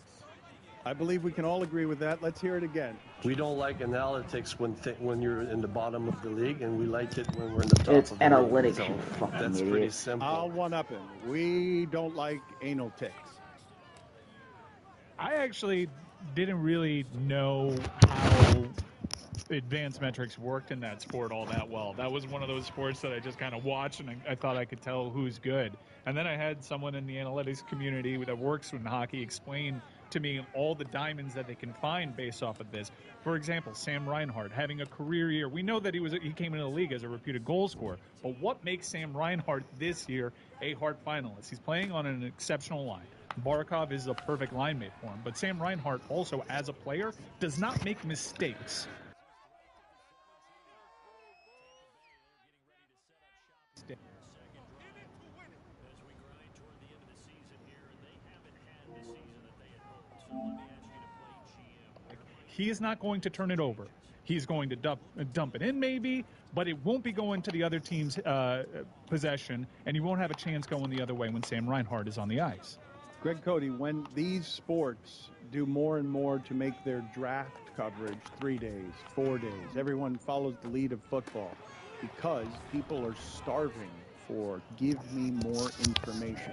Don't you want this information to be max research, that the people who are analyzing it aren't just hot take artists who are doing what Wilbon is doing, which is, hey, I know what I know sports, I don't need any more information. Don't give me more data of how people are winning by, exploiting value or how it is that they do measurements better than other people do measurements. Just a gas bag about whether you think Caleb Williams is better than Drake May, but don't put anything behind it when all of the studying of this is subjective. I don't mind. $5. No, you pulled back. We didn't hear it. I don't mind Greg Olson telling me that the analytics say you go for it on 4th and 1 from the opponent's 48. Fine. But to Mike Wilbon's point, and this is a shock, I'm going to stick up for Wilbon. Oh, boy. To Mike Wilbon's point, that doesn't mean every team in that situation needs to go to it. What if your team happens to have a terrible track record of third and yes, but Greg, we're just playing probabilities. But that's accounted for in the analytics that the teams run. It's not like a one-size-fits-all thing. Like right. Cade Otten, but let's really? say the analytics say that the probability is 51%. Are you beholden to that 1%? It's how I would do it. I'd want every 1% advantage that I could get, and I understand if people would want to go with their guts, but I would just follow the math. I'm going to stick up for Greg Cody, who's sticking up for Mike Wilbon. Even though I'm a firm believer and have been for several years on analytics, there is something to taking the temperature of a game, seeing the momentum of a game, seeing what a team is excelling at. And I know that the analytics take that into account. But also momentum swings is this big intangible that can't really be taken account for. Right. And that's one of those things that your head coach in any sport, you give them all the data, they take the feel and the gut, and they come out with the best decision. And that's why you hire these people. That's why you interview them multiple times. Exactly. And what if, for example, the analytics say go for it on 4th and 2, but you don't have a great running back that you trust, and your quarterback hasn't been particularly accurate that day, and you just have a vibe that this might not be smart, and if we don't get it, it could really blow up on us. I think there's too much gut feeling that goes into any decision like that to be a slave to analytics. But we don't like analytics when you're in the bottom of the league, and we like it when we're in the top of the league. Exactly. So that's well said, Patrick. I had a frustration here.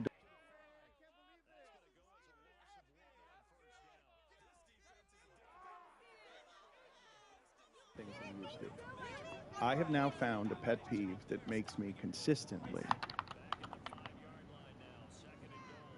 extremely angry in a way that I notice each time, wow, I shouldn't get this elevated by innovation. And it is Uber drivers using the center of my street as a parking lot. And I now have to wait for somebody to, I too have to wait for somebody to come down from whatever, fourth floor that they're on, because someone has decided that they're not going to have the respect that taxi services used to have back in my day, and you pull to the side of the road instead of all over Miami Beach, stopping right in the center of the road. I understand why you're lashing out at Uber drivers, but really the issue here is bad infrastructure and people that are being rude because they're waiting for the Uber driver to arrive before they make their way down. And as we distribute guilt here, the Uber driver's doing whatever they can do, because then they have to loop all the way back around because Miami Beach doesn't have a waiting lane for them. Your business flaw is not my problem if I'm not partaking in your business. The middle of the street is not a parking lot. Well, your problem is that you're living in a place with bad infrastructure. And Miami drivers. Like, you're dealing with Miami drivers to begin with who are trying to avoid Miami-based Uber drivers who are, I mean, come on. We have the most selfish drivers in America down here. You think it's worse here than it is in New York? Because I think it's all over. I think it's all over the globe. I don't think it's just here. In New York, you have the option to use other methods of transportation. Oh, God. Here, everyone is for the most part. So you guys are of the feeling that this is worse here than it is in other places? I think it's why it's making you so upset, because you are right to feel irrationally angry about how bad it is down here. I literally almost hit someone on my way in this morning because they stopped in the middle of a road waiting for an Uber. The only reason I bring it up is because it happens to me 9 times a day. Like, it's not, I'm looking around, we're already wildly overcrowded in Miami. This is not happening once or twice. The reason I'm getting angry, I'm like, when did this become allowed that everyone's okay with the idea that this should be ticketed at any point in my life by a police officer? They got to close Ocean Drive and make it pedestrian traffic again. It is such an antiquated street for It's this. not Ocean Drive that I'm talking about. I'm talking about all over Miami. I'm not talking about just Miami Beach. This is happening to me anywhere I drive in Miami. Like, I understand what you guys are saying about my infrastructure. I'm telling you, it happens to me 9 times a day. I mean, Brickell is a series of one-way roads. I got to go 3 miles out of my way With a to... drawbridge in the middle that sometimes is a... Oh, the worst. The worst. I grant that your anger is This is the new and unimproved Your Dan anger, Le now, Batard show with the that's Stugatz. on me. Gamble on by DraftKings. Forget the noise and pressure around fitness at New Year's. Start in a way that's right for you, whether that's rowing or or biking or just simple meditation. They've got you covered. Peloton's making it easier to get started. Right now, when you buy a Bike or Bike Plus, get 2 months free Peloton All Access membership. Peloton helps you start no matter what level you're at. Wherever you're starting, there's thousands of classes to get you moving. Whether that's beginner or advanced rides, feel-good live DJ rides, or And even stop doing the same damn plays! they've got you covered. That's all you got burned last week. Instructors keep you motivated from day one. If you're gonna pick plays, man, fucking do the right plays instead of picking the same shit. Build from there. And now, with Shit is Peloton annoying Entertainment, as watch your fuck. favorite TV shows and live sports as you ride. Perfect for those days when you don't want to miss a thing. Get And why are started they with killing the Peloton's clock limited for? time offers. Head to onepeloton.com/deals. Terms apply. This episode is brought to you by Intercom, their customer service platform.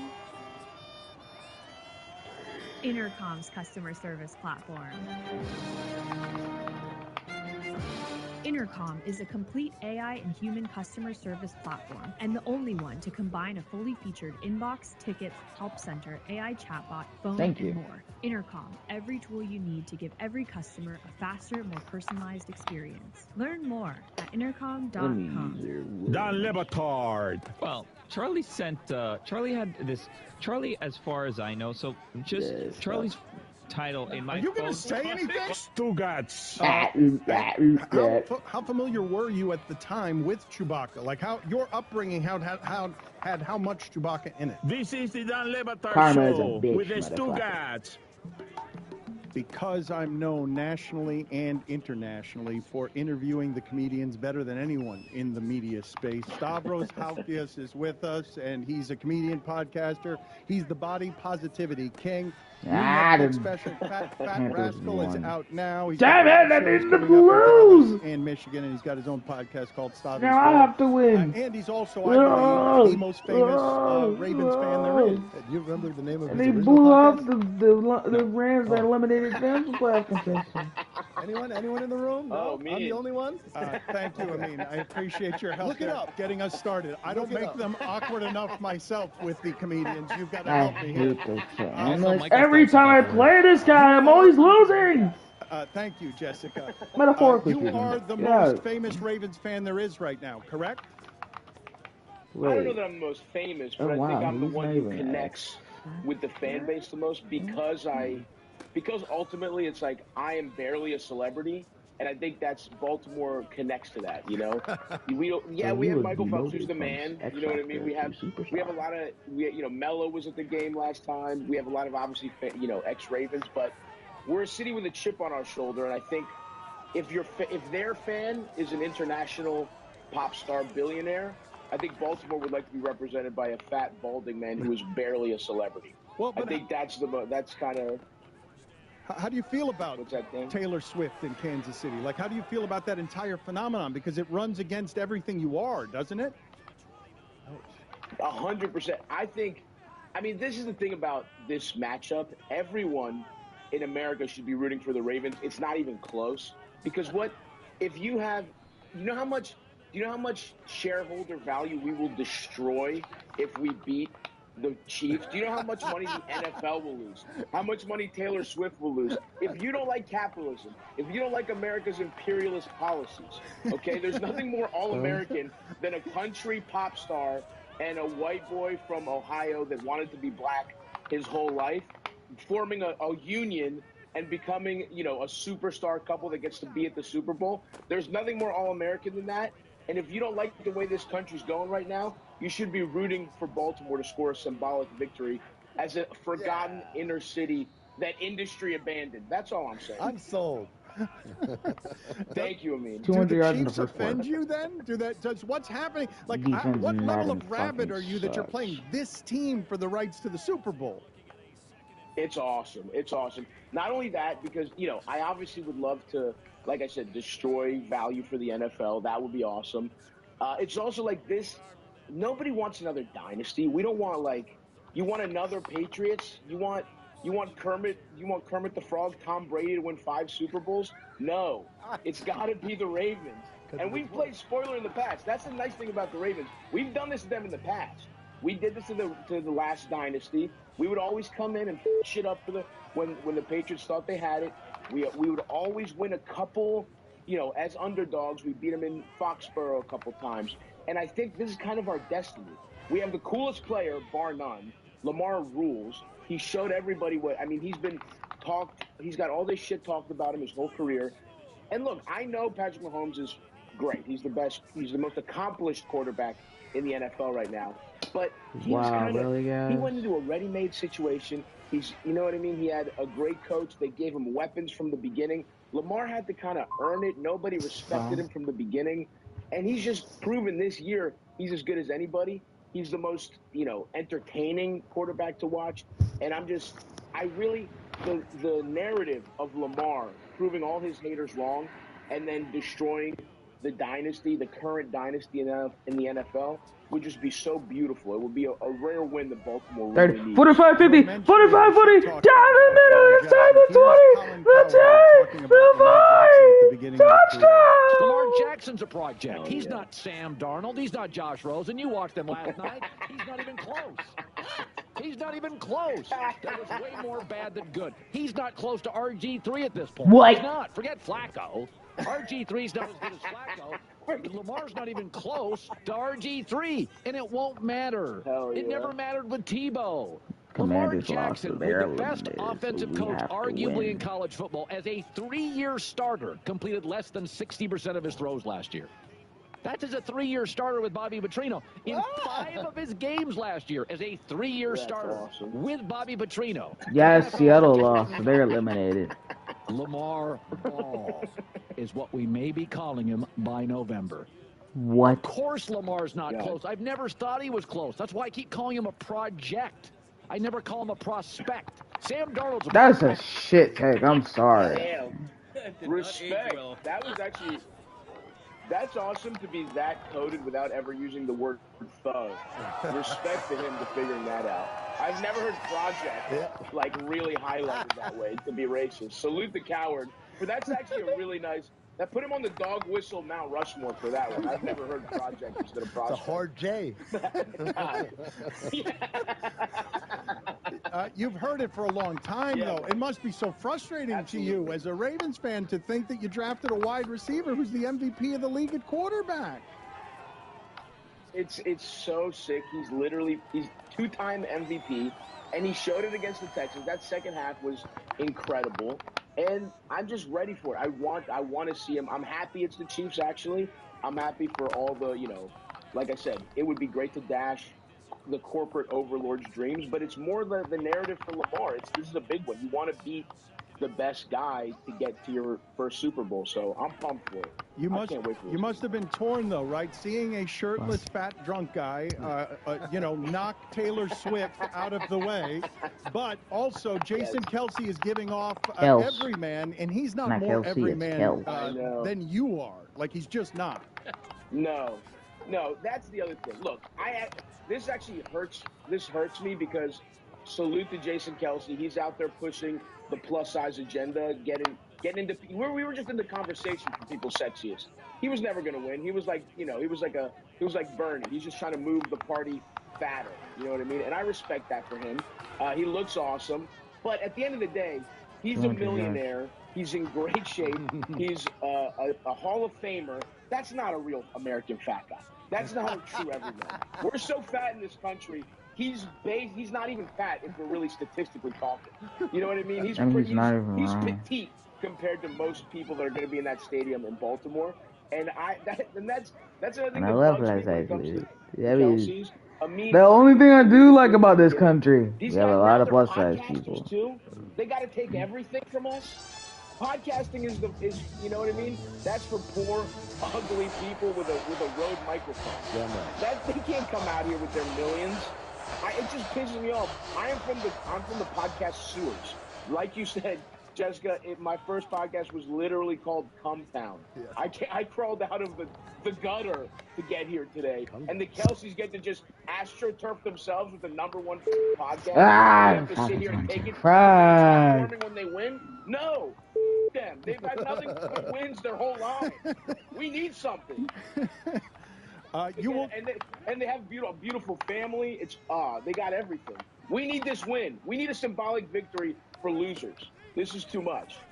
You're going to the game on Sunday, even though your schedule is very busy. You're capitalizing on a great deal of popularity right now. What the fuck? You're Why going did to it the go game Sunday. backwards? How difficult will it be to get there? And are you going to have like prime location when you get there because you are now their celebrity fan? Yeah. It is going to be brutal. I'm literally in Dallas. So I had shows in Dallas. I was supposed to be in Dallas the day after I did my special. I filmed my special in Austin, and then I had Dallas the next day. And I canceled it because I was like, I just shot a special. I'd rather do mushrooms and eat burgers by a pool than work. So I canceled it because of that. And I can't really cancel now again because I'm like, hey, I'm going to the AFC Championship. You guys twice.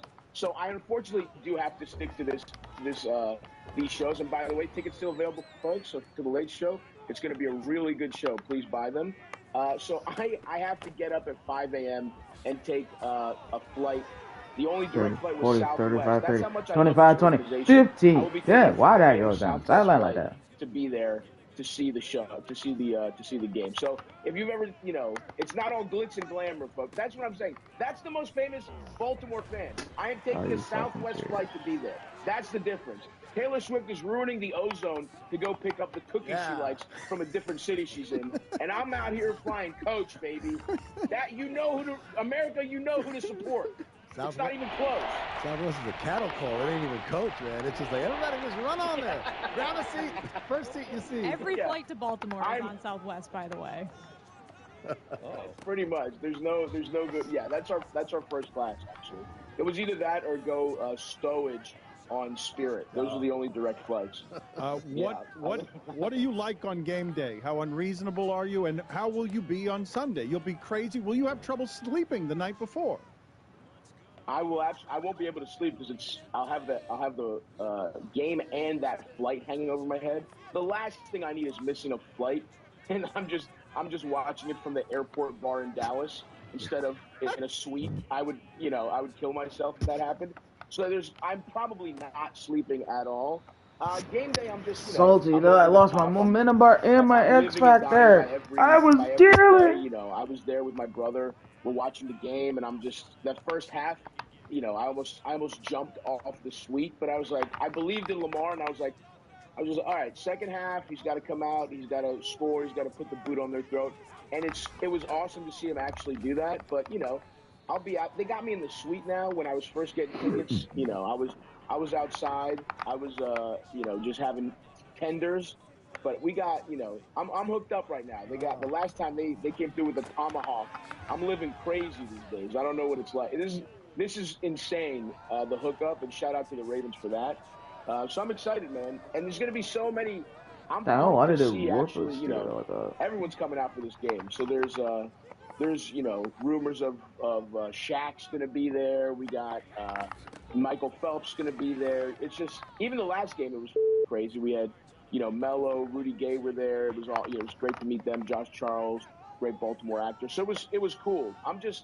It's going to be a very overwhelming experience because, this started because I was mad.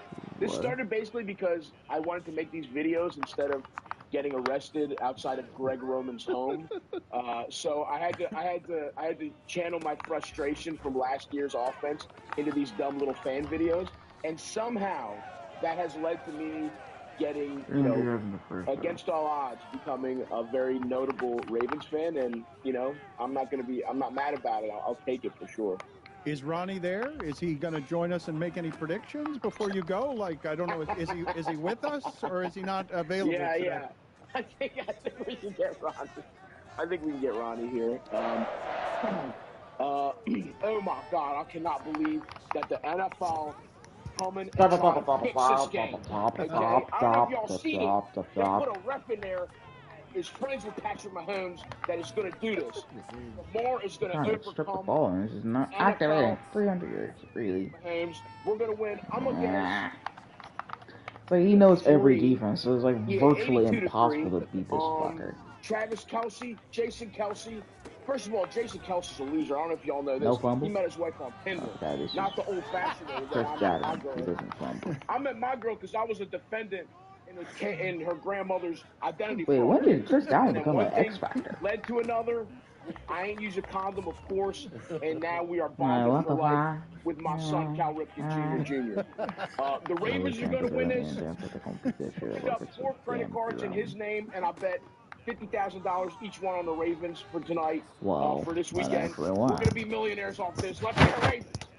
Good seeing you again, sir. Again, he's got live shows coming up in Dallas and Michigan, and hopefully does not get stuck in the Dallas airport bar. That sounds sad, watching this game. Stavi, thanks for being on with us, buddy. We appreciate it. Whoa! Oh, that's bullshit. Oh, that's bullshit. They cheated. John, come quick. Oh, that's bullshit. Finally playing with those blocks we got him. What is that? It's a Slack workflow. By just dragging and dropping pre-built actions in Slack, he's automated away the most time-consuming aspects of our workday. He can do that? Anyone can do that. Workflow. It's first words. Workflow. Automation without the frustration. That's workflows in Slack. John Lebatard. And finally, abstaining from food for 16 to 18 hours a day. Oh, fuck no. Key to treating a variety of health conditions like stabilizing blood sugar levels and increasing resistance to stress. Stugats. Mike, are you doing something like this right now? I lost a lot of weight doing intermittent fasting and low carb, so now I'm getting back to it. But how much in that 6 to 8 hour window? How much can you eat? Unlimited? If I could just eat unlimited, I'd do that. It'd be fun. For 6 to 8 hours? Why don't I? Can't eat unlimited. Try me. No, I mean... This is the Dan Le Batard Show with the Stugats. I have no idea. Bruh! But we promised it the other day. Mike Ryan said he's been using Earify. That is something to look in his ear with a camera to see what is in there and to see how much wax is there or how many hairs are in there. And we said, can't wait till Greg Cody comes in here so that we can inspect the inside of his ear. Why are you yawning, Charlotte? This is exciting television right now. Yes, it was involuntary. Sorry. Okay, this is a very exciting time. Chris, what are we going to find in your father's ear? Mike is not confident in neither the technology nor the ability for your father. Damn it! Too far. Never gets us to any wax. I was going to say a ton of hair is like minus 900 on what we're going to find. It's really all we're going to find. This segment, I'm feeling a little eerie about this segment. All right. I see what you did. Well done, Chris. Not well done. Eerie is not the way he would feel. It's just a bad pun. I'm feeling eerie. I'm nervous about this. I don't want to hurt Greg's eardrum, Mike. Are you sure that you're qualified for this? Mike is off mic, so he's not going to be able to answer any questions. So is Greg, apparently. This seems like a bit that's better served for the herd. My ears have no wax, first of all. Can you take your headset off, please, so that we can inspect the inside of your ears? And while we're doing this, Amin and Charlotte, will you give us our best analysis? The best analysis. You're going to put it in your ear in a second. You're going to do it yourself. Hold on a second. Greg, can you hold on a second? Oh, my God. Oh, my God. Oh, no. Oh, no. Oh, my God. What is that? No, put it in there. Don't take it out. Put it back in there. I see Mike again. I see a light. Oh, my God. Is that I see a lot of wax. Deeper! Hit the bottom! My dad goes, that is awful. Well, no, don't pick it off. Don't pick it off. Just go in there. Go in there. What the fuck? Why am I struggling? Can we do two things at once, please? Doc Rivers is now the Bucks coach. Charlotte and Amin discussed. I'm disgusted. Yeah, that's exactly how I feel, Dan. Dan, can we get a little deeper? This is awful. Oh! I keep seeing Oh my light. God! I can't believe that's in my head. Here, do the left ear. Let's do the other ear. And again, Amin and Charlotte, their best Doc Rivers analysis, please. Well, he is now the coach. Oh my god, are you fucking serious? The Milwaukee Bucks. I hate to wax What is that? Oh my God! This feels irresponsible. There you go. That's my guy. Was that a bug? I saw something that was moving. That was There an is, insect. yeah. There's some He's gonna keep. There's a debris field. Doc's gonna keep beating that drum until they win a championship. I don't want this segment to fall on deaf ears. Chris, go to the penalty box. You suck ass. Just go to the penalty box, bro. Every time I play Tom Brady, I'm always losing to this fucker. Why? Really long, dark black hair. Yeah, right there. Wrong play Not call. much wax, but a lot of hair. Yes, now. I could. Know what I wanted to do. Mike, how much to put that in your mouth? Oh, wow. Don't do it. That was Whoa. already too close. What do you want me to do? Lewis said he'll do it for $25. That's so low. I just want No, to I don't see want what it. that How looks underpaid is Oh, Lewis? come on. I feel like this is really irritating. I'm not taking no chance. It is irritating. I think all of the rest of you should do that ear thing too, because I guarantee you I'm not Are you alone fucking in having ear hair. Well, this is what I want to do. My Defense father's sucks out in there Madden. somewhere, and I believe that I that is said the it. gold It fucking standard sucks because for terrible this doesn't make any things inside sense. your I should ear not that be have been losing there to the for a fucking long time. Buccaneers. Like, what the fuck, bro? Yes, I think we should do We this. need to disinfect this instrument first. Yes, please. Well, I think Mike said And he's you get at got least a one good of them. 20-yard return at least. Mike said he has another one. While we're waiting for him Why to do get my that? father, I am serious about this. I'd like to know. Doc Rivers is now the coach of the Bucks. It's a pretty big story. Yeah. And I'm fairly shocked by it. It's fairly shocking. If I told you guys before this season, hey, half the season in, you know who's going to be coaching Giannis and Dame? It's going to be Doc. None of you would have said that. Dan, you're always asking the wrong questions. You're asking, oh, Doc replacing Adrian Griffin. I'm asking, who's replacing Doc on ESPN? I was just gonna say, can Doc still coach the Bucks and keep his job as an ESPN analyst? I think he's got to. You got to toss that one. So is it just going to be Doris and Mike Breen? Are they going to upgrade maybe J.J. Redick, maybe Richard Jefferson, or do they call up Jeff Van Gundy or Mark Jackson and say, hey, you want to do this one more can? You know what they always say about your color commentators, though? Ear today, gone tomorrow. I'm just glad we've got a Doc here in this segment as we look through Greg's ears. I really, really debated doing a Doc Rivers Paul Pierce Ooh. pun. That would have been good. And I was like, nah, that's too much. That's too much. And then you walked in with ear today. So Wow. Mike just Are you took a fucking cotton swab serious? and just kind of like cleaned off. Like I think he cleaned it. You know what? He cleaned it. He wiped it off. Is that He what- wiped it. It was a very. And we should take the word of the man who. There's a new ear condom on it. The world's smallest condom right here. Oh, you wrap those up? Oh. How'd you get in the mustache? Oh. All right, my father is Wanna try coming it? into the studio. I appreciate that you guys would not respect the question about how it changes the NBA and went immediately to broadcasting. The one ESPN subject I didn't want to talk about. Really? That's usually your wheelhouse. I know, but I'm less interested in that. I haven't grown attached to that team. It's been together 2 months. Oh my Look, god. Doc knows what he's doing. I think it'll be an upgrade. We'll see what happens. We all know that the playoffs. Jeremy outright just shook his head no. No, when you it said that. won't. Doc Rivers for a team that wants to win a championship? Come on. What if we find optimistic? What if we find a spider in Poppy's ear? Charlotte, hold on. We'll get to that in a second. Charlotte, why does your coverage need to be optimistic of this? Why are you trying to be optimistic about this? I don't know. It's far funnier as anarchy that fails. Okay, well, yeah. I mean, if he wants to blow a 3-1 lead in the playoffs for the 4th time, he has a good chance. Are you fucking Look at serious? it that And way. he's He in could the set a zone. record. Are you Dan, fucking no one serious? ever talks about how hard it is to get a 3-1 lead. Sure, he's blown more than anyone ever, but he had to build the 3-1 lead to blow it. My father's in position. Poppy, do you know what we're going to do to you right now? Have they given you any information on what we're doing right now? This shit is making. Hold on a second, Poppy. No, I have no idea.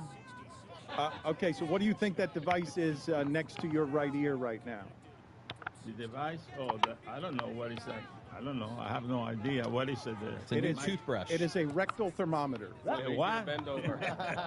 No, it is something we're going. Hey, what? We're gonna. You didn't bring me all the way from South Beach to here. Well, how's your uncle? I did, but it is for your ear. It is to inspect your ear. It is a camera that goes inside the ear so we can find out what kind of hair you have in your ear. We just did it with Greg Cody, and we found we found the Everglades. Is that right? Yeah, and so are you ready for us to stick this in your ear to see what this camera reveals? No, I'm never ready for that. I was telling them the other day that you once did the wax with the fire, that we did a wax cone with fire in your ear. Does that work? And we pulled out a lot of wax from your ear. Yeah, well, yeah, among other things, wax, yes. Yes. Spiders? Hell yeah. Any spiders? Well, I don't know about spiders, but, a lot of hair, though. All right, so let's see. Are you willing to do this? We need consent, Poppy. We can't do it unless you give us permission. How much does the job pay? What's our safe word if he doesn't like it? A good question. Coconuts. Poppy, we paid you in pastelitos. We barely got you over here because you were wandering around the eating area just consuming free pastelitos. Well, that's my favorite brand. Anything for free, right? Yes! You ready to go? Let's go. We're going to take this off, and we're going to see what's in here. Jessica, are you ready? I don't feel like you're ready. I'm scared there's going to be a spider. Charlotte, are you ready? Yeah. And I get ball. I hope it goes. Wait, shit. That was supposed to look at Pretty the good quality fucking. camera, by the way. It is. I'm impressed. And What? it gets in there. It would be fairly amazing. Pretty hairy. Looks yes. pretty clean though, Poppy. Yeah. Cleaner than Greg's, for sure. Also Look at that. big. That's nice. A little liquid. They got some liquid in there. That's the good stuff right there. Yes. Little ear soup. I'm not getting that one. That's the Does good it feel stuff. A couple growths on there. Whose ear is got more in it? I think there's it was another Greg. I still think it was Greg. The second one. There's Greg's another got a one. wider There it is. debris Look at field that. for sure. It looks like a beaver dam. A little broccoli cheddar action. Set of teeth. You abrasion there. I can't grab it. Let me try. Is there a claw at the end of this? Jeremy. Suction. Oh my god. It's stimulating the wax. Poppy, are you okay? Stop it. It's a nice little sheet. Stop. It's a sheet of earwax. Yeah. So I'm the winner. Again. We're not out Oh of the my god, woods why yet. did I do that? Oh my Freeform is not the good idea. I was trying to hold What do the we got? button. Hold it up to a regular camera, Mike. Not looking anymore. I can't look. There it is. Look at that, Why? ladies and gentlemen. Why did it go so Gaze far upon thine backwards? eyes. Yep. Greg's ear, in hindsight, Yeah. very clean. You guys can't see Greg. Dan, but he's collapsed Oh, into Shaq a Bears. heap of Fucking fat. What hell. happened? What happened to Dan? He got He's out. dizzy. Yeah. Why did it go backwards? That's wax. That's good stuff. He's moaning This is very a playoff game. Here's man. hoping the I next gotta go segment's for good. it. Lewis wants to eat it. Yeah, I'm okay.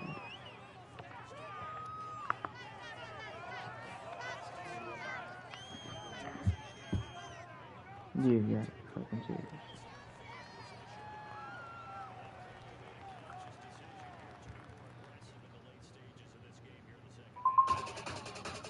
You're listening to DraftKings Network.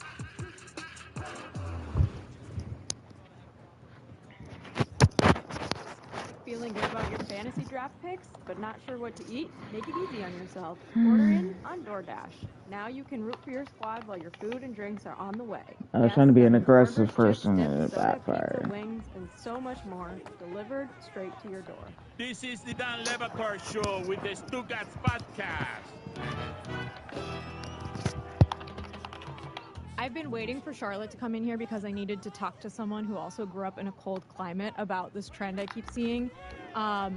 People are eating snow off the ground, putting it like in a blender with like sweetened condensed milk and like vanilla and sugar, and then like refreezing it and eating it like ice cream. I think that is so gross, but apparently this is a thing that a ton of people do. And I mentioned it to Chris Cody the other day, and he's like, I don't know, why would that be gross? Is that like, what is that about? And I needed to talk to Charlotte because you grew up somewhere where it snowed a lot. Is this not disgusting? Okay, I have a lot of thoughts on the snow cream thing, Jess. I'm thrilled you waited for me. Grew up in a very cold place, a lot of experience with snow. I used to do this with maple syrup. I would go outside and I would drizzle maple syrup on the snow, and it would sort of congeal. Charlotte, stop. Well, just No, let her cook. Let her cook. You took the maple syrup outside? Yeah, and I would pour it on the snow, and I would let it freeze, and then I would eat the maple syrup, and it was a fun little treat as a kid. I never went as far as to bring the snow inside, mix it with stuff, put it in a blender, refreeze it. That to me is a new level of gross. Because you're just putting something, it's like collecting rainwater. Oh my It's dirty God. water. It's like the difference between going outside and like going, when it rains, and then collecting the rain to freeze. Yeah, we've all done that. Well put. I used to try to catch rain. Right? But I think it's gross to do it in that quantity. I think a little bit of maple syrup on a snowy rock. Charlotte, that's weird. Also the most That's main also thing so you've ever weird. said. Damn! The process that the freezing of The Bengals put up 63! is in the snow, like To me, the thought process. Oh my like blending God! sugar and stuff, and then like You don't making it even into notice. a better consistency.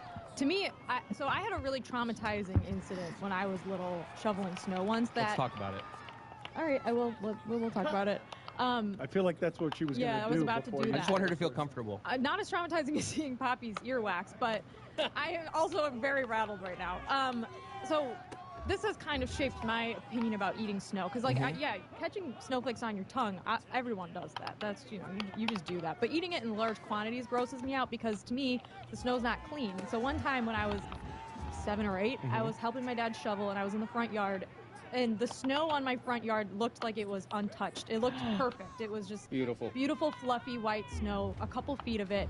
Couldn't see the grass. It was a lot of snow. And I was, helping my dad shovel and then playing in the snow and then whatever. So I remember vividly putting my hand like into a fresh pile of snow on the front lawn and just kind of like, making some snowballs. And I felt something hard. Oh, no.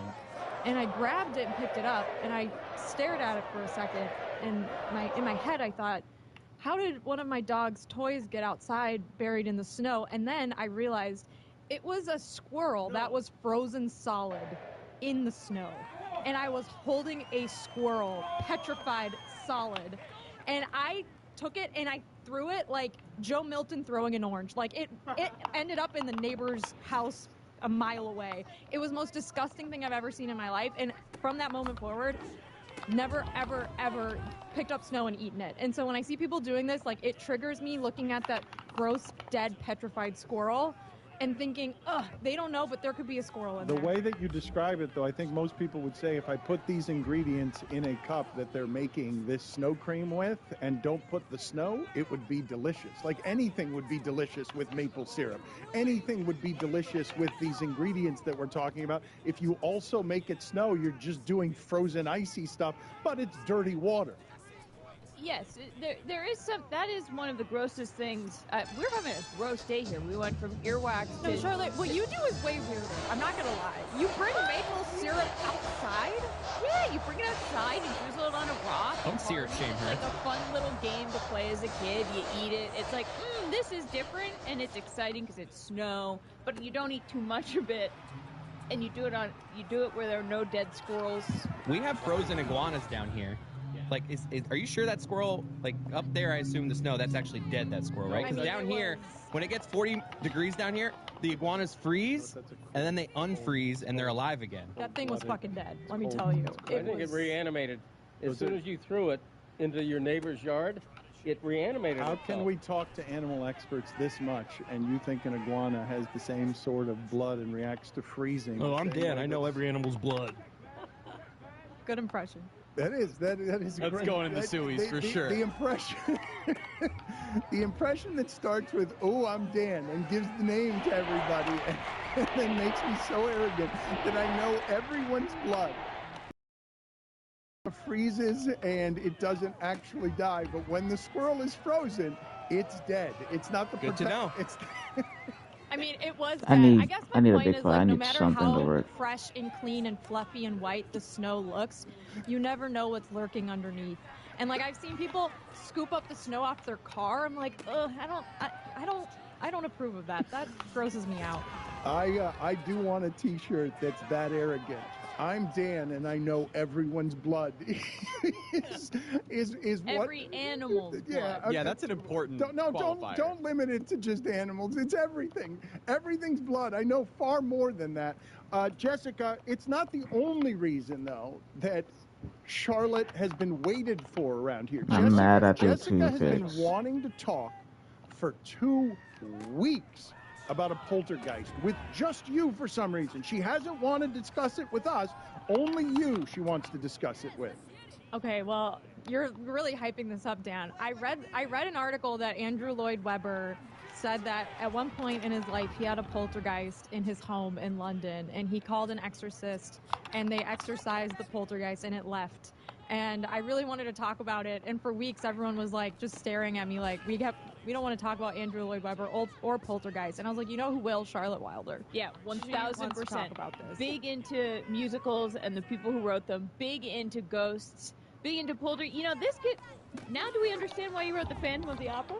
That was my exact thought. I was like, wow, is that what inspired him? He had his own personal phantom in his home? Phantom of the Opera was a documentary, folks. He had a horny poltergeist. One of the things that was Phantom was very horny, Dan. Thank you, Jessica. I appreciate it. I didn't realize it until I was in my 20s. I went and saw it, and I was like, oh, the Phantom just wants to have sex. Like, he just has been in the bottom of the opera. But when I was younger, I didn't really read it that way. And then Good as job. an older woman, I was like, it's a little creepy. And then he kidnaps her and wants to, like, be with her. And the whole thing was weird. I'm wondering now, is that what the poltergeist did to Andrew Lloyd Webber? No, the reports are that Andrew Lloyd Webber just found his books organized in another room by something that hadn't been exercised by him. Like he saw a bunch of papers and everything organized, and no one had done it for him, and he thought a poltergeist did it. Is it possible there was a maid service arranged for him that he did not know about? It's a more common sense explanation than the one he's choosing. Did he move out of his house or something because of it, or just excised it left. And then I thought about it, and I was like, all of his musicals are just about, like, main character horny. Like, Phantom, horny Phantom, Cats, horny cats. That's basically every What is this? We Breaking have news? breaking news from Variety. Jon Stewart is to return to The Daily Show as executive producer and Monday night host. Correspondents will handle duties Tuesday through Thursday. Well, that's interesting, isn't it? Because we saw that Apple, he and Apple had political differences, and Jon Stewart's an important voice in America, and he needs a platform. Roy Wood Jr. the other day was in the background mouthing, hire a host. It's an important show. It's an especially important show this election period. And Jon Stewart lending his voice to today's politics as a guy, and I told you this before, voted America's most trusted newsman over all the anchors when he was hosting The Daily Show. He usurped Brian Williams. Anyone who's got problems with the truth of media, this guy is at the forefront of being a comedian that people trust. If he runs for office, people would vote for him. He does a lot of work on good causes on the right side of history that no one would argue with, on getting first responders and military soldiers some help. So any platform that allows Jon Stewart to influence America with his voice and credibility would be welcome, because he is not just credible as a comedian, he's credible as someone who fights for the right side of things. He actually was voted the most trustworthy news source? By polling. Polling indicated of America as the trust in American media faded. It was polling by Time Magazine.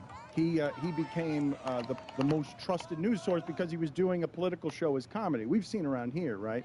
One of the things I do wrong all the time. The best way to attack this stuff is not sermonizing and screed. The best way to attack it is by satire. It's by welcoming people into the fun and pointing out hypocrisy. And over years, that show did it better than anybody. They were groundbreaking and pioneering because of that man. And then, for those of you who weren't paying attention, and this part's important because it's offensive if you care about real free speech and media doing its job. Jon Stewart was doing things for Apple that were too hot for Apple, even though it was just truth, fact. Shit, no! Because the corporations are taking over everything, and they want their news to appeal to everyone because Republicans buy news too. And not quite, too, because Apple was in a very tricky position given their corporate partnerships where they manufacture their goods. Artificial intelligence conversations put them in a difficult spot. It wasn't necessarily in terms of like Apple TV consumers and where they reside on the aisle. That probably didn't make the medal stand. You know what? Forgive me. You're absolutely right about this. But where it comes to corporate conflict and you want your media to not be compromised by capitalism, just do it that way. Because you're right. It's probably not on the list of things that Apple objected to, whatever. I think the reason his show was gone is something to do with China.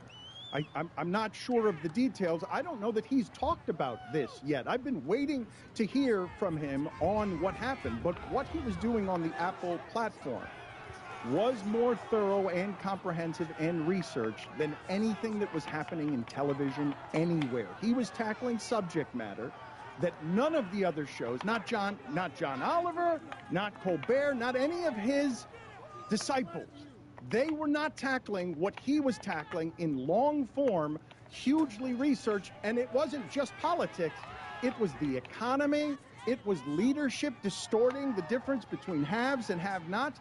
That show was brilliant, and not a lot of people were seeing it because it was behind a paywall, and he couldn't make it work with Apple because Apple has corporate compromises that it has to make that Jon Stewart is not willing to make. Starlight Express, horny trains. Phantom of the Opera is horny. You think Jon Stewart knows every animal's blood? Put it on the poll. Is every musical horny? Put it on the poll. Yes. And put it on the poll as well. Did Jessica just horny-splain to Dan? Because I fell asleep during Phantom of the Opera. Physically fell asleep while watching it. As opposed to metaphorically. Well, I'm not saying it. Yes, I'm not saying it as something that. Blood sleeping. Folks, whether you're hosting a game day, a movie night, DiGiorno knows that planning a watch party on a budget isn't easy. You need the perfect setting, the perfect squad, the perfect eats. And luckily you're a Game Time mastermind, and you know that grabbing DiGiorno Classic Crust Pizza can bring home the dub. Because it's packed with half a pound of cheese, sauce, and other toppings, and comes at an incredible price. Make the game-winning call and grab a DiGiorno Classic Crust Pizza from the grocery store today. It's not delivery, it's DiGiorno. Forget the noise and pressure around fitness at New Year's. Start in a way that's right for you, whether that's rowing, shut up, Billy. You suck. or biking, or just simple meditation. They've got you covered. Peloton's making it easier to get started. Right now, when you buy a bike or Bike Plus, get 2 months free Peloton All Access membership. Peloton helps you start no matter what level you're at. Wherever you're starting, there's thousands of classes to get you moving. Whether that's beginner or advanced rides, feel-good live DJ rides, or even artist-themed rides, they've got you covered. Peloton bike instructors keep you motivated from day one. They'll take the guesswork out of your workout, show you the basics, and help you build from there. And now, with Peloton Entertainment, watch your favorite TV shows and live sports as you ride. Perfect for those days when you don't want to miss a thing. Get started with Peloton's limited time offers. Head to onepeloton.com/deal. Terms apply. Dan Lebatard. You getting started on the breakfast flan? Man, I've been singing the song to myself one morning on breakfast flan. Stugats. Have you never heard the breakfast flan song? No, hit me with it. Okay. I wish I had some breakfast flan. Breakfast flan. Where can I find a breakfast like that? I hate you, This is the Dan Lebatard Show with the Stugats. Hey, Jamel, how you doing? Hey, what's going on, everyone? How are y'all? Good. Jamel, do you eat snow? You know what? I did one time when I was drunk. The first time I ever had. It's true. That's perfect. Yeah, the first time I ever had tequila, me and 2 of my college friends, we split a bottle, and I ate the worm. And I ran and dove on top of a snowy car and ate the snow partially off the car. Good times. Jamel's got some great drunk stories. It's time for your friendly neighborhood race lady. It is nice to see you. The reason we're having you on is not to tell drunk stories, although I want some. Can you give me some more? Because we've talked about some of these before. If you've got a better one you'd like to show off, we'd love to have it. Well, I was just asked if I ever ate snow, and one time in college, I was super drunk. It was the first time I ever had tequila, Jose Cuervo, and to this day, I do not drink Cuervo. I do drink tequila, just not Cuervo. And me and two other of my friends, we went through a whole fifth tequila. I was the one who swallowed the worm, and I decided it was a good idea to run out of the house party we were in and dive headfirst on top of a car, and I started eating snow. I also thought my stereo was trying to attack me later on when I was in my bed. So I was fighting the air. So it is very true that the worm is a hallucinogen. I'm just here to testify. Jamel, I ate snow as a kid. Was that the first time you'd eaten snow? Yeah, it was. That was the first time I ever ate snow. I was about 20 years old and drunk. Underage drinking is bad, I guess. So I was just good. Yes, you. I'm basically out of the playoffs now. What's the maple syrup thing? Yeah, tell her. I would put maple syrup on snow and eat it. Pretty straightforward. Why? It was delicious. Because it was yummy, Jamel. She's from Maine. Oh. Sounds good. Okay, she's from Maine. That makes sense. That makes more sense. Okay, I got it. 700 fucking. I'm not a big sauce person. Like, I'm one of the few people, like, I don't love syrup. I don't like. My husband thinks I'm completely bizarre because I don't really love ketchup or like most sauces in general. I don't necessarily love. I am glad that you brought up your husband, because the reason I wanted to talk to you is this is unusual. Jamel she's associated and affiliated with Detroit in a lot of ways, cares about Detroit, but is not a Lions fan. She's a 49er fan, and her husband is a rabid Lions fan. So please explain to me what's been happening this week, because it seems unpleasant to have this in your home this week. I don't know if anybody is familiar with that movie, War of the Roses, starring Michael Douglas and Kathleen Turner, but that's You're basically fucking serious? We're losing to Tom Brady again. Did part of this week. Once the Lions clinched and made it, it's official they were going to be in the NFC Championship game, my husband then took my 49ers jersey, which would be a Deebo Samuel jersey, and it's right over there, that's why I look that way, a Deebo Samuel jersey and a Jimmy Garoppolo jersey, and he put them in the trash. And he made a whole video about it, about doing it. And he has been, it's like he had the trash talking saved in drafts. So, like, he was at work yesterday. He called me. And, yes, he does like to be shirtless quite a bit. I mean, he's got a good body. I don't blame him, right? At any rate, so he has been trash talking me nonstop since this has happened, and a lot of people have been asking me, are you going to switch over? Are you going to root for the Lions? I'm like, no, I've never been a Lions fan. I've been rooting for the 49ers for 40 years, okay? It's like, it would feel very disingenuous to switch. But I do wonder if my marriage will be the same after this week, because he has promised more torture. Currently, he is away for work, and I have some plans of my own. He's probably going to come home and find all his Lions stuff burned in our front yard. But that's a story for another time. So I believe her, but let's play that video for the audience. You've played it there. So did you fish this out of the garbage can? Did you fish the... I prevented him from putting it deeper down in there. It was like at the top because it still had hangers on it, and I had to sort of take it out of his hands so that it would not be totally embroiled in, food or whatnot. But was he trying to... This is not performative. He is trying to make your life unpleasant and have you discard, jerseys that have value to you? Well, no. I mean, I think one of them's a Garoppolo. Okay, which he likes to tease me about. When I got the jersey, he was like, that's stupid, right? Because there's no way that he's ever going to lead you all to a Super Bowl or not lead us to a Super Bowl, like that we would win a Super Bowl with them. 3 sacks? 3.5? Are you fucking serious? The 49ers to a Super Bowl. I have your jersey. So I have a Kaepernick jersey. I have a Garoppolo jersey. I actually lost my Joe Montana and Steve Young jerseys. I don't know where they are. So that is my criteria. You take us to a Super Bowl, I'm gonna buy your jersey.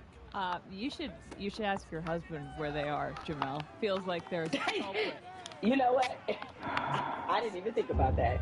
But you're right. Just saying. I might have to do some investigating while he's gone. But yes, so a lot of trash talking. He's left me some messages on his whiteboard about the 49ers. He is not letting up, which is why he better pray the Lions win this game, because I am unleashing hell on him. And we've already made a bet for the game that will be unpleasant for us both if either loses. And we'll just see. I mean, we'll probably wind up having to go to marriage counseling after this, so we'll just see. Any particulars on the bet you wish to share publicly, or is this is all private information? No, because it'll be out on social media, I'm sure, soon when we disclose the terms of the bet. But basically, we both are going to write a letter that the other one has to read on and broadcast on all our social channels. And I can only imagine what he's thinking of having me read before the world about his team. I'm sure it'll be like a bunch of expletives about how terrible the 49ers is, how I'm a traitor. I'm sure it'll be some of these, but as I have to remind him, I'm the writer of the family. So that's what I was going to say. You're the favorite and the writer. You've got the game at home and you're the writer. And correct. He's got 50 years of losing behind him that shouldn't make him a big mouth in this situation. But, you know, to be honest, like, this is going to be a tough game. Like, I've never said that this is going to be some kind of cakewalk, and I realize the Lions' history is certainly some part of this. But the reality is that, you know, Detroit has an explosive offense. Like, they're a good team. They got here for a reason. Now, and I know some people look at how we played against Green Bay and are thinking this team they didn't play well, they don't look right, maybe they're not in the right mind frame for this game. But you know, the Packers were a team that beat the Lions this year, too. And that team, put it like this, would I rather the 49ers have the Packers or who the Lions had with the Bucs? I would have much rather had the Bucs than have the Packers, because they really seem like a team that is truly on the rise and going to be a problem in that division going forward. But, you know, the 49ers are going to have to play well. But I like how they match up defensively against Detroit. I do think if it comes down to which defense can get a stop at the necessary time, I think it'll be San Francisco and not Detroit. I do think the 6.5 point favorite thing is really interesting, because I think this game is going to be closer to that. This feels like a field goal type of game. Well, when you look at this matchup dispassionately, though, if you look at this dispassionately, America's rooting for Detroit, right? I mean, they're the feel-good story. They're the underdog. They're everything, right? I mean, that's what the husband has over you. He does. I mean, he's got the emotional triggers. And, you know, look, this is San Francisco trying to win its 6th Super Bowl, something the Lions, that has never been a reality for the Lions in the modern Super Bowl era. They're one of the small group of teams that have never won a Super Bowl in this modern era. And considering that a lot of people look at Detroit a certain way as a downtrodden city, even though the one thing I'm not looking forward to if the Lions win is all these very lazy narratives that are about to come out about Detroit, that the Lions' success has contributed to the revitalization. The Panthers have that the #1 seed. started a long time ago. Downtown Detroit got a Gucci store, okay? We've been revitalized, all right?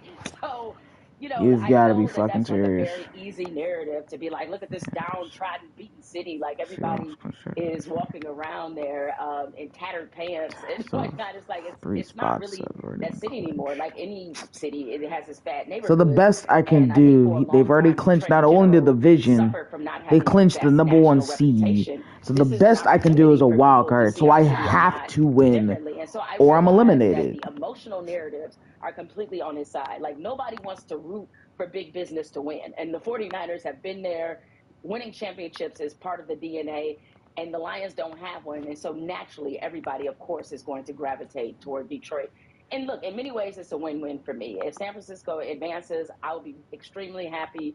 Detroit advances, I will also be happy, because I know what that means for the city and for fans like my husband, however annoying he's going to be this week. But let's talk about that for a second, because when we talk about regional pride and what sports does to a neighborhood's identity, Detroit, as you speak of it, has had the reputation that downtown has felt unpleasant. But didn't sports revitalize that? Isn't sports the reason that downtown is now vibrant in Detroit? Because it wasn't the Silver Dome anymore, but because they built out economies around stadiums.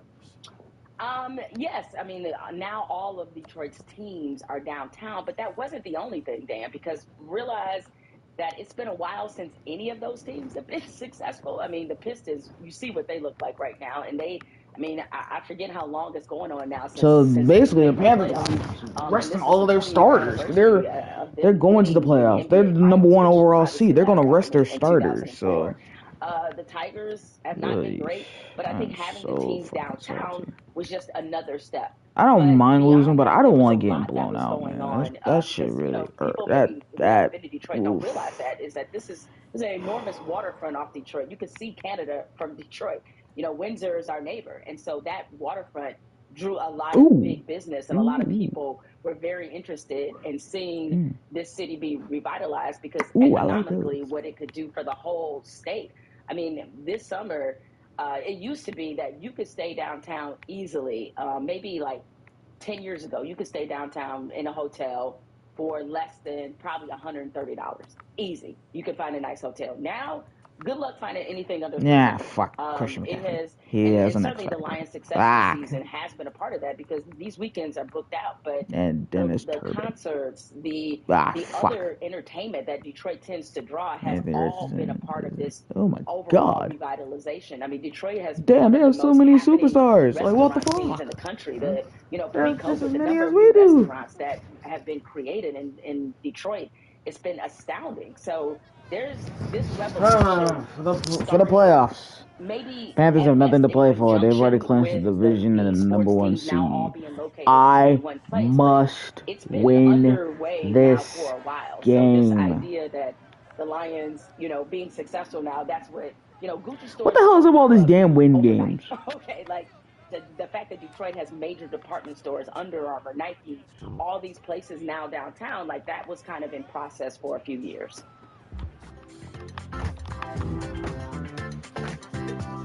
That was your friendly neighborhood race lady. It's going to be bad on Sunday, Jamel. Around your television, in your household, it's going to be bad, right? What's it going to look like? It's going to be bad.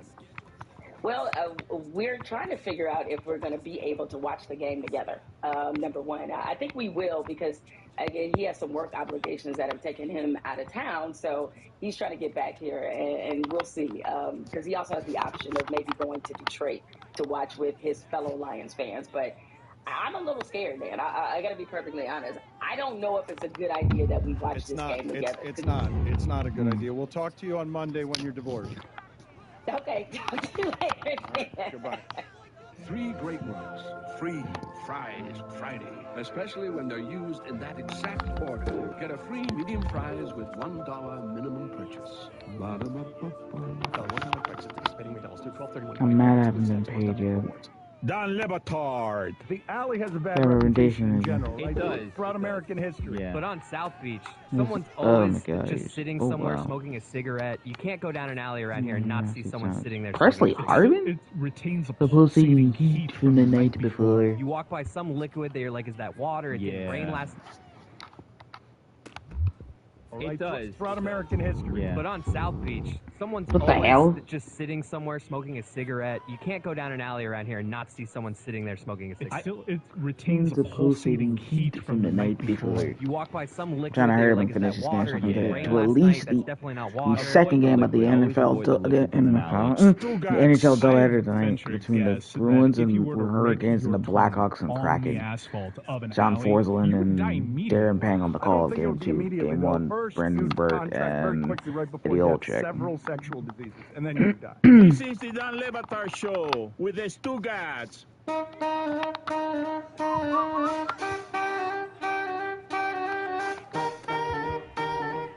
my God, nobody's open. It's time for Against Against the spread. High and tight and It's presented by prediction DraftKings profile. Fantasy Who Sports. cares what the ball Check spot out what indicator like DraftKings that has makes to a offer damn this season with difference? code Dan, because life's more fun. Damn, 4 guys had to come all the way down. DraftKings, the crown is yours. Greg Cody, welcome to Against the Spread. We just told him we were going to do this, and he's like, "What's that?" And I thought it was self-explanatory, but it is not. You understand the game, Greg? I do. Wow, are you fucking serious? Against the spread. And happy to be here. We'd like for you to kick things off. The Lions +7. Against the spread. So you like them to keep it close. Okay, I was about to Like say, my Bell feet Hill. were not I'm down. going to go Like, with what? a basketball game, the worst basketball game played this season. Charlotte is at Detroit. No, I want that one. Detroit is a favorite. Dilapidated. I must win this game. 39 Pistons. I hate are the fact that the 3-point season has come down to this. Oh, why? because I was. Charlotte no longer has Terry Rozier, and he swings the line that way. I'm going to take the Pistons to cover. To win and cover. I swear, usually we like to do our own thing around here, but I wanted that exact same thing. I'm riding with Dan. What? Hey, come on, the Pistons -2.5. So, but you. There's no way he wasn't inbound. Thank you. I guess we'll go Bruh. right next to Jess. That's big one. Yeah, big one coming up in college. No, he meant we'll go next. What? Yeah. That's not good. That's why I was confused. You said right next to Jeremy. Right next to. I heard it the way Mike said it. Yeah. Jess is up. I could have said it better, guys, but Jeremy, you're up. Big one in college hoops tonight. James Madison taking on Old Dominion. I'm going to take Old Dominion +7.5. This is the last game of the season. I need every possession possible. I need a challenge. Because it's so hard for me to tell. No. No reason. Game of the week. And I have to watch halftime to see the score. Next to Jeremy. Jessica, what do you got? Little U.S. Oh Open my God, rematch are you action. fucking Coco Gauff and Arena Sabalenka, and I'm taking Coco Gauff +180. Money line. That's money line. That's not against the spread. Old Dominion does have I experienced asked guard Mike if play. I could pick Yeah, she can. money line. Oh, before we fuck. started. That's not against the It's spread. That's fine. a different game. said I It's could- money line. You also took a money line bet. It's a different game. You also took No, a I money did line. not. Yeah, you're. Oy. No, win and cover. Again. Win and Yeah, cover. well, the same. Against the spread. Okay. This season's been a debacle. That's not against the spread. Charlotte? That's money line. Charlotte? This Yes, season's I been a am debacle. taking the Minnesota Timberwolves. I'm just waiting for this tonight shit to be over. beat the Washington Like every Wizards. This is fucking one of the game I best throw a teams in the league, pick. one of the worst beat teams them? in I'm not this bad. I don't get it. Why the fuck is this happening? -11. Two cover. I'm very bad at this game. You did fine, Charlotte. The rules are getting a little muddied, Mike. Let's go next to Charlotte. I'm taking the Niners against the spread. So you're going opposite. Yeah. Greg Cody. And you know what? I'm making this a 2-unit play. Wow. That's Niners what do you could mean a lose 2-unit outright. Play. What do you mean a 2-unit play? I mean, either it's against the terms. spread or 2 it's not units. against the spread. What's your unit? It's What's your unit look Let me like? see. a thumb. Mine's $50. Sit your ass down. Y'all already clinched the division. Your standard betting unit. It changes I depending lost the on division to the fucking Panthers. I'm so mad about Like, this. Because everyone gambles when you have differently. a, I get when it, you I have get it, a I get it. normal feeling on the game, what's your standard bet? Oh, I don't. That's know. a unit. Okay. Little uni. Stephen A. Smith says that he wants to debate Donald Trump. Against the spread. That he would eat him alive, Stephen A. Smith says. He has also said in the past he doesn't want to run for president, but he could do it. Yeah. What are you laughing about? It just sounds like Stephen A. Smith. I would watch that debate. I would pay per view to watch it. That's how much I Oh would my look forward to God, that. are you serious? I think Stephen A. Smith in a debate against anybody would be interesting. It's basically what he does on television every day.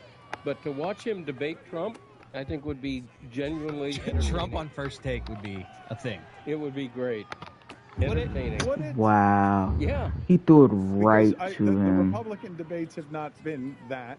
Well, they also haven't had Trump in them. No, the last time he partook in He literally embarrassing, threw it but they're right kind of to him. Entertaining. Yes. I know that's terrible to say. The last, but- not the last batch of them. I wouldn't say that they Where were. he just starts like, or he responds. Literally they- threw someone it says to him, something and to I him, his threw a response is high like, "You're a ball, liar."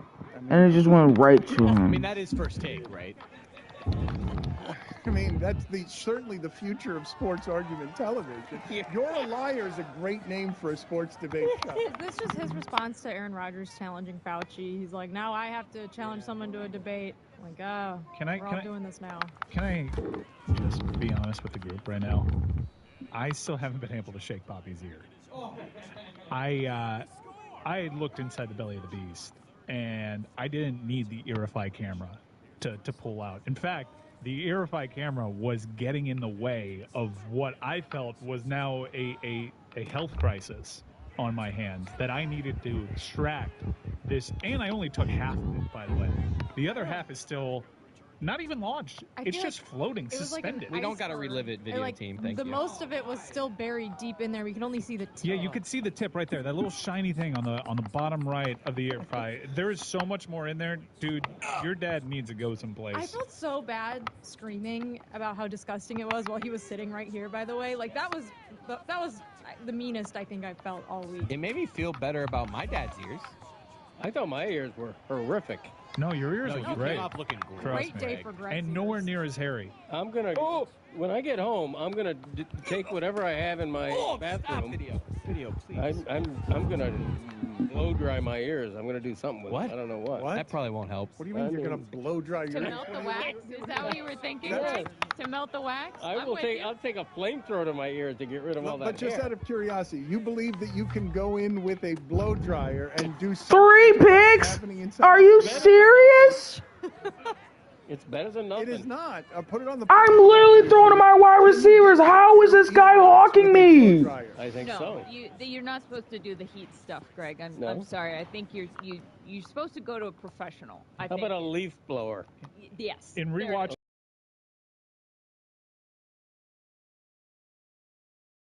Gross you out doing this to yourself, or was it particularly?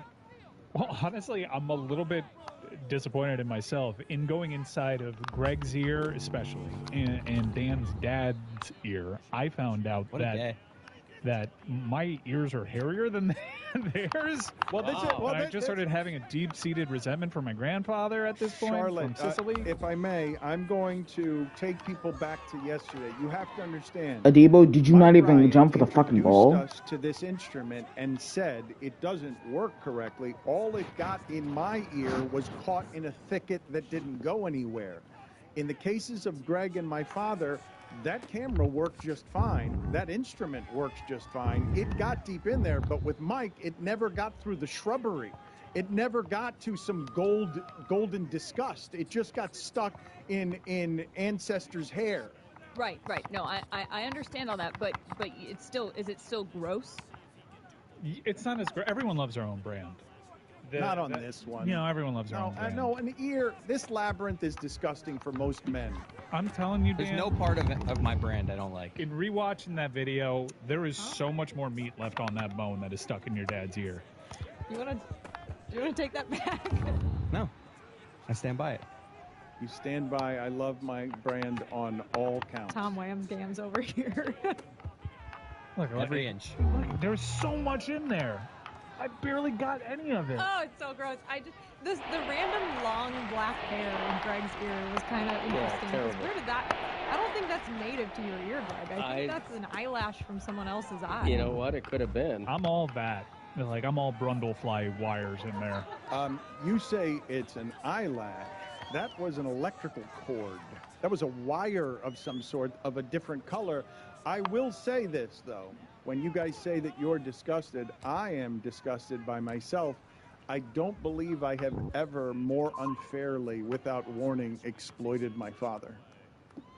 And I agree. That was elder abuse. was rough. You're going to win the footy next year for elder abuse. That was unfair, what it is that I just did to my father, where he came in today to eat pastelitos, and with no warning, we didn't intend to do that. It just sort of sprung from the sewage of what it is that we do every day. And while it was happening, I'm like, man, my father's being a good sport about this, but this is an uncool thing I've just put my father in front of because we're doing much of this impromptu. It makes sense now why we get from Poppy so many. That he had.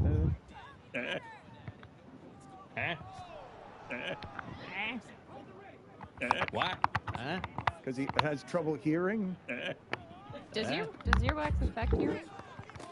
Put it on the poll, please. I feel like it should. At Levitard But Show. yeah, it does. Okay. I mean, let's think scientifically about this. One would seem, common sense would indicate as such, but I don't think it's an invalid question. Doesn't feel like one of those things, though, that you're like, well, surely earwax impacts hearing, and then a doctor's like, actually, no, it doesn't have any effect on it. That's why I asked. I'm Dan. I only know about blood, not ears. Shark, you should debate Fauci. Chris Cody, I like this character. It just, and Dan the know-it-all. Always leads with, oh, I'm Dan. Yeah, I've noticed it's limited, but people will enjoy that character. Put You're it on the serious. poll, please, Juju, at Levitard Show. Does earwax really and actually affect anyone's hearing? Thank you, Dan. Huh? How powerful is Cox Fiber? Powerful enough to keep fans across the country in the action on the big.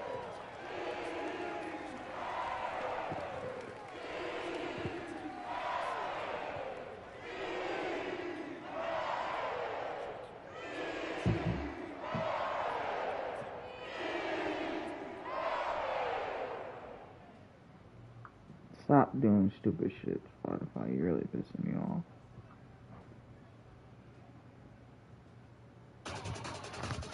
You're listening to DraftKings Network.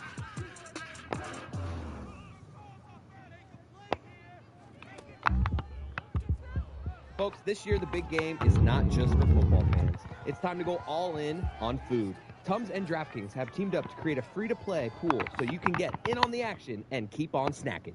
There's a share of $10,000 up for grabs. To take home the cheddar, just make the right picks about America's game day grub. Play free in the Tums Prop Bites pool on DraftKings to score big without the burn. Learn more at TumsPropBites.com. Eligibility restrictions apply. Void where prohibited. See DraftKings.com for details. Eventful day. Jon Stewart returning to executive produce The Daily Show and host it on, I guess, Armchair Quarterback Mondays during the election cycle. That's massive. I just learned Billy Joel is releasing new music for the first time in decades. He made it an edict that he wasn't going to turn back on it. He was just done writing new music. And Hasn't forgive me on Billy Joel, but hasn't he basically, for people who love Billy Joel, have they not been disappointed in him because it feels like he's just been playing his classics at Madison Square Garden every month? He can sell it out, and he's not doing anything new creatively. Well, I know people who went to a Billy Joel concert recently and were not blown away. He did not play for as long as he should have. He might be getting maybe a little lazy about it. I don't know. Well, the song is called "Turn the Lights Back On," so clearly an attempt at a comeback here.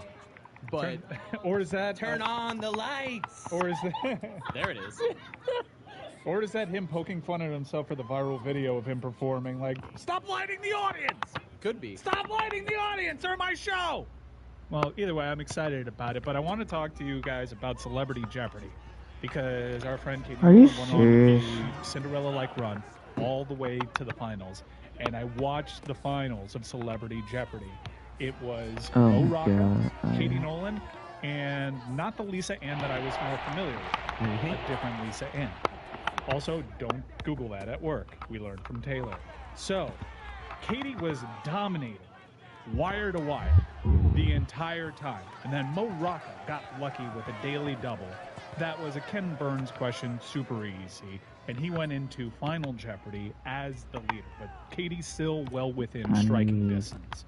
So, they go across the board. Katie was up first for Final Jeopardy, and it was like literary cliches. It was a 4-word cliche for something that went back to a novel in 1930 where a servant was to blame for something tragic. So I'm in my living room and I'm counting. The butler did it. That's got to be the answer. Wasn't Katie's answer. She risked all of it, and she lost on what is something, if I know it, something that's seemingly easy. I think she answered the doctor's end. And then Mo Rocca got it wrong too. And Lisa Ann went from a very distant third to actually winning Celebrity Jeopardy. No. She was representing the Actors Union, and she didn't know who Orson Welles was. This was like not a great winner for this certain competition. Katie, she bottled it. Oh, but wait a minute, though. Like, that is so much pressure. I can't believe she even tried to do any of that, because the amount of judgment that rains down on you in pressure situations where you cannot remember things that you might otherwise know, because the size of that. Didn't she mess up while getting to the finals earlier? Didn't she mess up the math? Just because all of that, I think what she did there is so brave, like putting my intellect and speed of my intellect on display for everybody to mock and tell me, oh, I got that in my living room, as if it's the same thing as being out there. Like, I salute her bravery in general, even if she choked at the end. I watched one of the earlier ones that she was in to get to the It's final, weird and not I seeing feel the like balls she flying in the crushed cage. a cliche category too. Like I feel like it's right in her wheelhouse. It's going to hurt extra for her when Jimmy Butler ends up hitting a big shot against the Celtics in the playoffs, and they go, "The Butler did it!" Ha! It's Yeah. going to be a nightmare. Celtics fan, loser. Okay. I feel bad. How bad did you feel for her? I felt terrible. Did you reach out to her? No, like you. I was. You should text her right now. The Butler did it. I was thinking about as the question was going on, and these are all recorded, so she has since it's not happening live. And I felt like texting. The Butler did it there in that moment, but I just imagined everyone that was rooting for her throughout this entire run was texting her that too, and I'm sure that's not great to experience knowing that you got it wrong. How So about I just Katie though? stayed away, and I just wanted to support. Katie Nolan. Good job, Katie. Baltimore and Tuttle. See, don't do that. Don't. She ruin bottled it. like I think that. I think she'd be the first to tell you that she bottled it. I will tell you that she mocked me a great deal for being at one of your DJ sets the last time we went to a Super Bowl. She took a picture of me. I was coming in from someplace else. I had a sports coat on, and she took a picture of me that was meant to mock me as Proud Dad. And I'm telling you that whatever I felt in that photograph, Mike DJing, I felt the same thing with how Katie dominated this tournament just because she decided to do it. I would be scared. You guys would want to do Celebrity Jeopardy? I would be scared. I mean, after of watching it. the finals, Oh, I I'd love to. kind of felt pretty good about my chances. Not to be that guy, but Let's see you do it then. Why don't you do it? I don't think I had a I want to see how you would do. Not even the most famous Mike Ryan. Just like, well, actually, we didn't see the most famous Lisa Ann just win it. Dan, you can get in there. I would be too scared of it. I wouldn't want it. I would not be brave enough to do it. I wouldn't want my intellect on display, my vulnerability on display there. You know what the move is, Dan? Just blame the buzzer. All right. I did that already. Yeah, no, I saw you. I saw They that can clip. find that on the internet right now. Chris Boardwalk Berman. in baseball, Chris Berman. I got one answer right. This is why I'm telling the you these hell? things are more pressurized. Like, How did I fall? Yeah, I remember that. Boardwalk in baseball. Greg was 50. Chris Berman. What do you remember about it?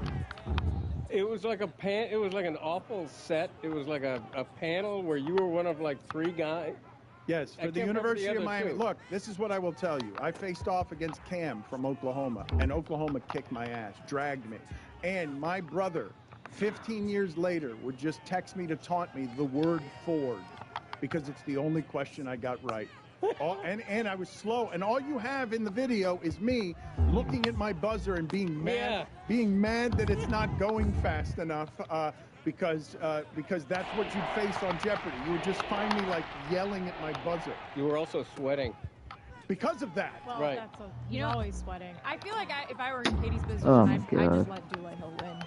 I'm a huge psycho. I mean, I'm not going to beat that guy. I'm a fan of his. I'd be starstruck by everyone. There's no chance I get a word in.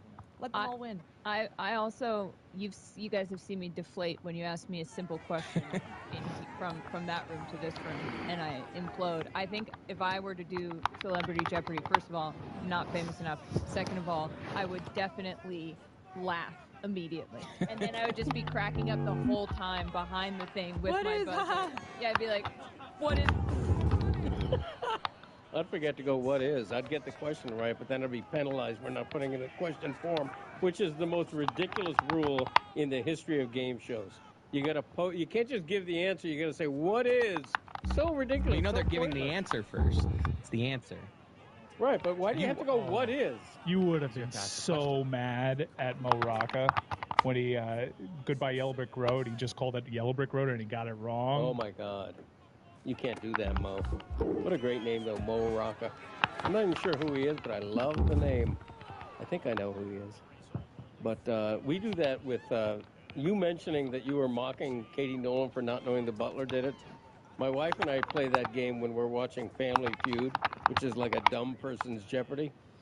And put it on the poll, please. It's absolutely right. But I mean, he's not wrong. Feud like a dumb person's Jeopardy. And my boy, that but person I is am a on huge fan now. of Lisa Ann.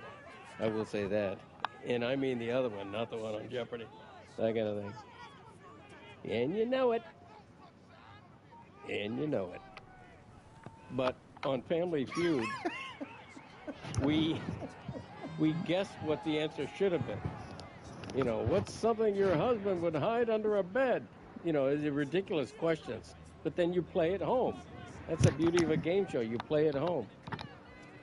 But yeah, I wouldn't. I'd be like you. I'd be so afraid to be betrayed and seen nationally as stupid that I'd be afraid to play.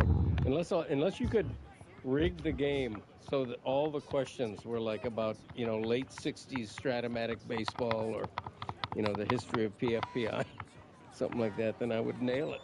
They found it. We have filibustered long enough. There I am, ladies and gentlemen, wearing my best $40 suit right there. Todd Klein dominated. Bill Reinhardt was great. I lost a friendship there because Todd Wright wanted to be selected for the middle seat, and I gave it to Bill Reinhardt, and then we lost by 50 points because Cam from Oklahoma. That buzzer, slow. Imagine me yelling at that buzzer while Chris Berman is introducing everyone to Boardwalk and baseball. You got to pick the team. I did. Yeah, I was the captain. I got one answer right. Landry. Ford. And look, your strategy is I'm just putting my hands over the button. That's right. I'm going to get there first. Yeah, beautiful head of hair, though. Fucking finally in the zone.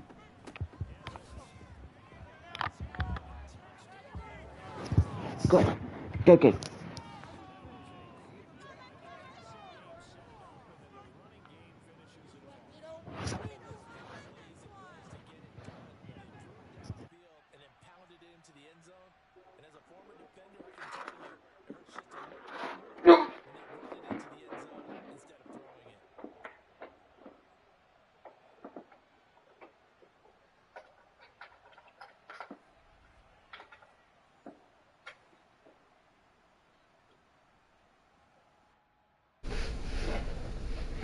I'm back, everyone.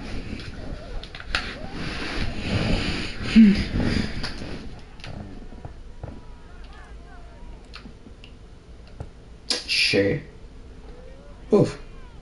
So last time I did that, I shanked it left and I was so salty. I was so salty. Yeah.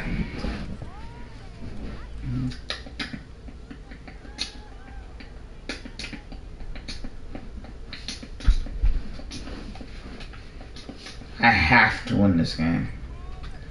Because it'll be really shitty way to end season.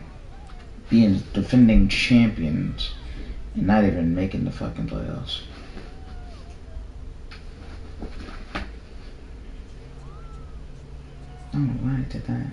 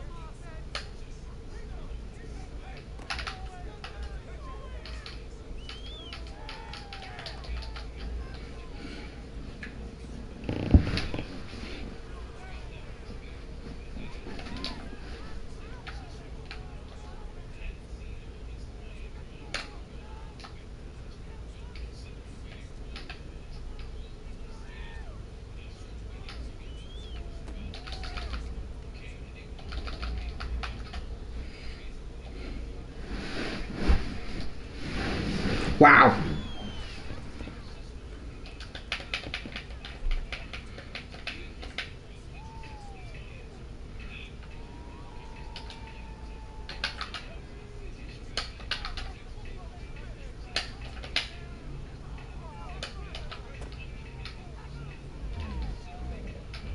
What?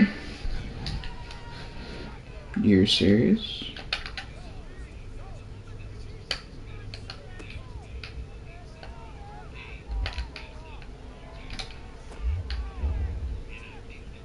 Wow, he actually caught that. That's a catch. What? That is bullshit.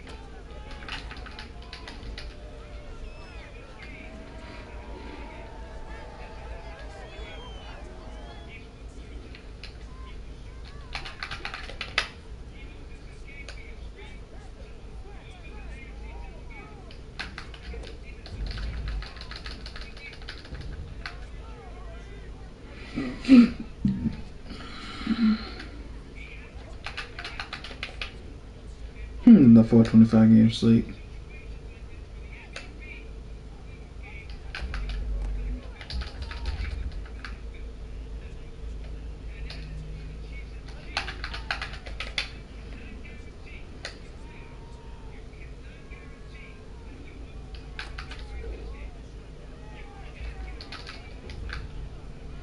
Davenport.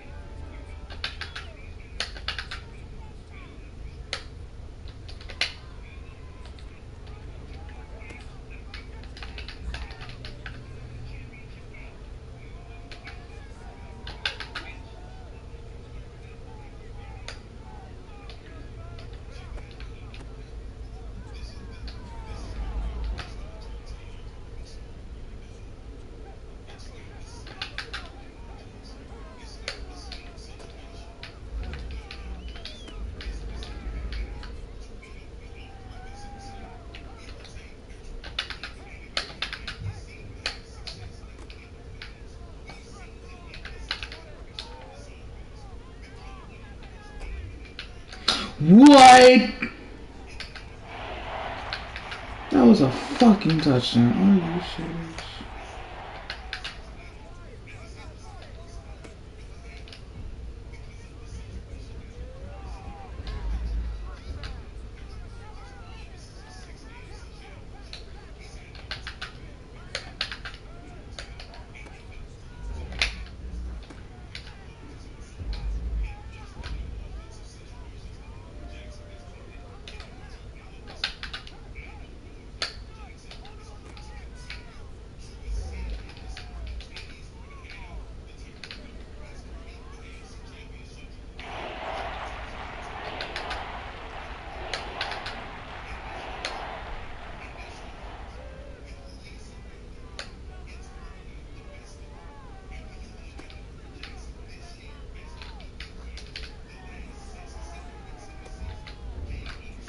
Yes.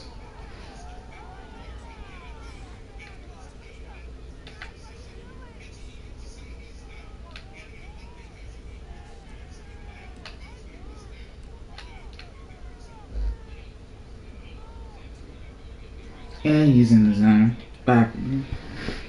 2 touchdowns, 5 picks. I'm not happy about that.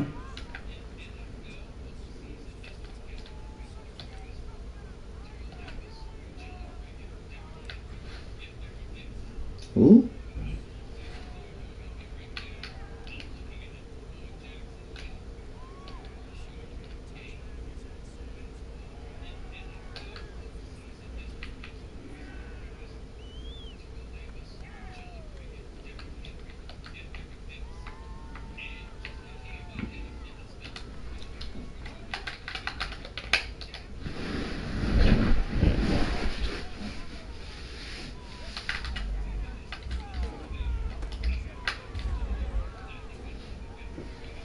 Alonta, how the fuck you fall on your ass when you hit sticking people?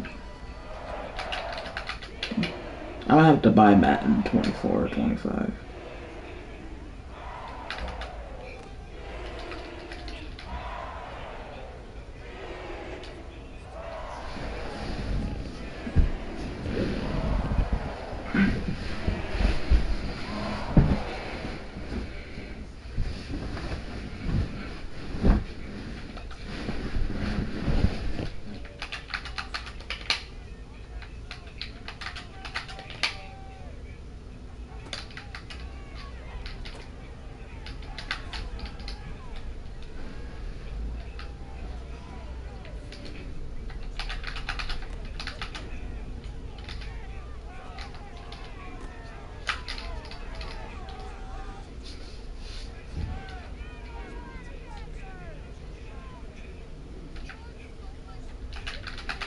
Literally did the same play dagger concept like 20 plays ago.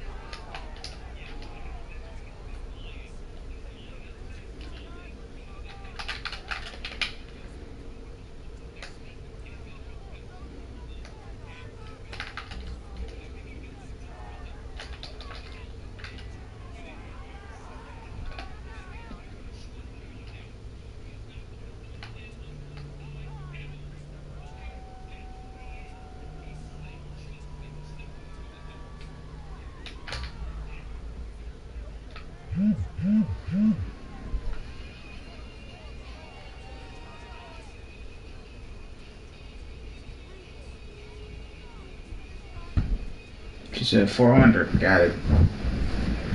Oh shit.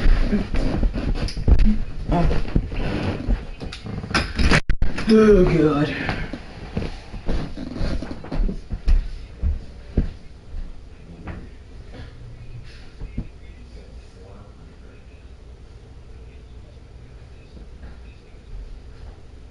Sure.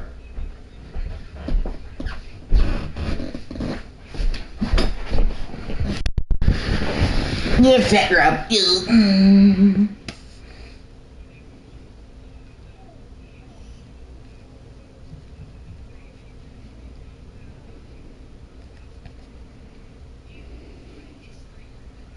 This one is a YouTube exclusive.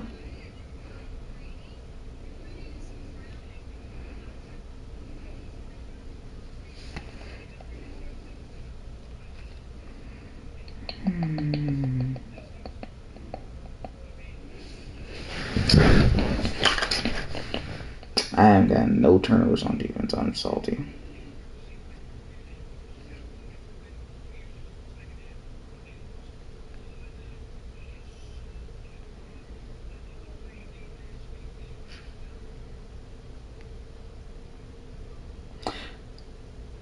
Oven is preheating as we speak.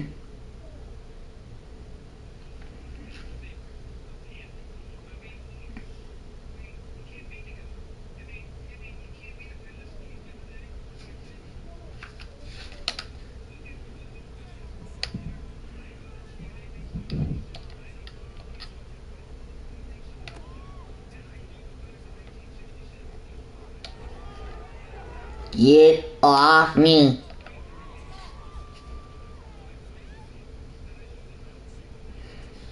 Michael Thomas with 2 touchdowns.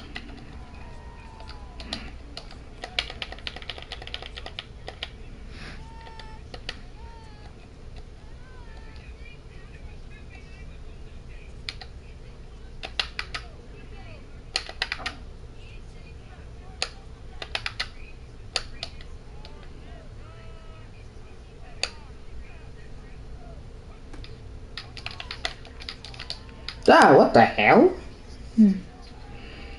That was weird. It sent him all the way upfield. I literally was...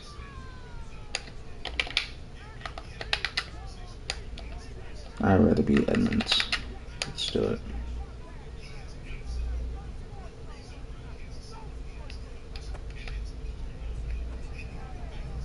Yeah. Are you trying to ruin your stats?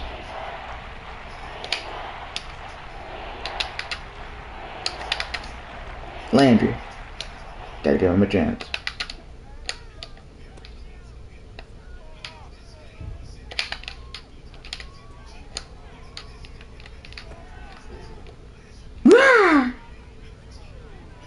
What?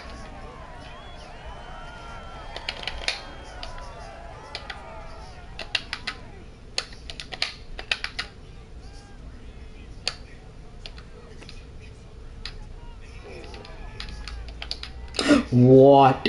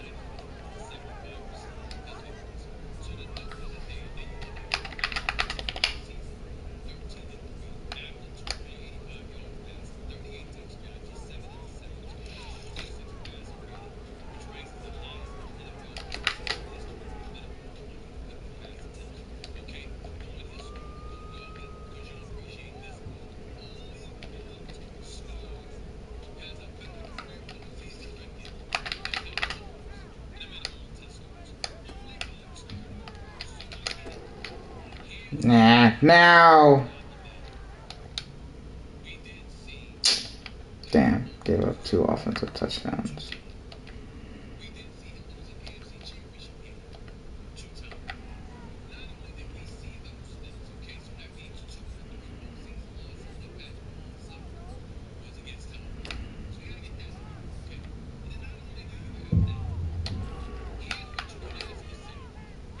$14 seconds, 33.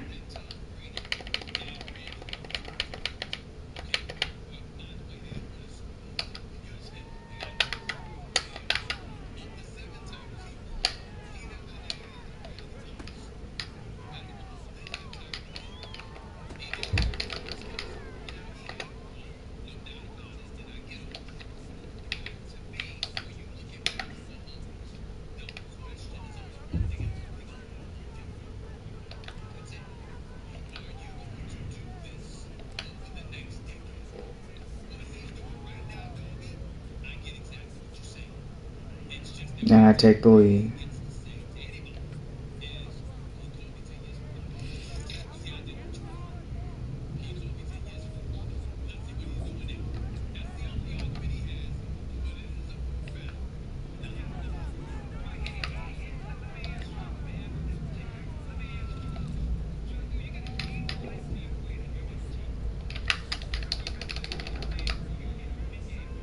The hell?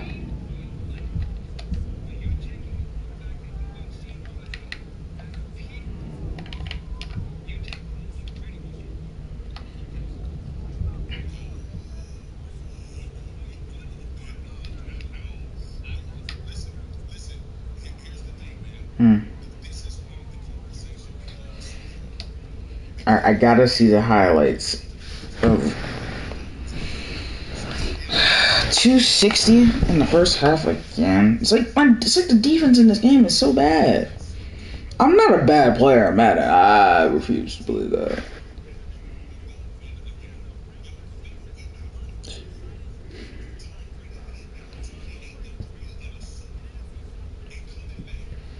Nah, Falcons are losing. That's a good thing.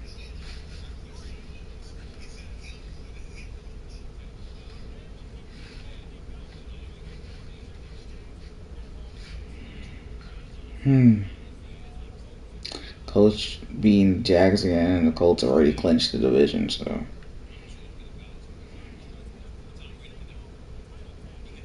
Cincinnati, though. 63 points last week? That was wild. When I saw that, I was like, what the fuck? Who did they piss off?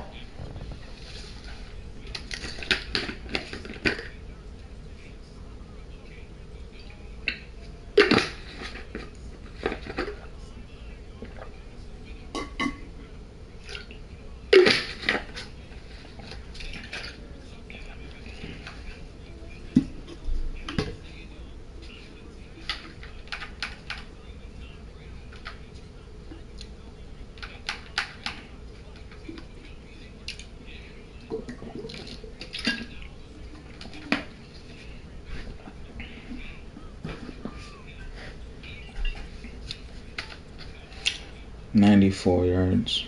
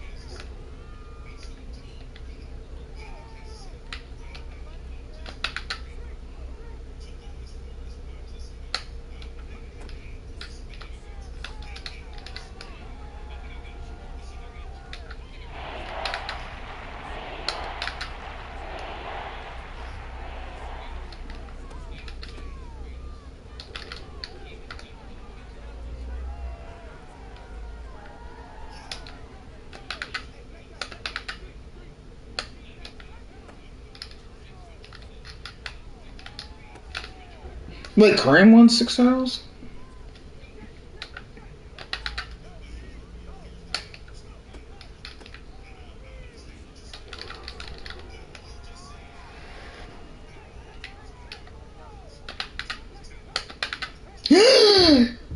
Landry!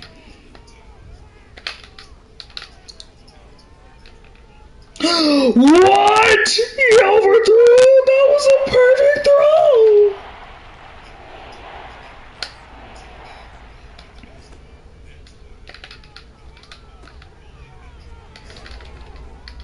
No, it's not.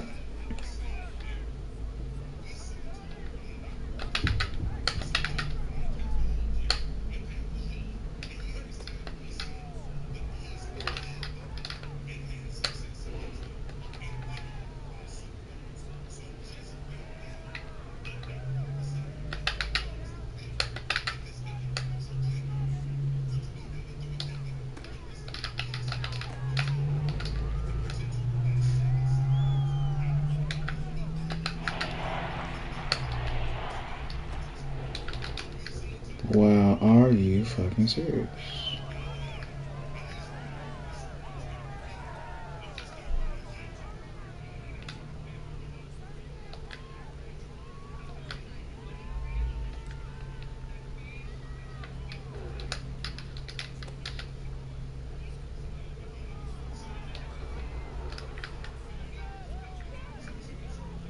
Yes, Deron Johnson, 4 straight games with a touchdown and 2 in the same game.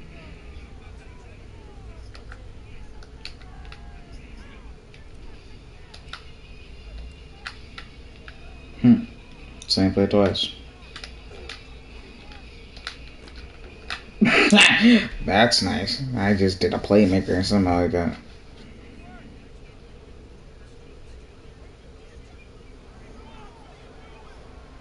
Technically 8 times because he won 2 as an assistant, so he technically has the most.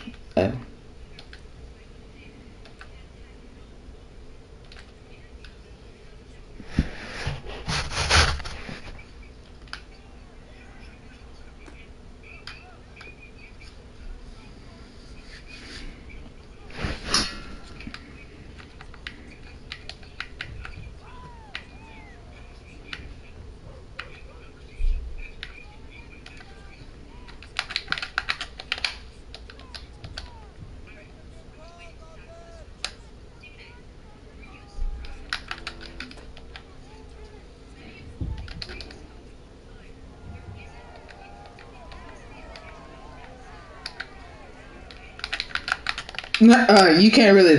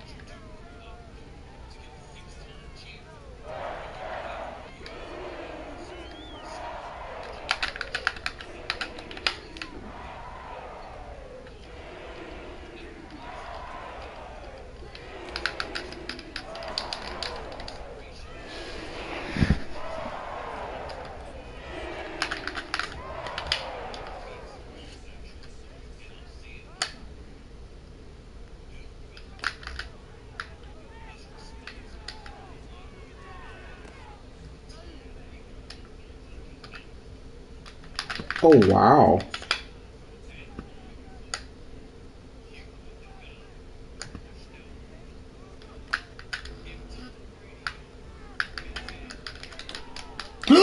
Oh, I almost picked it up.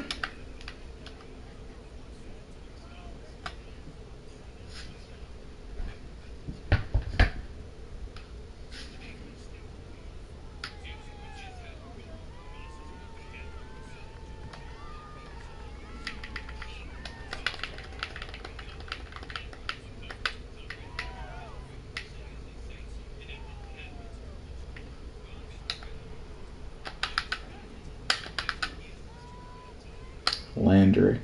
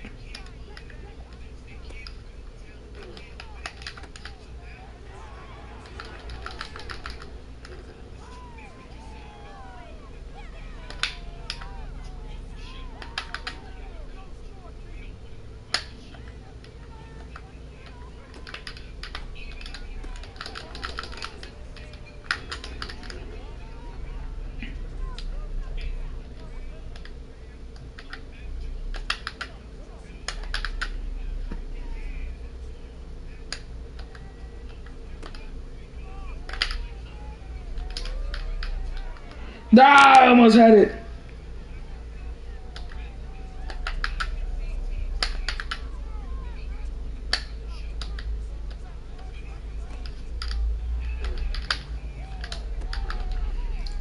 He caught it. Let's.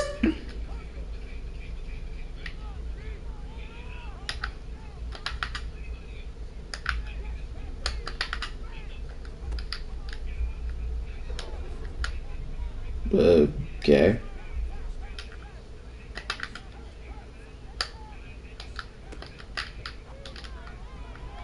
Oh no!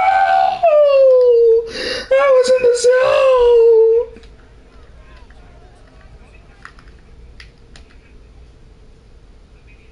zone. Davenport. This.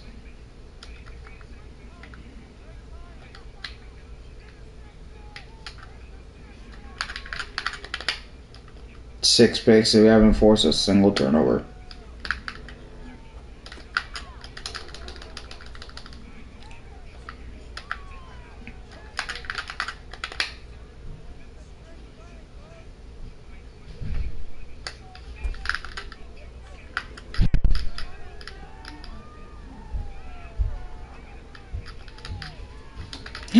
Yes, Alontae Taylor.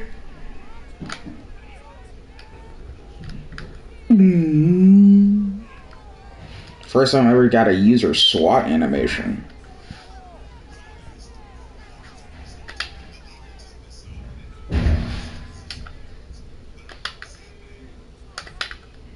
Thomas for the hat trick.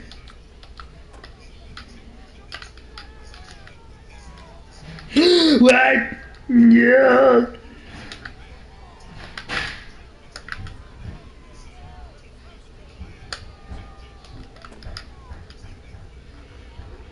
What the hell? Woof.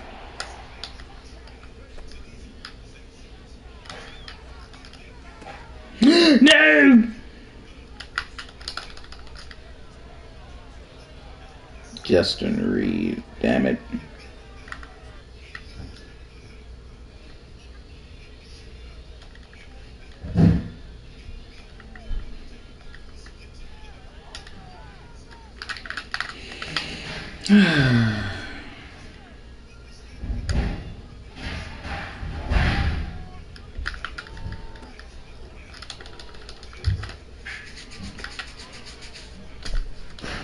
Probably, but a lot of people don't want to admit that because you can't pass it by. He's the greatest ever. Yes, he's an 8-time Super Bowl champion, 6 as a coach and 2 as an assistant.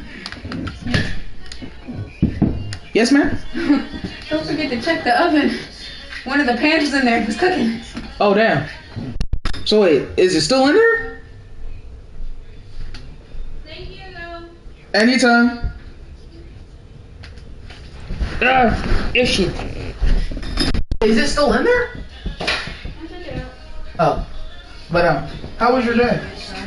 How was your day? It was alright. I had 2 fights in my class today. Oh, gosh. I had 2 fights, and then I didn't do any, I didn't make any, bookings today at the other job. Hopefully I can make some tomorrow. And we gotta work Saturday, so I only have 1 day off this week, which is Friday. My day off. My next day off is Friday and Saturday. I work tomorrow. I hope I get paid so then I can actually do an Uber. So I don't have to ask mom. Because I think she probably won't have to work tomorrow. I can't drop you off. I can pick you up. Okay. But I didn't see if I got paid yet because it's basically been 2 full weeks since I started. You gotta be careful though, because if you started on a pay week, then you'll get paid in 3 weeks. You should ask your, I guess the manager. Yeah, I should call them later tomorrow. Just be like, hey, do y'all get paid this week or next week? And then you'll know.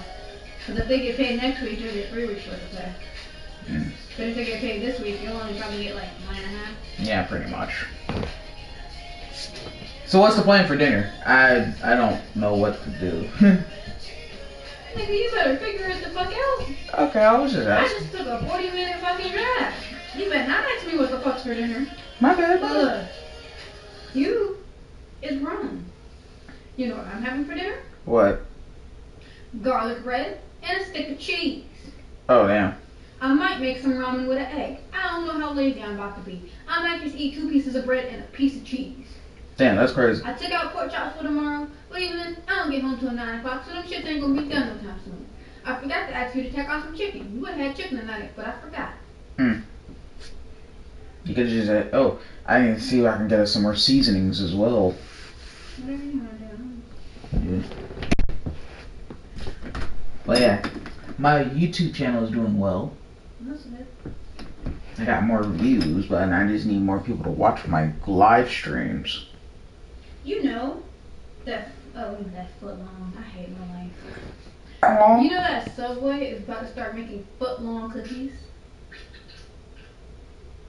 That means I can get a full of the raspberry cheesecake. I don't know what type it is, but they recently started. Oh my god, that sounds not only too much sugar, but that sounds good. Because I saw that they were releasing them. I didn't know when, but. But yeah, I just wanted to see how you was doing. It was alright. I can't really complain. It was still a good day. Yeah. Gotta go to work early tomorrow too. He asked me to be there at 4 o'clock, so I'm like, hope time goes by fast. And Friday, they say Saturday's supposed to go by fast because we only work from 10 a.m. to 1 p.m. So that's basically 2 hours with a 1 hour break in between. That's like 3 hours, and we usually work like 4 or 5, so it ain't bad. Yeah. It's gonna zoom by, so I ain't mad at it. And it's extra money in my pocket. Any bookings are extra, but that means they're gonna. I forgot to clock out yesterday. I do that sometimes too. I try to remember, but sometimes I forget. I just tell the person that I forgot. Yeah.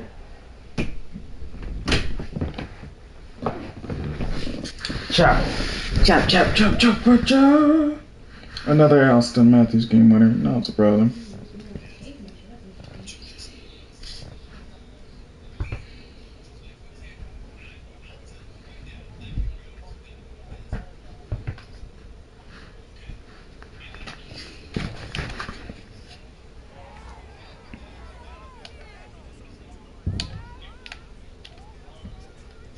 I have to win this game to keep my playoff hopes alive.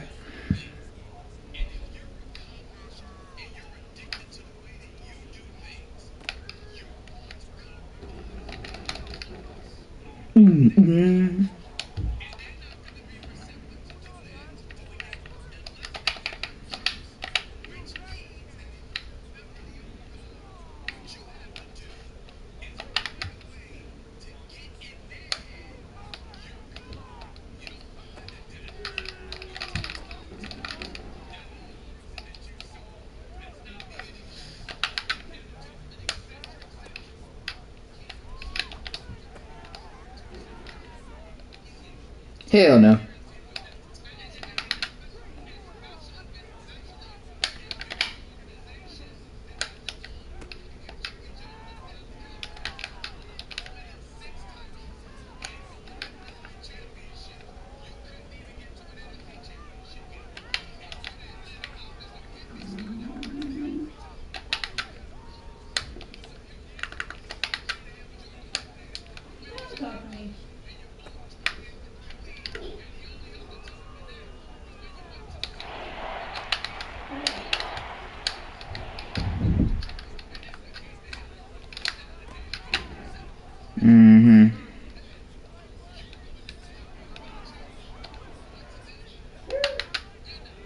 You're not.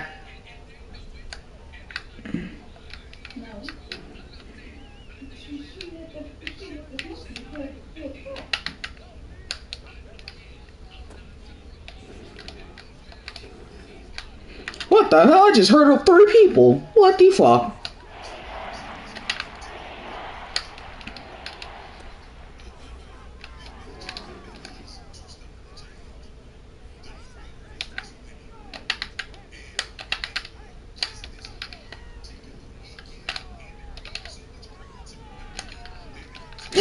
Hayden.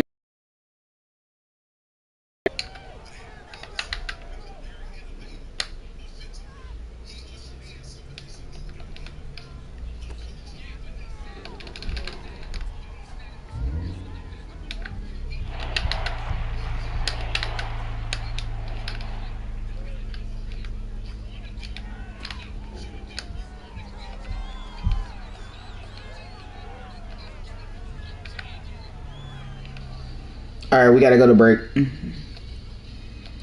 You know, I bet Stephen A. and Mad Dog's like, damn, do we always have to go to these damn breaks? Like, yeah, all these companies made enough money.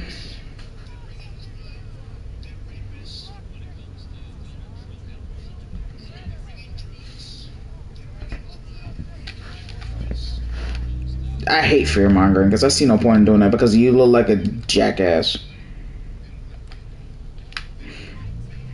If I even had millions of dollars in my, I wouldn't mind being told to. I just don't particularly care for it, but I wouldn't mind it because it's part of life. You just gotta suck it up and deal with it. It's just that fucking simple.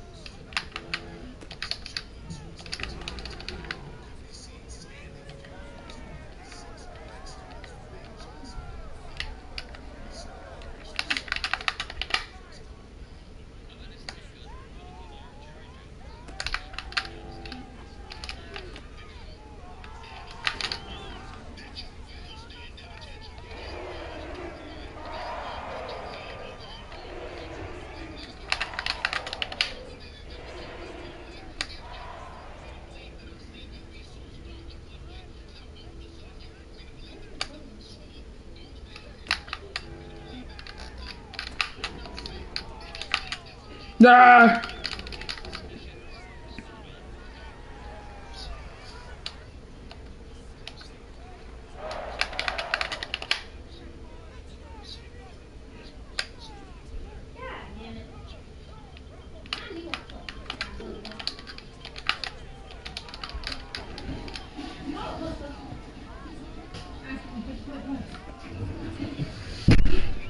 Ow.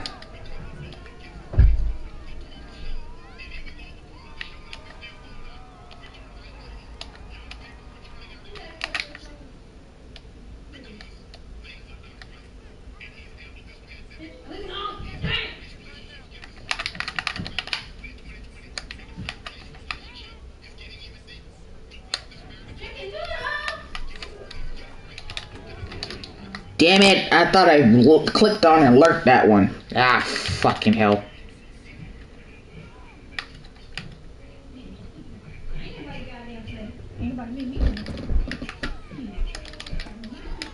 Well, damn.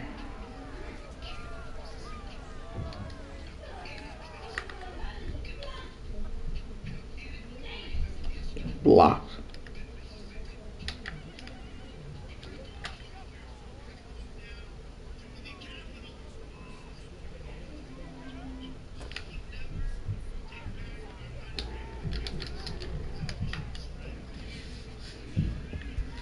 Trump, you're a bastard, and I hope you die.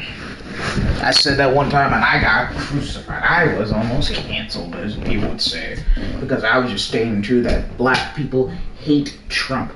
They cannot stand him. Even his own fucking family hates him. His own family hates his ass. And you know that shit's crazy when your own fucking family hates your ass.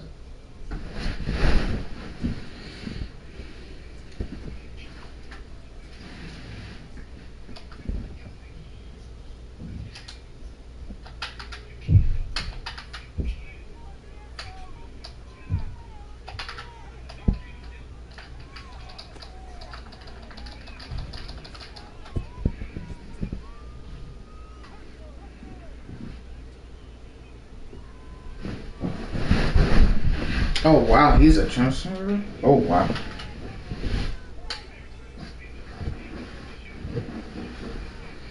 But he's doing really gross shit.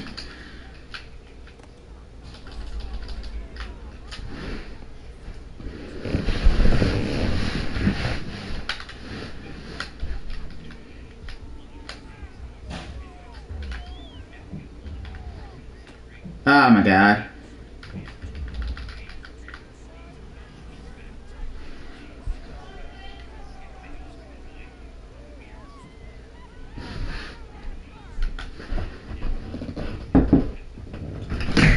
Did you put my garlic in the fridge? Yes, because it says refrigerator after opening. You could have left it out. It would have been fine. Just garlic. Mm.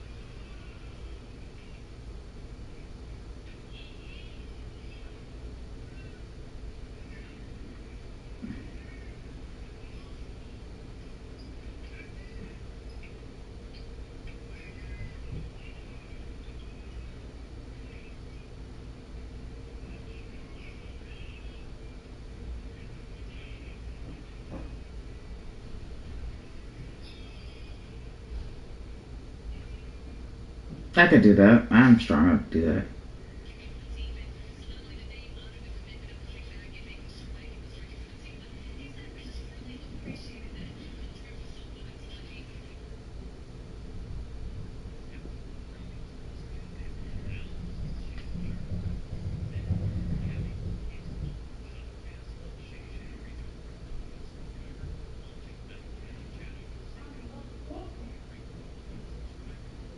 Mm.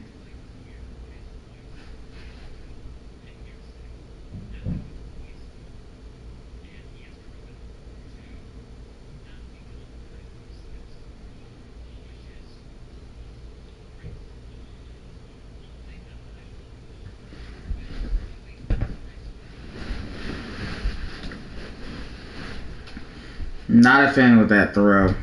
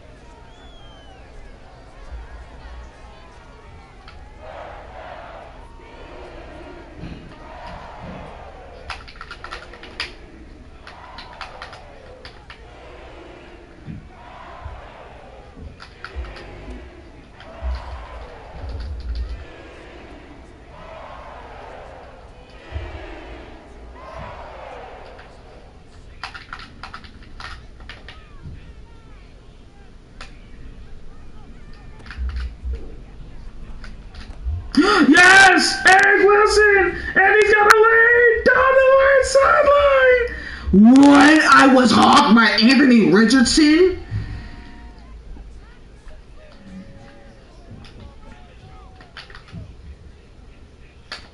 So I got, wait, do I need it 2 or 3? 2 turnovers. I got 2 now.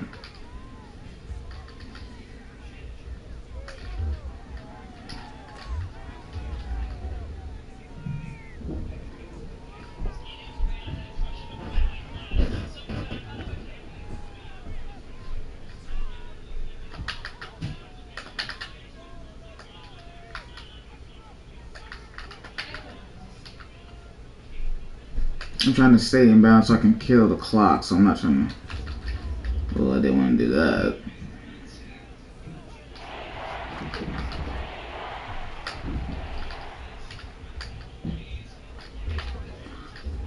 What the fuck? Oh, no, no, no, no, no, no.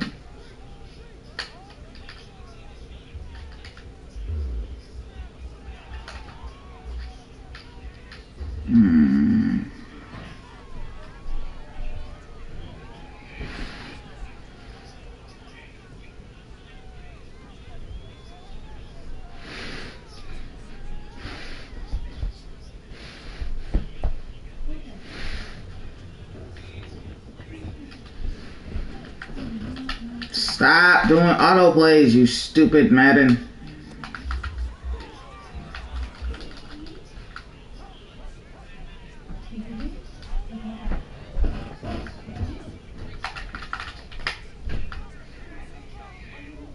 And Davenport's now on his own. Let's go. I basically caused the interception just for to throw another one back to back, and I'm like, you gotta be fucking serious.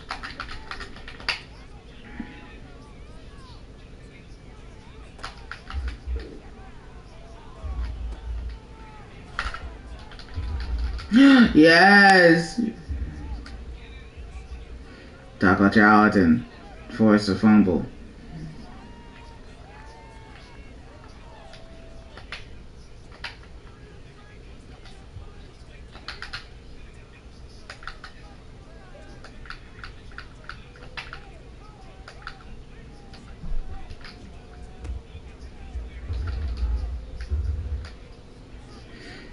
The Saints didn't need to put up that many points. It could have put up like 20 points, would have been enough. 48, that was a little excessive, and that's why Dennis Allen honestly should have been.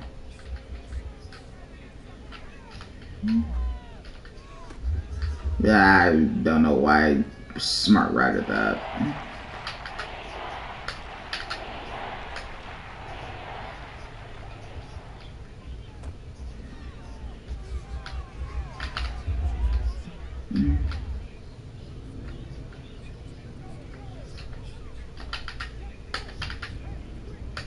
Trying to see if I can get hit in hers.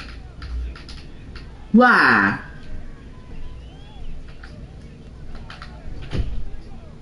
NFL record.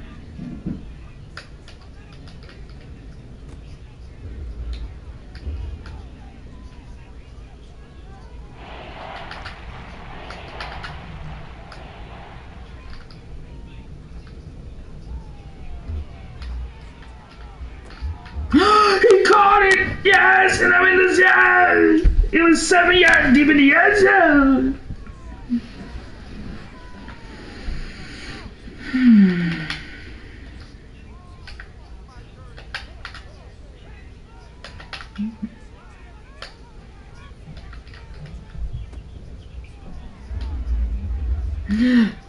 Wow.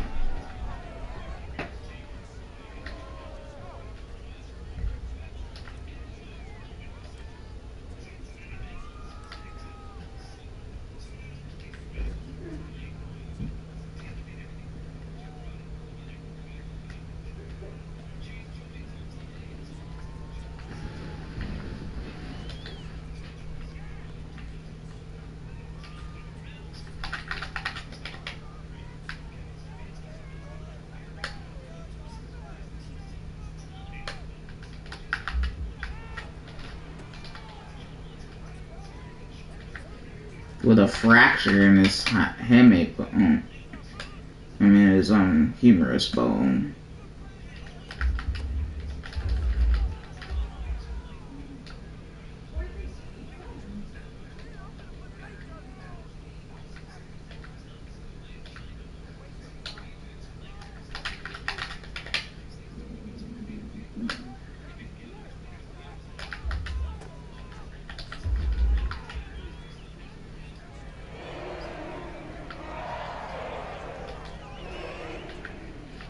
That's nice.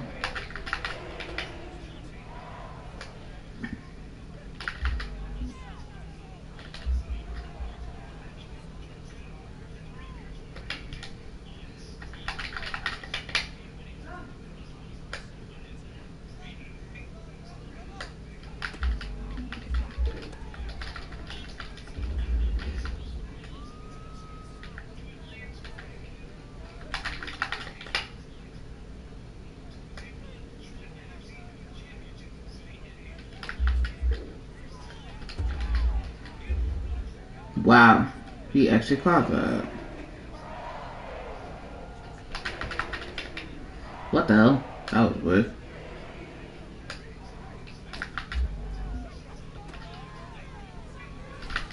Oh my god, are you serious?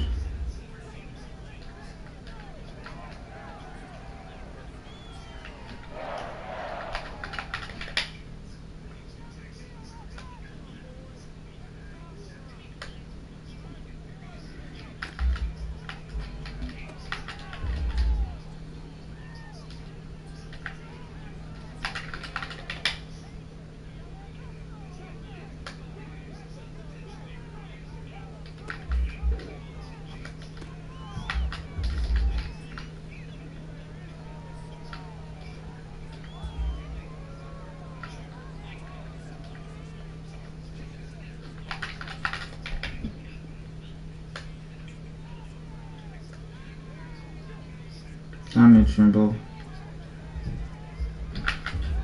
No.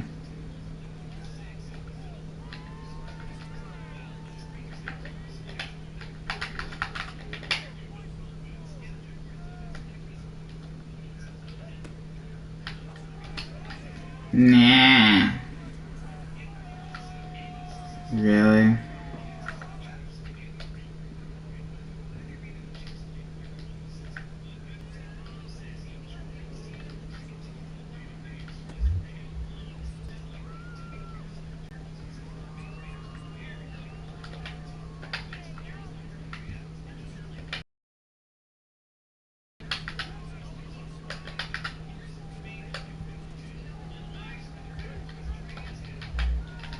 Yeah.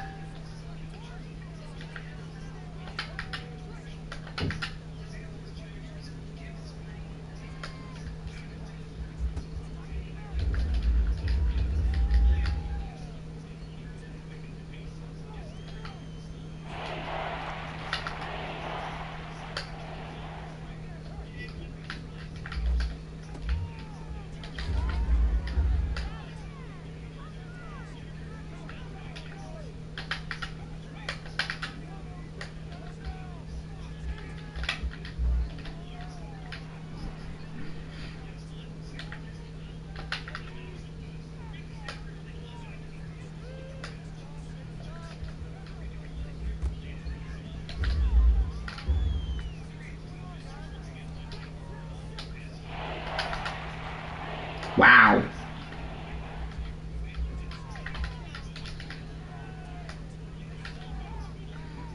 What?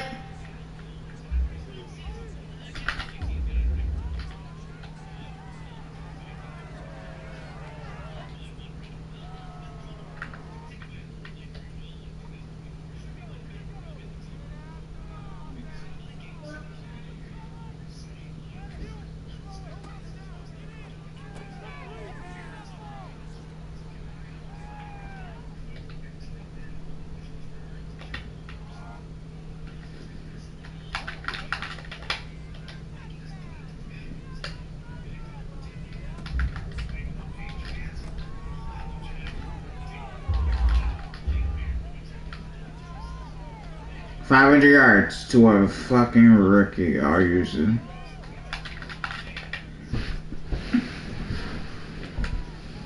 He got us fucking fired.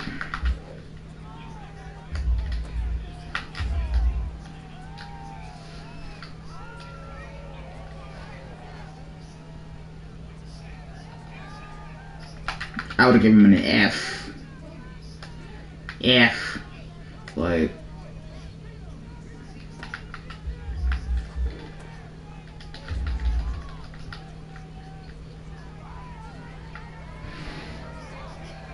Yeah, Hurricanes Bruins just ending, so I'll be able to catch up and watch the ending of the game between the Kraken and the Blackhawks. Just about to get underway in about 10 minutes.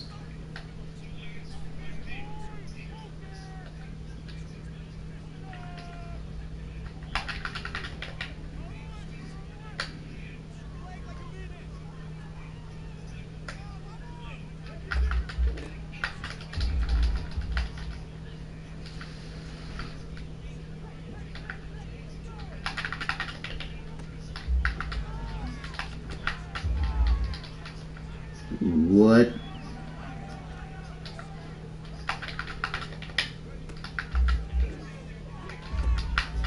Wow, are you fucking serious? I just lost the lead.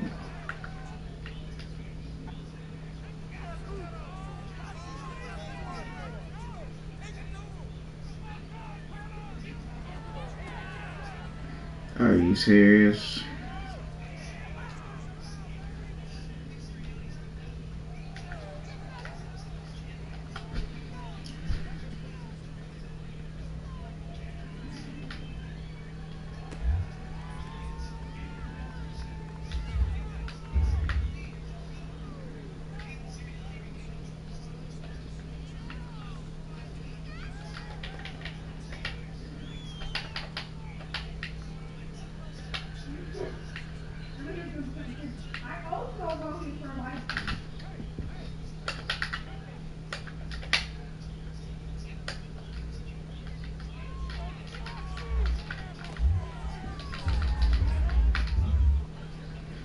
I got time. I got time.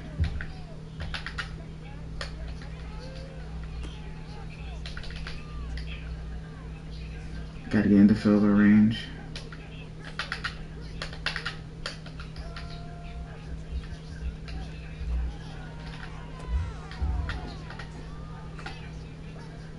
Shit. Perfect.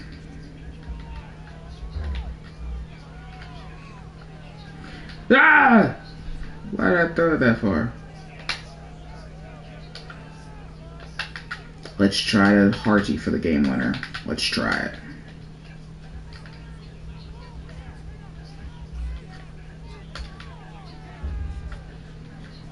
One more.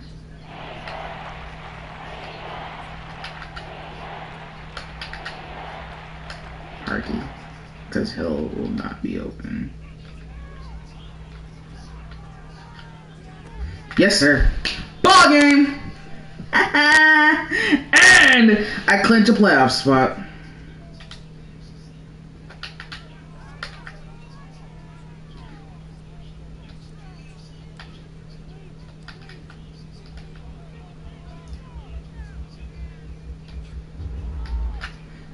Yeah.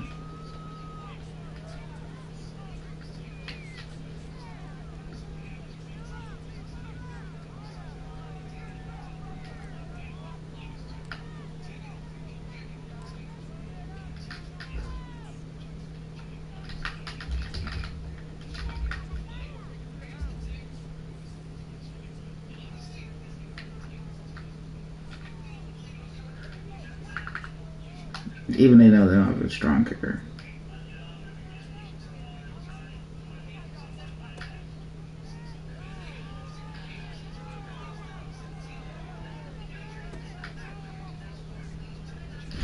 Yes! I clinch a playoff spot. Hopefully. 10-7 should get us in. But 10-8 should get us. Yeah, 10-7 should get us in.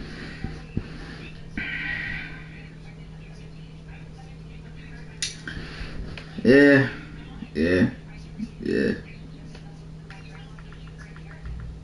It's not looking good when that many people have. When that many people have attribute updates, that's when you know we didn't make the playoffs. It's not looking good. It's not looking good, guys.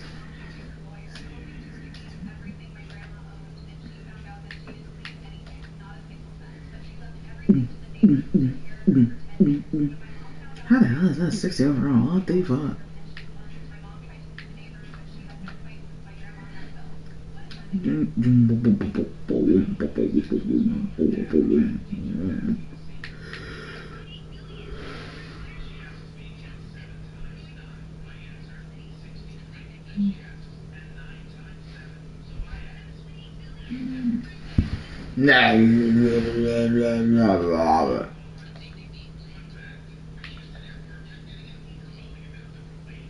It's like black people and Hispanic people can't say shit in this world, or we don't know anything. And I'm like, yeah, fuck you.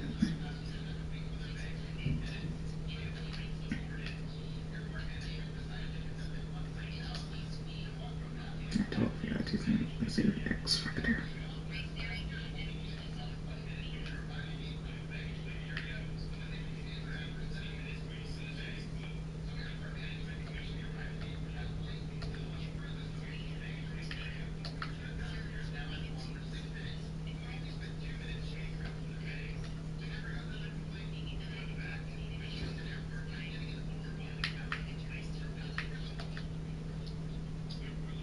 $11, $6, $10.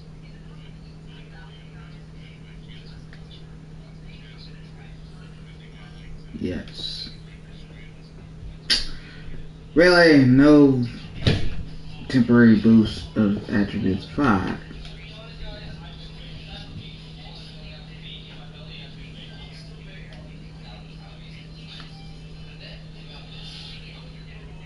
Five hit power, 5 catching, 5 plus morale for all defensive players. Let's go. Let's see.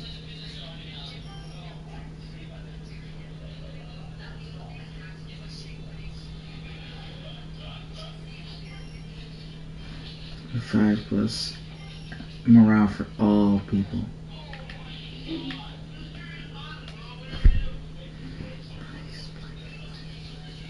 Yes! We made the playoffs! Let's start. We ended up as the 6th seed. Wow. Broncos ended up being the number 1 seed. Let's see. The one.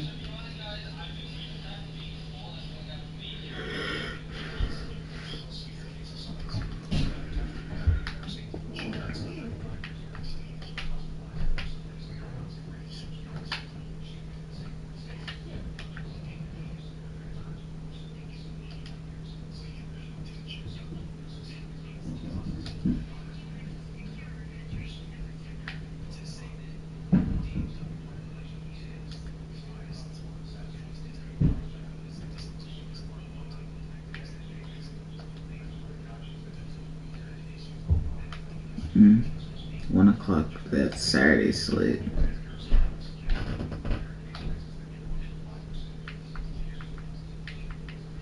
Wow. That loss eliminated the Bengals. 4 touchdowns for Burrow. Yeah. Yeah, Jamar Chase, T. Higgins.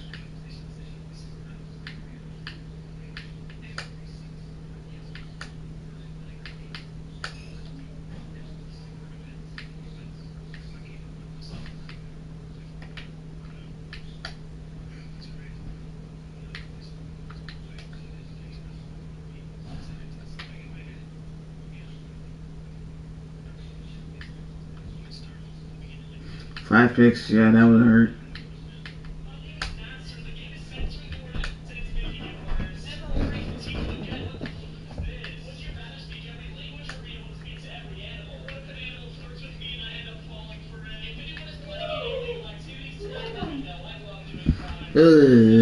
I hate Republicans because they're anti-human being. It's just a 68-yard punt. Good God, they're just anti-human being. That's just all it is to it. They just don't care for human beings other than their own. They don't even care about their own fucking families. People don't realize most of these people, they don't fucking care about their families.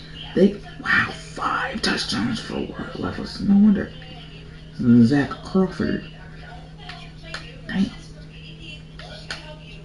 Yeah, Corey Davis, Justin Jefferson, DJ Chark, Herb Smith Jr. No wonder. They went nuclear.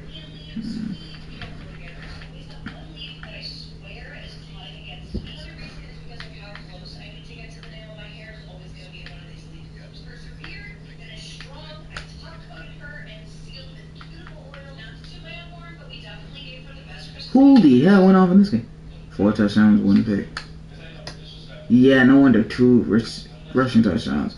Burrow had a touchdown. Kevin Bennett had a touchdown. Sheesh. Higgins had a touchdown. Jamar Chase had a touchdown. Boyd had a touchdown. Williams had a touchdown. So then how the fuck did they would have 60 points? 56 yards. Oh! Marvin Mims kickoff return for a touchdown. Good God. That is crazy. When I saw that stuff, I was like, what the fuck? Like,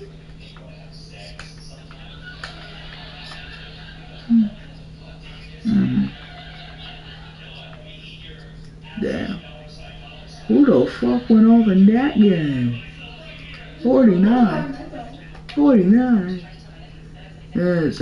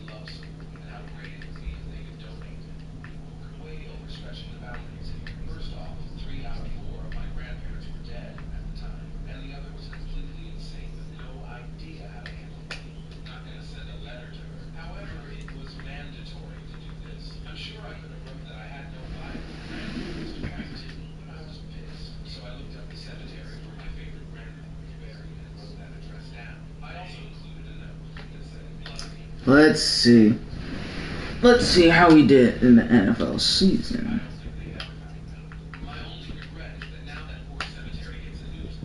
Wow. 5,700 yards I threw for. Most attempts, Tom Brady. Most attempts, most touchdowns, Joe Burrow. 51 touchdowns. 63 interceptions, not fun. 330. That would be an NFL record.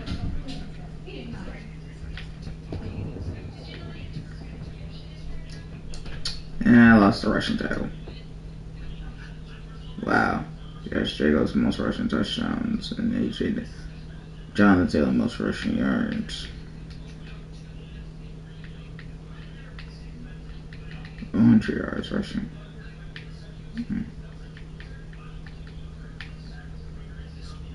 J.K. Dobbins. Okay. 69 yards. Okay, weird.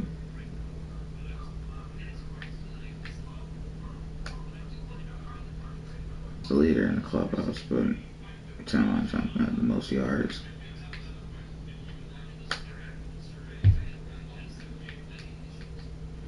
Childress, most sacks allowed. NFL record 272 total tackles.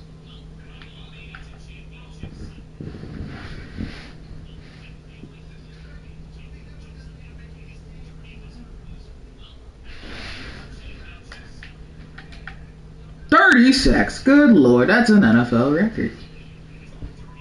30 sacks for Myles Garrett. Good lord.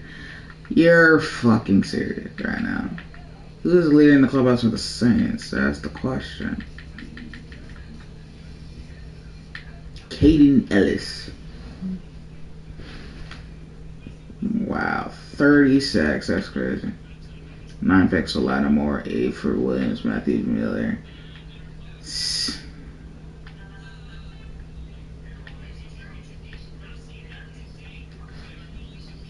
101 Eric Wilson.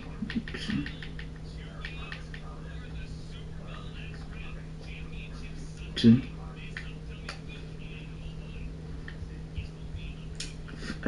Made every field goal, every punt, and every field goal, every extra point. I'm happy.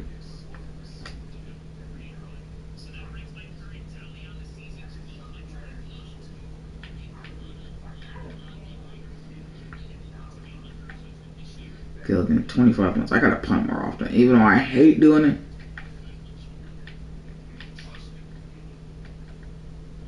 Four blocks, all in.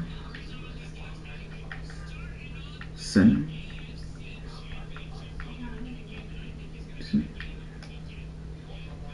Forker.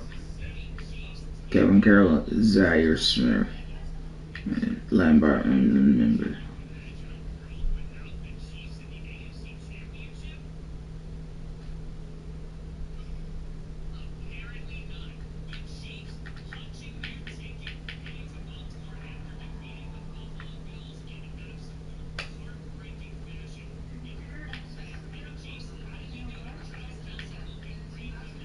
People saying target kickoff returns for touchdown. 63 interceptions. Not fun. Fewer points this year. Worse. Lions get with the most rushing yards. Most points allowed. Most sacks is Jets. Most fumbles.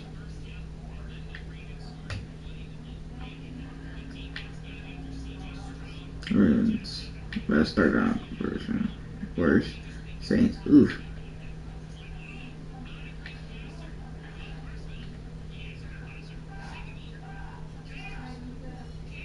I agree with Tom Grassi. Finally, a white guy to actually admit that a black quarterback can actually be a good quality quarterback in the NFL. About fucking time somebody fucking admitted that shit. 55% gotten better. 140 Jefferson. Most touchdowns tied with the Chiefs in the red zone.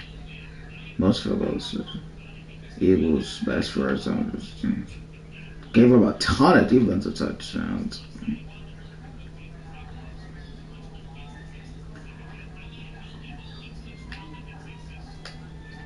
Damn, Patriots. Damn, Cowboys, y'all a dirty ass team. 122 penalties.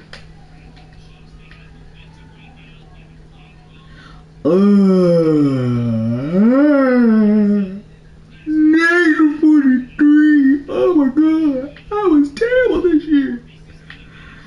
We were 10-7.